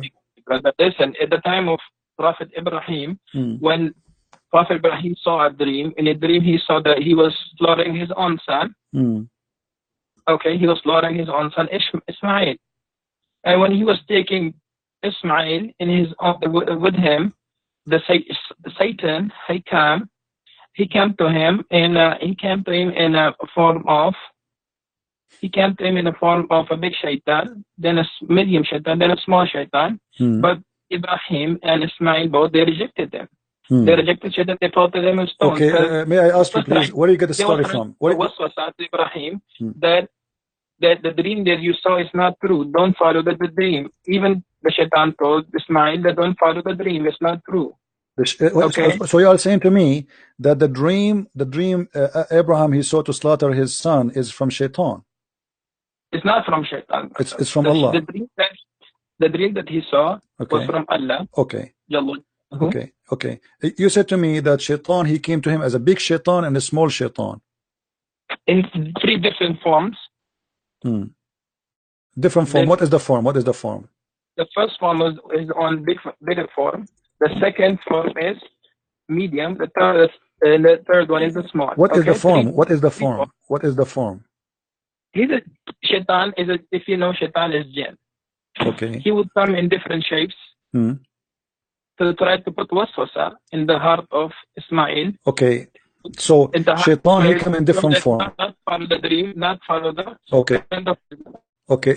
True. Is it true? Is it true that Shaitan, he come to Prophet Abraham, and he was trying to burn him by coming as a lizard? So, brother, let me tell you. You are going back to the stories of Ibrahim alayhi salam. You are the one who mentioned that to me, because I'm trying to show you. I'm trying to show you that Islam is nothing but fictions. How in the world you want me to believe that Shaitan, he became a lizard and then he started blowing wind at Abraham, and the purpose is to burn him alive? How in the world you want me to believe that your God is saying something really real, and yet a little lizard, salamander, he is burning Abraham by blowing wind at him? Listen. So if you know that Shaitan from day one is the enemy of all human beings. But a Shaitan is a salamander. I'm not saying it's salamander. Well, your prophet, he said so. But your prophet, he said so. Your prophet, he said so. Are you against what your prophet said? You know what I'm saying. Listen to me first, then we'll go what our prophet, peace be upon him, said. What I'm saying is the Shaitan from day one, he's our enemy. You know, you agree with that? Yes or no? I believe what? Say again? Do you believe that Shaitan, devil, he is from day one our enemy of all human beings? Yes, he is the enemy? No, I believe Allah is the real enemy, because the Quran says that the one who Allah he deceived, no one can guide. So Shaitan is not a problem. If Shaitan misguide me, I can be guided by someone. But if Allah deceive me, nobody can guide me. So the number one enemy is the real deceiver, is Allah. Shaitan is just a victim. The same as what your prophet, he said about Adam. Adam, he commits sin. Why? Because Allah, he wrote in his destiny that you will commit sin. So Shaitan is just an employee for Allah. He do what Allah told him to make people commit sin. So why you are blaming Shaitan when the fact not made him an employee? If you know, if you go back to the ayat, when Allah asked him, why didn't you prostrate to when Allah asked Iblis, why didn't you prostrate to Adam? What did he say? He said that okay, here we go. Okay, you just proved to me my point, because Allah is ordering the angels to bow down, and this is shirk. Because how in the world you order someone to bow down to a man, and you are yet God? But it's the order of the God. It's not the order so Allah is the first mushrik, the first one he taught. No problem. The first one who taught shirk, according to you, according to the Quran, the first one who taught shirk is Allah. He ordered everybody to bow down to a man. Thank you very much. Secondly, my friend, let me answer you. Secondly, you said Shaitan, he said to him, why I'm going to bow down for him? And he's right. I mean, why? Shaitan, he commit no sin. He did not do anything wrong. And yet Allah went on to bow. He is not even part of the conversation. It was the angels arguing with Allah. So why he get angry from Shaitan? Number three, Shaitan is saying to him, you created him from mud, I created me from fire. And now you are saying to me that Allah will send Shaitan to fire to burn in hell? That's crazy. He's made from fire. And number four, your prophet, he said in the hadith that Adam and Moses, they have an argument. And Moses says to Adam, oh Adam, you are our father. You deprived us and caused us to come out of paradise. Adam said to him, you are Moses. Allah chose you for his speech and wrote the Torah for you with his hand. Do you blame me for doing deed which Allah had decreed that I should do 40 years before my creation? And then your prophet, he says, so Adam, he refuted Moses. Adam, he refuted Moses 3 times as usual. So as you see here, Adam, he's saying to Moses, can you blame me for the sin which Allah, he wrote for me, and I have to do, I should do, I have no choice? So why you are playing the devil? The devil is a poor guy and Adam is a poor guy. The real one we can blame here in this case is your God Allah. He is the one who wrote the scenario. Okay, Adam, I will make you, I will force you to commit sin. So Adam had no choice. He forced Shaitan to commit sin. He ordered Shaitan to be the enemy of man and to commit sin, and he orders Adam to obey Shaitan, and now we have a sinner, his name is Adam. So in the debate here you see in front of you, and this is Sahih Hadith, where your prophet agree that Adam was right and Moses was wrong. So how you can say to me who is the biggest enemy to mankind? I say it is Allah, because if I am Adam, I will be now crying for the unjust. Allah, he made me do sin, and yet he punished me and he kicked me out of heaven, but it was him who forced me. Brother, so your question go back to the when Shaitan didn't made the sajda prostration. Okay, go back there. Just wait a minute. What do you want to answer about this one? You don't want to answer about Allah? He is ordering about your prophet explain that Shaitan and Adam are victims of Allah crime. Okay, brother. So I was trying to tell you that we should go back. So let's say today, President Trump, being that because I live in America today, he made the shutdown today. Okay, he made the shutdown for more than now it's the second month that he did. Okay, can anyone stop him to? Can anyone tell him to open the government if he doesn't want to? So you are saying to me, your God. Can anyone just listen first? Okay, I'm let me answer you. You said to me, can anyone? Then we'll go back to the world. So you are saying to me that your God is evil, the same as a Trump. He decided evil is Trump now, and he decided to shut down. So what is it comparing to? I mean, can you? Who cares if I can or not? If he is so evil, he is so powerful, does not change the fact that he is evil. So you are saying to me, we have an evil God who make us commit sin, and we have no choice but to obey his sin. You are keep on interrupting what I'm saying. No, I am not. You're not letting me talk. I am not, my friend. I'm just having a conversation with you. We're having tea and coffee together. Take your coffee. You are the one who mentioned to me Trump, and you are saying to me, can you stop him? So you are saying to me, we can't stop Allah. So Allah is very evil, very powerful, but we cannot do anything about it. What we can do, but yet that will not change the fact that this is not just and this is not fair. So first what you gotta do is, first, brother, I recommend you to first learn what God is. In Islam or in Christianity? Christianity, first learn that. Christianity, first of all, our God. If Jesus tell you, right? Jesus tell you, do this, would you do that? Like I told you, prostrate to the tree, just to see if you're obedient or not. I told you many times, if you told me, if you order me to do wrong, I will not do wrong. If he told me to do wrong, that's mean. That's mean. My friend. No. This is not a punishment. This is not a punishment. Why he's punishing Adam? Adam, he is forced to commit sin, as you see. This is not a punishment. Why in the world you force me to do sin, and then you punish me for committing sin, and then you kick me out of heaven for saying to me you all commit sin? That is the most crazy argument. The one who should be kicked out of heaven is Allah. Are you an atheist?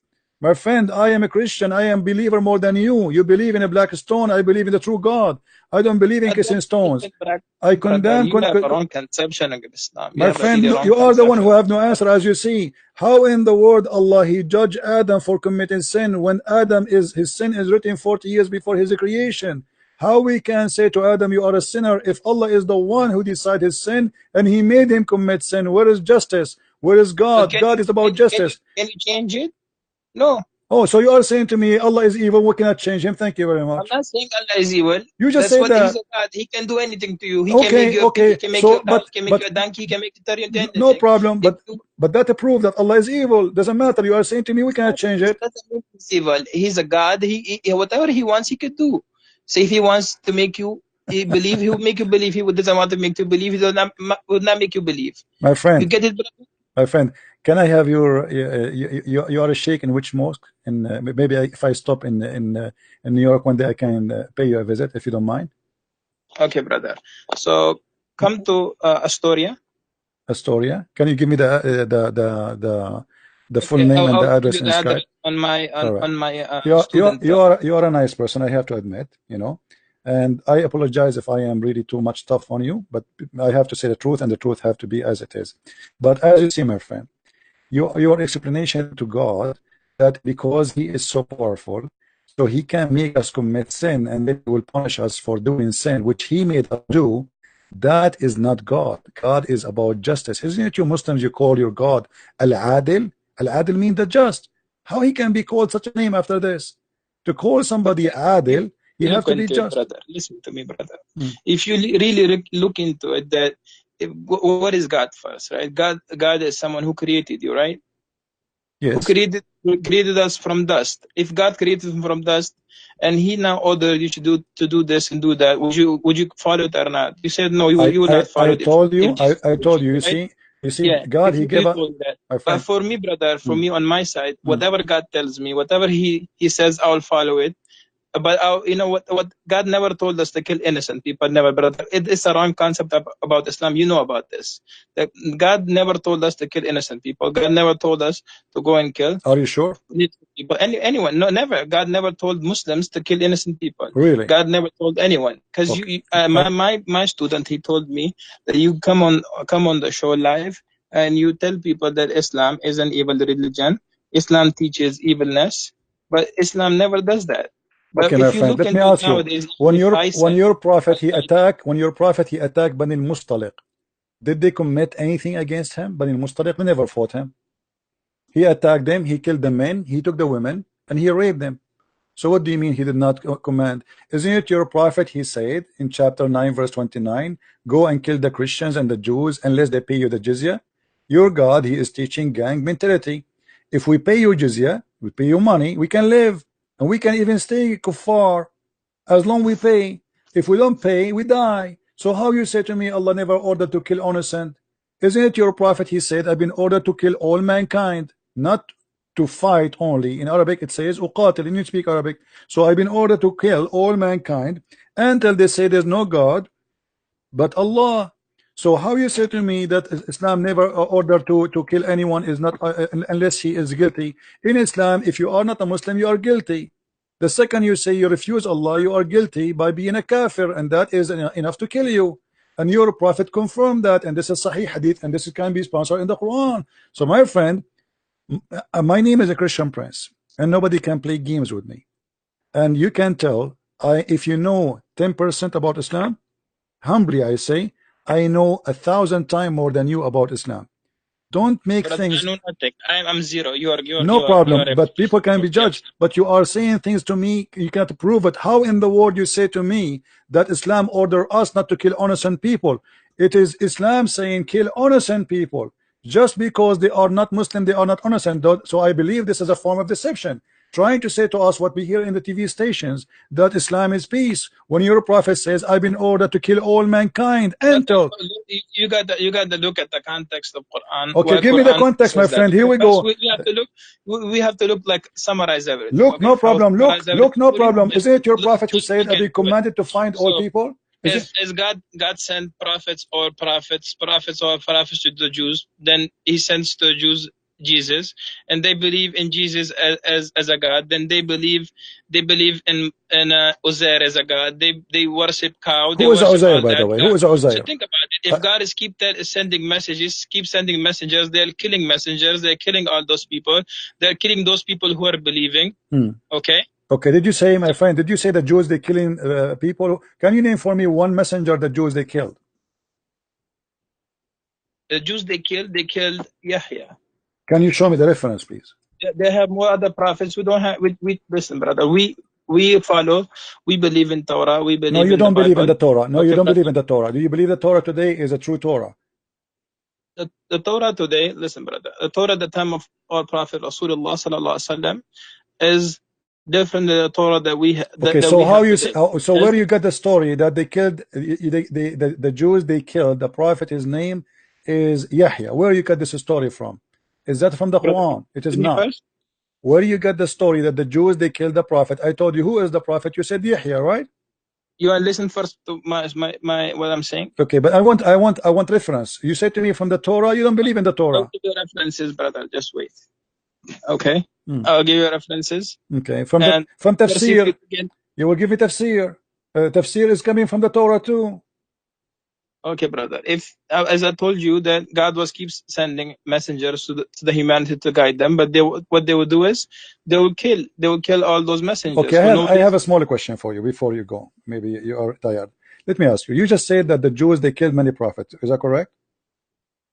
Of course, brother. Okay. Why they could not kill Jesus? Why Allah decided to save Jesus only, but not the rest? As long they are prophet, and the Quran says we don't differentiate between prophets. So how come the Jews, even they killed Muhammad, they killed him by poison? So Muhammad died by poison, and the Quran confirmed that some you called impostor, liars, and some you slay. But yet we see that Allah decided only to save Jesus. Do you have an explanation for this? Why and only Jesus will be saved when your prophet he was killed by poison? Okay, brother, listen first. My mic? Yes, go ahead. Okay, brother. Okay, brother, if you really look into this, right? If you look that at the time when they were about to kill Jesus, right? And according to the beliefs of Christians, if someone dies on the cross, what is he? If he die, no, if he die in the cross and he is guilty, is a criminal, he will be cursed. If you are a criminal, because everyone who die in the cross, dies on the cross will be cursed, right? If he is a criminal, because if you die in the cross, my friend. They were putting my friend, because they were trying to humiliate. No, this is not the reason. The cross is a punishment of the Roman, and the Bible says whoever killed in the cross, because usually only criminals who commit big crimes, they are putting them in the cross. So whoever die in the wood crucified, he is cursed before he's a criminal. But Jesus commit no crime, as you know. So now we ask you, why Allah decide to save Jesus, but he don't decide to save Muhammad? As you see in Sahih al-Bukhari, your prophet, he said that he died by poison which he ate in Khaybar, and he said that the poison I ate is cutting my aorta, and then right away after that he died, and he keep repeating that many times. So proven to us from your Islamic source, Muhammad died by poison. Jesus, according to Muslims, he was saved by Allah. The question is very simple. Why Allah saved Jesus, but he don't want to save Muhammad? So if you know, brother, that Jesus, at that time when they were trying to crucify him, God took him up to the heavens. Okay? What? So say again what? I did not get you. What? So God took him to the heavens when they were trying to crucify Jesus. Okay, why Allah did not take Muhammad to heaven? If you really know Bible, even if you go to your priests, right, they will tell you that there was a prophet that God will tell each prophet that there's a prophet coming, my last prophet. Even if he comes in your time, you have to believe in him and you have to follow his teachings. And what does this have to do with my question? Agree? Why Allah did not save Muhammad? Agree? That Allah told every prophet that I will send a prophet, that will be my last prophet. If he comes in your time, you have to follow him. What last prophet? Who is the last prophet? As I'm saying to you, that even in Bible, is even in Torah, okay, that God told that there will be a messenger, the servant of Allah will come to you. The Bible says that. The seals of the prophethood. I don't know. I just learned this from you. I never even saw the word Allah in the Bible. What are you talking about? And how Muhammad can be the messenger of God, yet the Quran says, look like my friend, you do not know your religion. Isn't it the Quran says we never send a messenger unless he speak the language of the people? So in order for Muhammad to be a messenger to the Jews, he have to speak the language of the Jews, and he have to be one of them. And this would be a contradiction for the Quran. Look like you Muslims, you don't respect the Quran and you make fun of Allah's words. In chapter 14, verse number 4 says, we send not a messenger except to teach in the language of his own people. So in order for Muhammad to be a messenger for the Jews and for the Christians from different ethnic group, he have to be from the people, speaking the tongue of the people. So how you explain that to me? So you are contradicting yourself, contradicting your religion, and you are showing no respect to the book of Allah. Brother, I show all my respect to the book of Allah, brother. So why you are saying that to me? How Muhammad can be a messenger if the Quran is saying we never sent? We never sent, no exception. We never sent. That means that at the time of Musa alayhi salam. No, my friend, this is not in the time of Musa. This verse came in the time of Muhammad. Okay, they're coming at the time of Muhammad, but God is talking about that we sent messengers to the people in their own language. Oh, correct. So Muhammad, he was sent, but we never Muhammad sent. was sent to the Arabian people. Okay. Over there were Jewish people and there were Christian people over there too. But no, but they are not from the people. They are not Arab. The Jewish they are refugee. So we never send. So what the Quran confirm in here, and even the Quran says we send you to we send the Quran in Arabic, so you can warn the people of the town of Mecca and what is around it. Correct. So the Quran confirm that this is only for the people in Mecca and around it only, and those who speak the language. So how Muhammad can be a messenger mentioned in the Bible, that is different story, which is fabricated by the Muslims because they are looking for any proof that Muhammad is a prophet. But as you see, Muhammad cannot be a prophet of God for a very simple reason. You should not kiss stones, you should not go around the stones, you should not believe in the holy stones, and you should not be a pagan. And Muhammad, everything he taught you about the Safa al-Marwa. A Safa al-Marwa is nothing but a man and a woman, they have sex together, as you see in the screen. And the pagan, they believe that Allah, he struck them and he made them two idols. And this is the book of Asbab al-Nuzul, the same book we read it from before. You're a scholar, so your scholar is teaching that there is two idols. They were there and they were worshipped by the Arab pagan. And this is why the Muslim, after they joined Islam, they thought Muhammad will change this. This is why it says we refuse to perform as-Safa al-Marwa. And then Muhammad, because al-Ansar, they like to do as-Safa al-Marwa, so Muhammad, to make them happy, he says that the Safa al-Marwa, they are from the shrine of Allah. Read with me carefully. Ibn Malik said, we dislike going between as-Safa and al-Marwa because they were the shrine of Quraysh. They are pagan of the pre-Islamic period, and we abandon them in Islam. Now, do the pagan of Quraysh believe in Abraham and the story you told me? No, this is fiction. That's what I'm telling you, brother. Okay. The people of every time, if you look, go to the time of Musa alayhi salam. At that time, if you look, the people that were first following Musa alayhi salam when Musa alayhi salam was there. What Musa alayhi salam? Those are pagan Arab. They have nothing to do with Musa. Right? Come on, my friend. Brother, I'm telling you something. You have to listen now. Okay? they were following the teaching of Musa.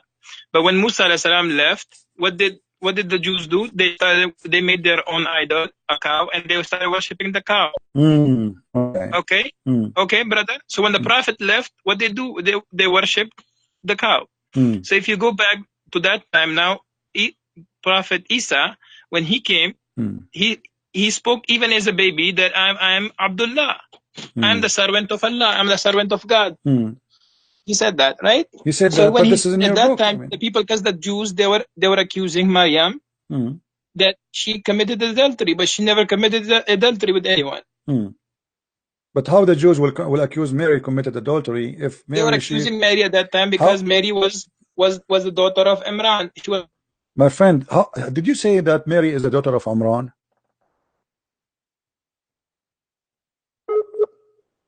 Oh, we are losing him.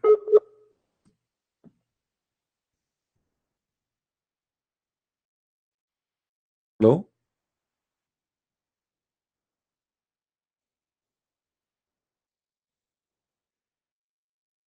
Hello?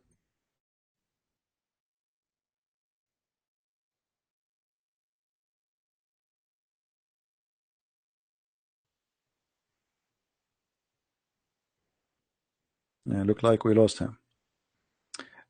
Anyway, that will be endless. Guys, did you have fun? Did you have a good time? A Sheikh want to debate me? I don't even dare to debate myself. What a big mistake. Anyway, he's welcome to call us anytime. Feel free to download this video, share it everywhere. You can cut it from the time he start calling me, because that will teach everybody how Islam is really nothing but a fiction. It's a collection of stupidity, and those who claim to be sheikhs, they have no answer. Hello? Sorry, brother. It's all right. It's all right. No problem. One charge went off. No so, problem. brother, okay. Yeah. So, Maryam, she was from the lineage of Yaqub. Okay. Let me ask you. when you say that Maryam is the daughter of Umran, where is this coming from? Is really Mary the daughter of Umran? It's the forefather, the lineage of Maryam alayhi salam comes from the lineage of Yaqub alayhi salam. This is not a question. The Quran says that Mary is the daughter of Umran. Is that correct? Yes, of course, brother. Okay, what is the name of the father of Moses? Imran. Okay, so now we have Moses and Mary, they have the same father and they are brothers and sisters. Even today, brother, can't you have two in one family? No. You have, let's say your name is Christian. No. Your name is Christian. First of all, Moses is not from the same tribe of Mary. This is number one. Secondly, I'm saying lineage. I'm not saying tribe, brother. I'm saying lineage. Still lineage will not be the same, because at the end of the day they are from the same tribe. Secondly, the father of Mary, his name is not Umran. So why Muhammad he quote a wrong name? Simply because he thought that Maryam, the sister of Moses and the sister of Aaron, is the same Maryam is the sister of Moses, the mother of Jesus. So Muhammad he says, Ya Ukhta Harun, or sister of Aaron, because he thought that those are family and all of them they have one father, his name is Umran. So your prophet cannot be a prophet. How he cannot quote a name correctly? His history is wrong, and he quoted name wrong, and he claimed that Aaron is the same, have the same father as Mary, which is Umran. At the same time he said to her, oh sister of Aaron. So this is additional proof that your prophet cannot be a prophet. It's a fiction, it's a lie. Same time, go and read the Bible. Why the Christians even need to change the name of the father of Mary? Why even the Jews need to change the name of the father of Moses or Aaron? In both name, your prophet he called them wrongly. You have so many questions, brother. I know you have so many. Man, that's good to have questions always. All right. Allah loves those people who have questions. No, my friend, this is not true. This is not true. The Quran, no, Allah don't love those who have questions. This is not true. In chapter 5, verse number 101, Allah says, "Ask not questions." So why you say to me, Allah he loved those who ask questions? Ask no questions. At time today we have complete Quran. Today is for the people at the time of Muhammad, peace be upon him. They didn't have the complete Quran. They didn't have the understanding that today we have. What does that mean? You get it, brother? What does that mean? Okay, brother. Today we have a complete Quran. We don't have a complete Quran. Where do you get this from? Where do you get this from? Isn't it Aisha, she said that the chapter of Al-Ahzab used to be equal to the chapter of Al-Baqarah? Isn't it Umar, he said that the Quran uses 1,000 and 27,000 letter, which means we don't have even 25% of the Quran? Isn't it Aisha in the hadith, she said we were busy with the prophet and God came and ate the Quran? I mean, you Muslims, you are copy paste, you say things to us, you yourself don't believe in it. How we have the complete Quran when all your Islamic reference says the Quran is gone? Brother, if you look at the hadith of Aisha, it says the God came and ate the two verses, and that verses she kept for her memory. That was about stony ramal. Okay, tell me from your memory, please. The breast. That was about okay, tell me the breastfeeding for adult from your memory. As long you said we keep it in the memory. I want you to recite for me the breast feeding for adult 10 time verse. Do you remember it? 10 times verse. Listen, brother. First, this there's nothing missing from the Quran, and Quran is completely complete. There's nothing wrong with my friend. Quran. Do you memorize it? Do you memorize the breastfeeding for adult? We have to go back to Maryam, okay? No. You see, before you go, I don't like to jump. You said to me we memorize it, nothing missing. Here there's either me trying to play games with you or you are trying to play games with me. How you say to me we memorize it but you cannot recite it for me? Here we go. I'm asking you, can you please, friendly, I want to learn from you, I want you to be my teacher from today. Can you recite for me the breastfeeding for adult 10 times which the goat ate it? You said yes, we memorize it. Okay, I want to hear it. Go ahead. The words of stone and breastfeeding an adult 10 times was revealed. Okay. And the paper was under my pillow when Messenger of Allah died. Upon him, we were preoccupied with his death, and the time Sheikh came and ate it.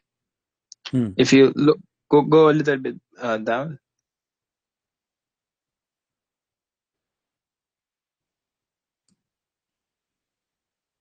Okay.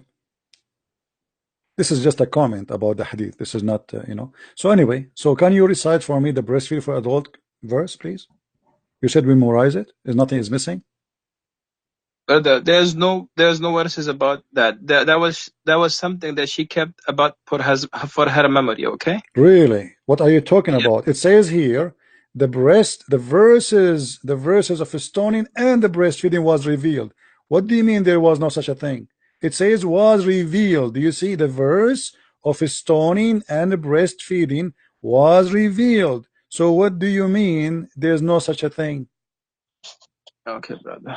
You have so many questions, and we need, if you know, the Quran is not a book that we just take it and we just read it and we just throw it there. You This is know, another we have question, my respect friend. for This is another Quran. question. This is another question. Can you recite for Brother, me? Can you I'm recite trying. for me the breastfeeding for adult verses?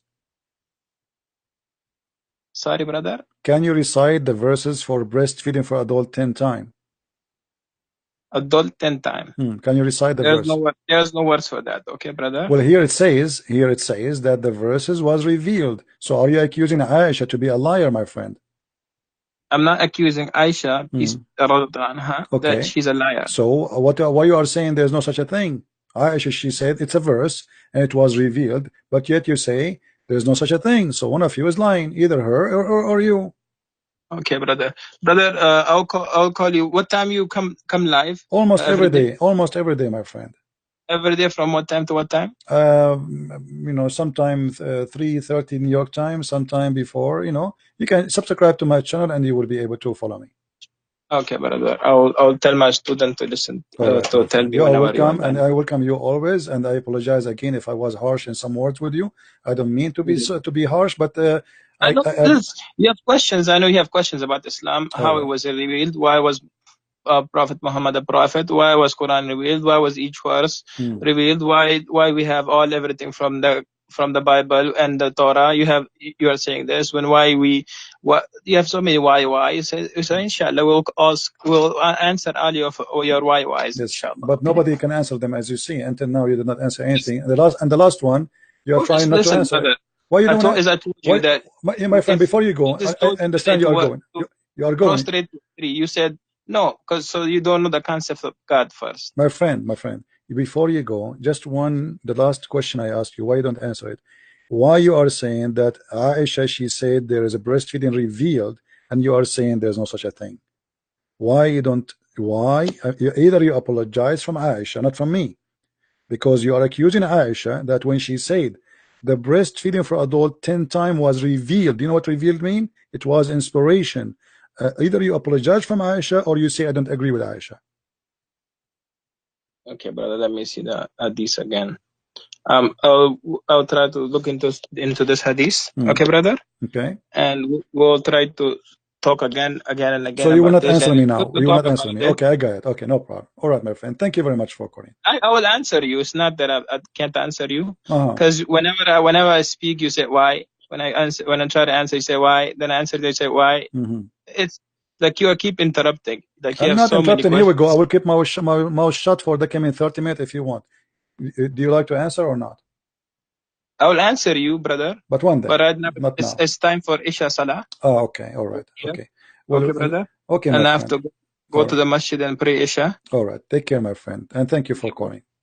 Thank you so much. You're welcome.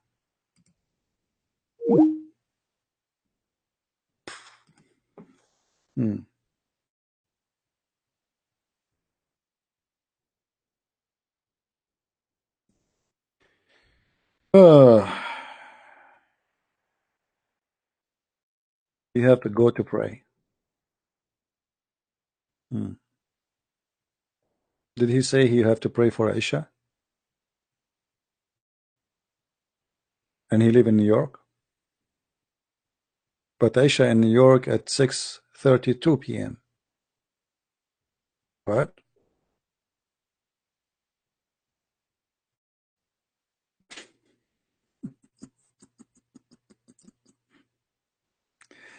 Oh boy. Okay. No problem. Things happen. Things happen. Christians.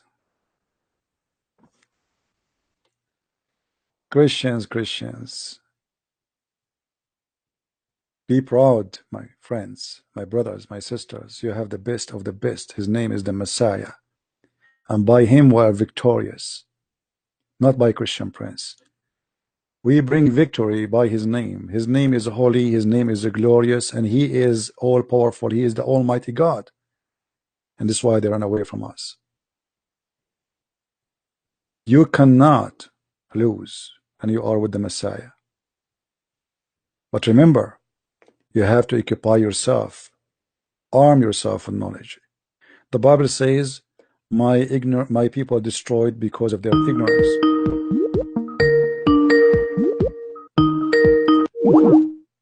No, we don't want to take no more calls. That's it. We are done for today. My people have been destroyed because of their ignorance. And this is what we are doing here. We are fighting ignorance. So I hope every Christian who was today here will learn. Please download this video. Share it everywhere you can. You can cut the debate by itself. And this guy, his name is Sheikh Abdul Wadood from New York. I don't know what is his full name. He did not give it to me. But that's what he said. And he is supposedly a sheikh of an imam. And his student is the one who brought him to us. And he just heard him saying that he will ask his students to join and to listen. And let us pray that the sheikh, he will see the truth, and the truth will set him free, and he will accept the Messiah. And he and his student in his mosque, they will accept the truth, and they will leave the cult of Islam. I'm very thankful for all of you and those who made the donation. I apologize if I don't say thank you, but I'm sure you do not need me to say thank you. You are not doing it to be here to hear that word thank you. I appreciate all those who attend here, those who download the videos, those who share it, those who give it a like, and those who support what we do. And at the end of the day, there's no winner here except the truth. I am not seeking Muslims to lose. I'm seeking the truth to win. It doesn't matter the truth is with who. And because the Messiah, he said, I am the truth, we are proving it every day. He proved it to us. Qur'an proved it to us that the Messiah is the truth and Muhammad is false. The enemies who attack the Messiah day and night, they prove it to us. They attack and they lose. So glory to his name. We are victorious by him. So again, thank you for being here. I'm not going to stay longer. Really, you know, it's not easy to speak for how many hours? And as you know, like it is continuous. I'm sure if somebody of you is taking my place here, his brain will be frying right now, right? But no, actually for me, you know, that's it. We made a point for today. We better take a break and rest and give a break to the devil. Let him take a nap. You know, poor devil. He was afraid. So give him a break. So thank you for being here. And until I see you again, maybe tomorrow, don't forget to subscribe. Christ is Lord and Islam is false. And see you soon again. Take care. Bye-bye.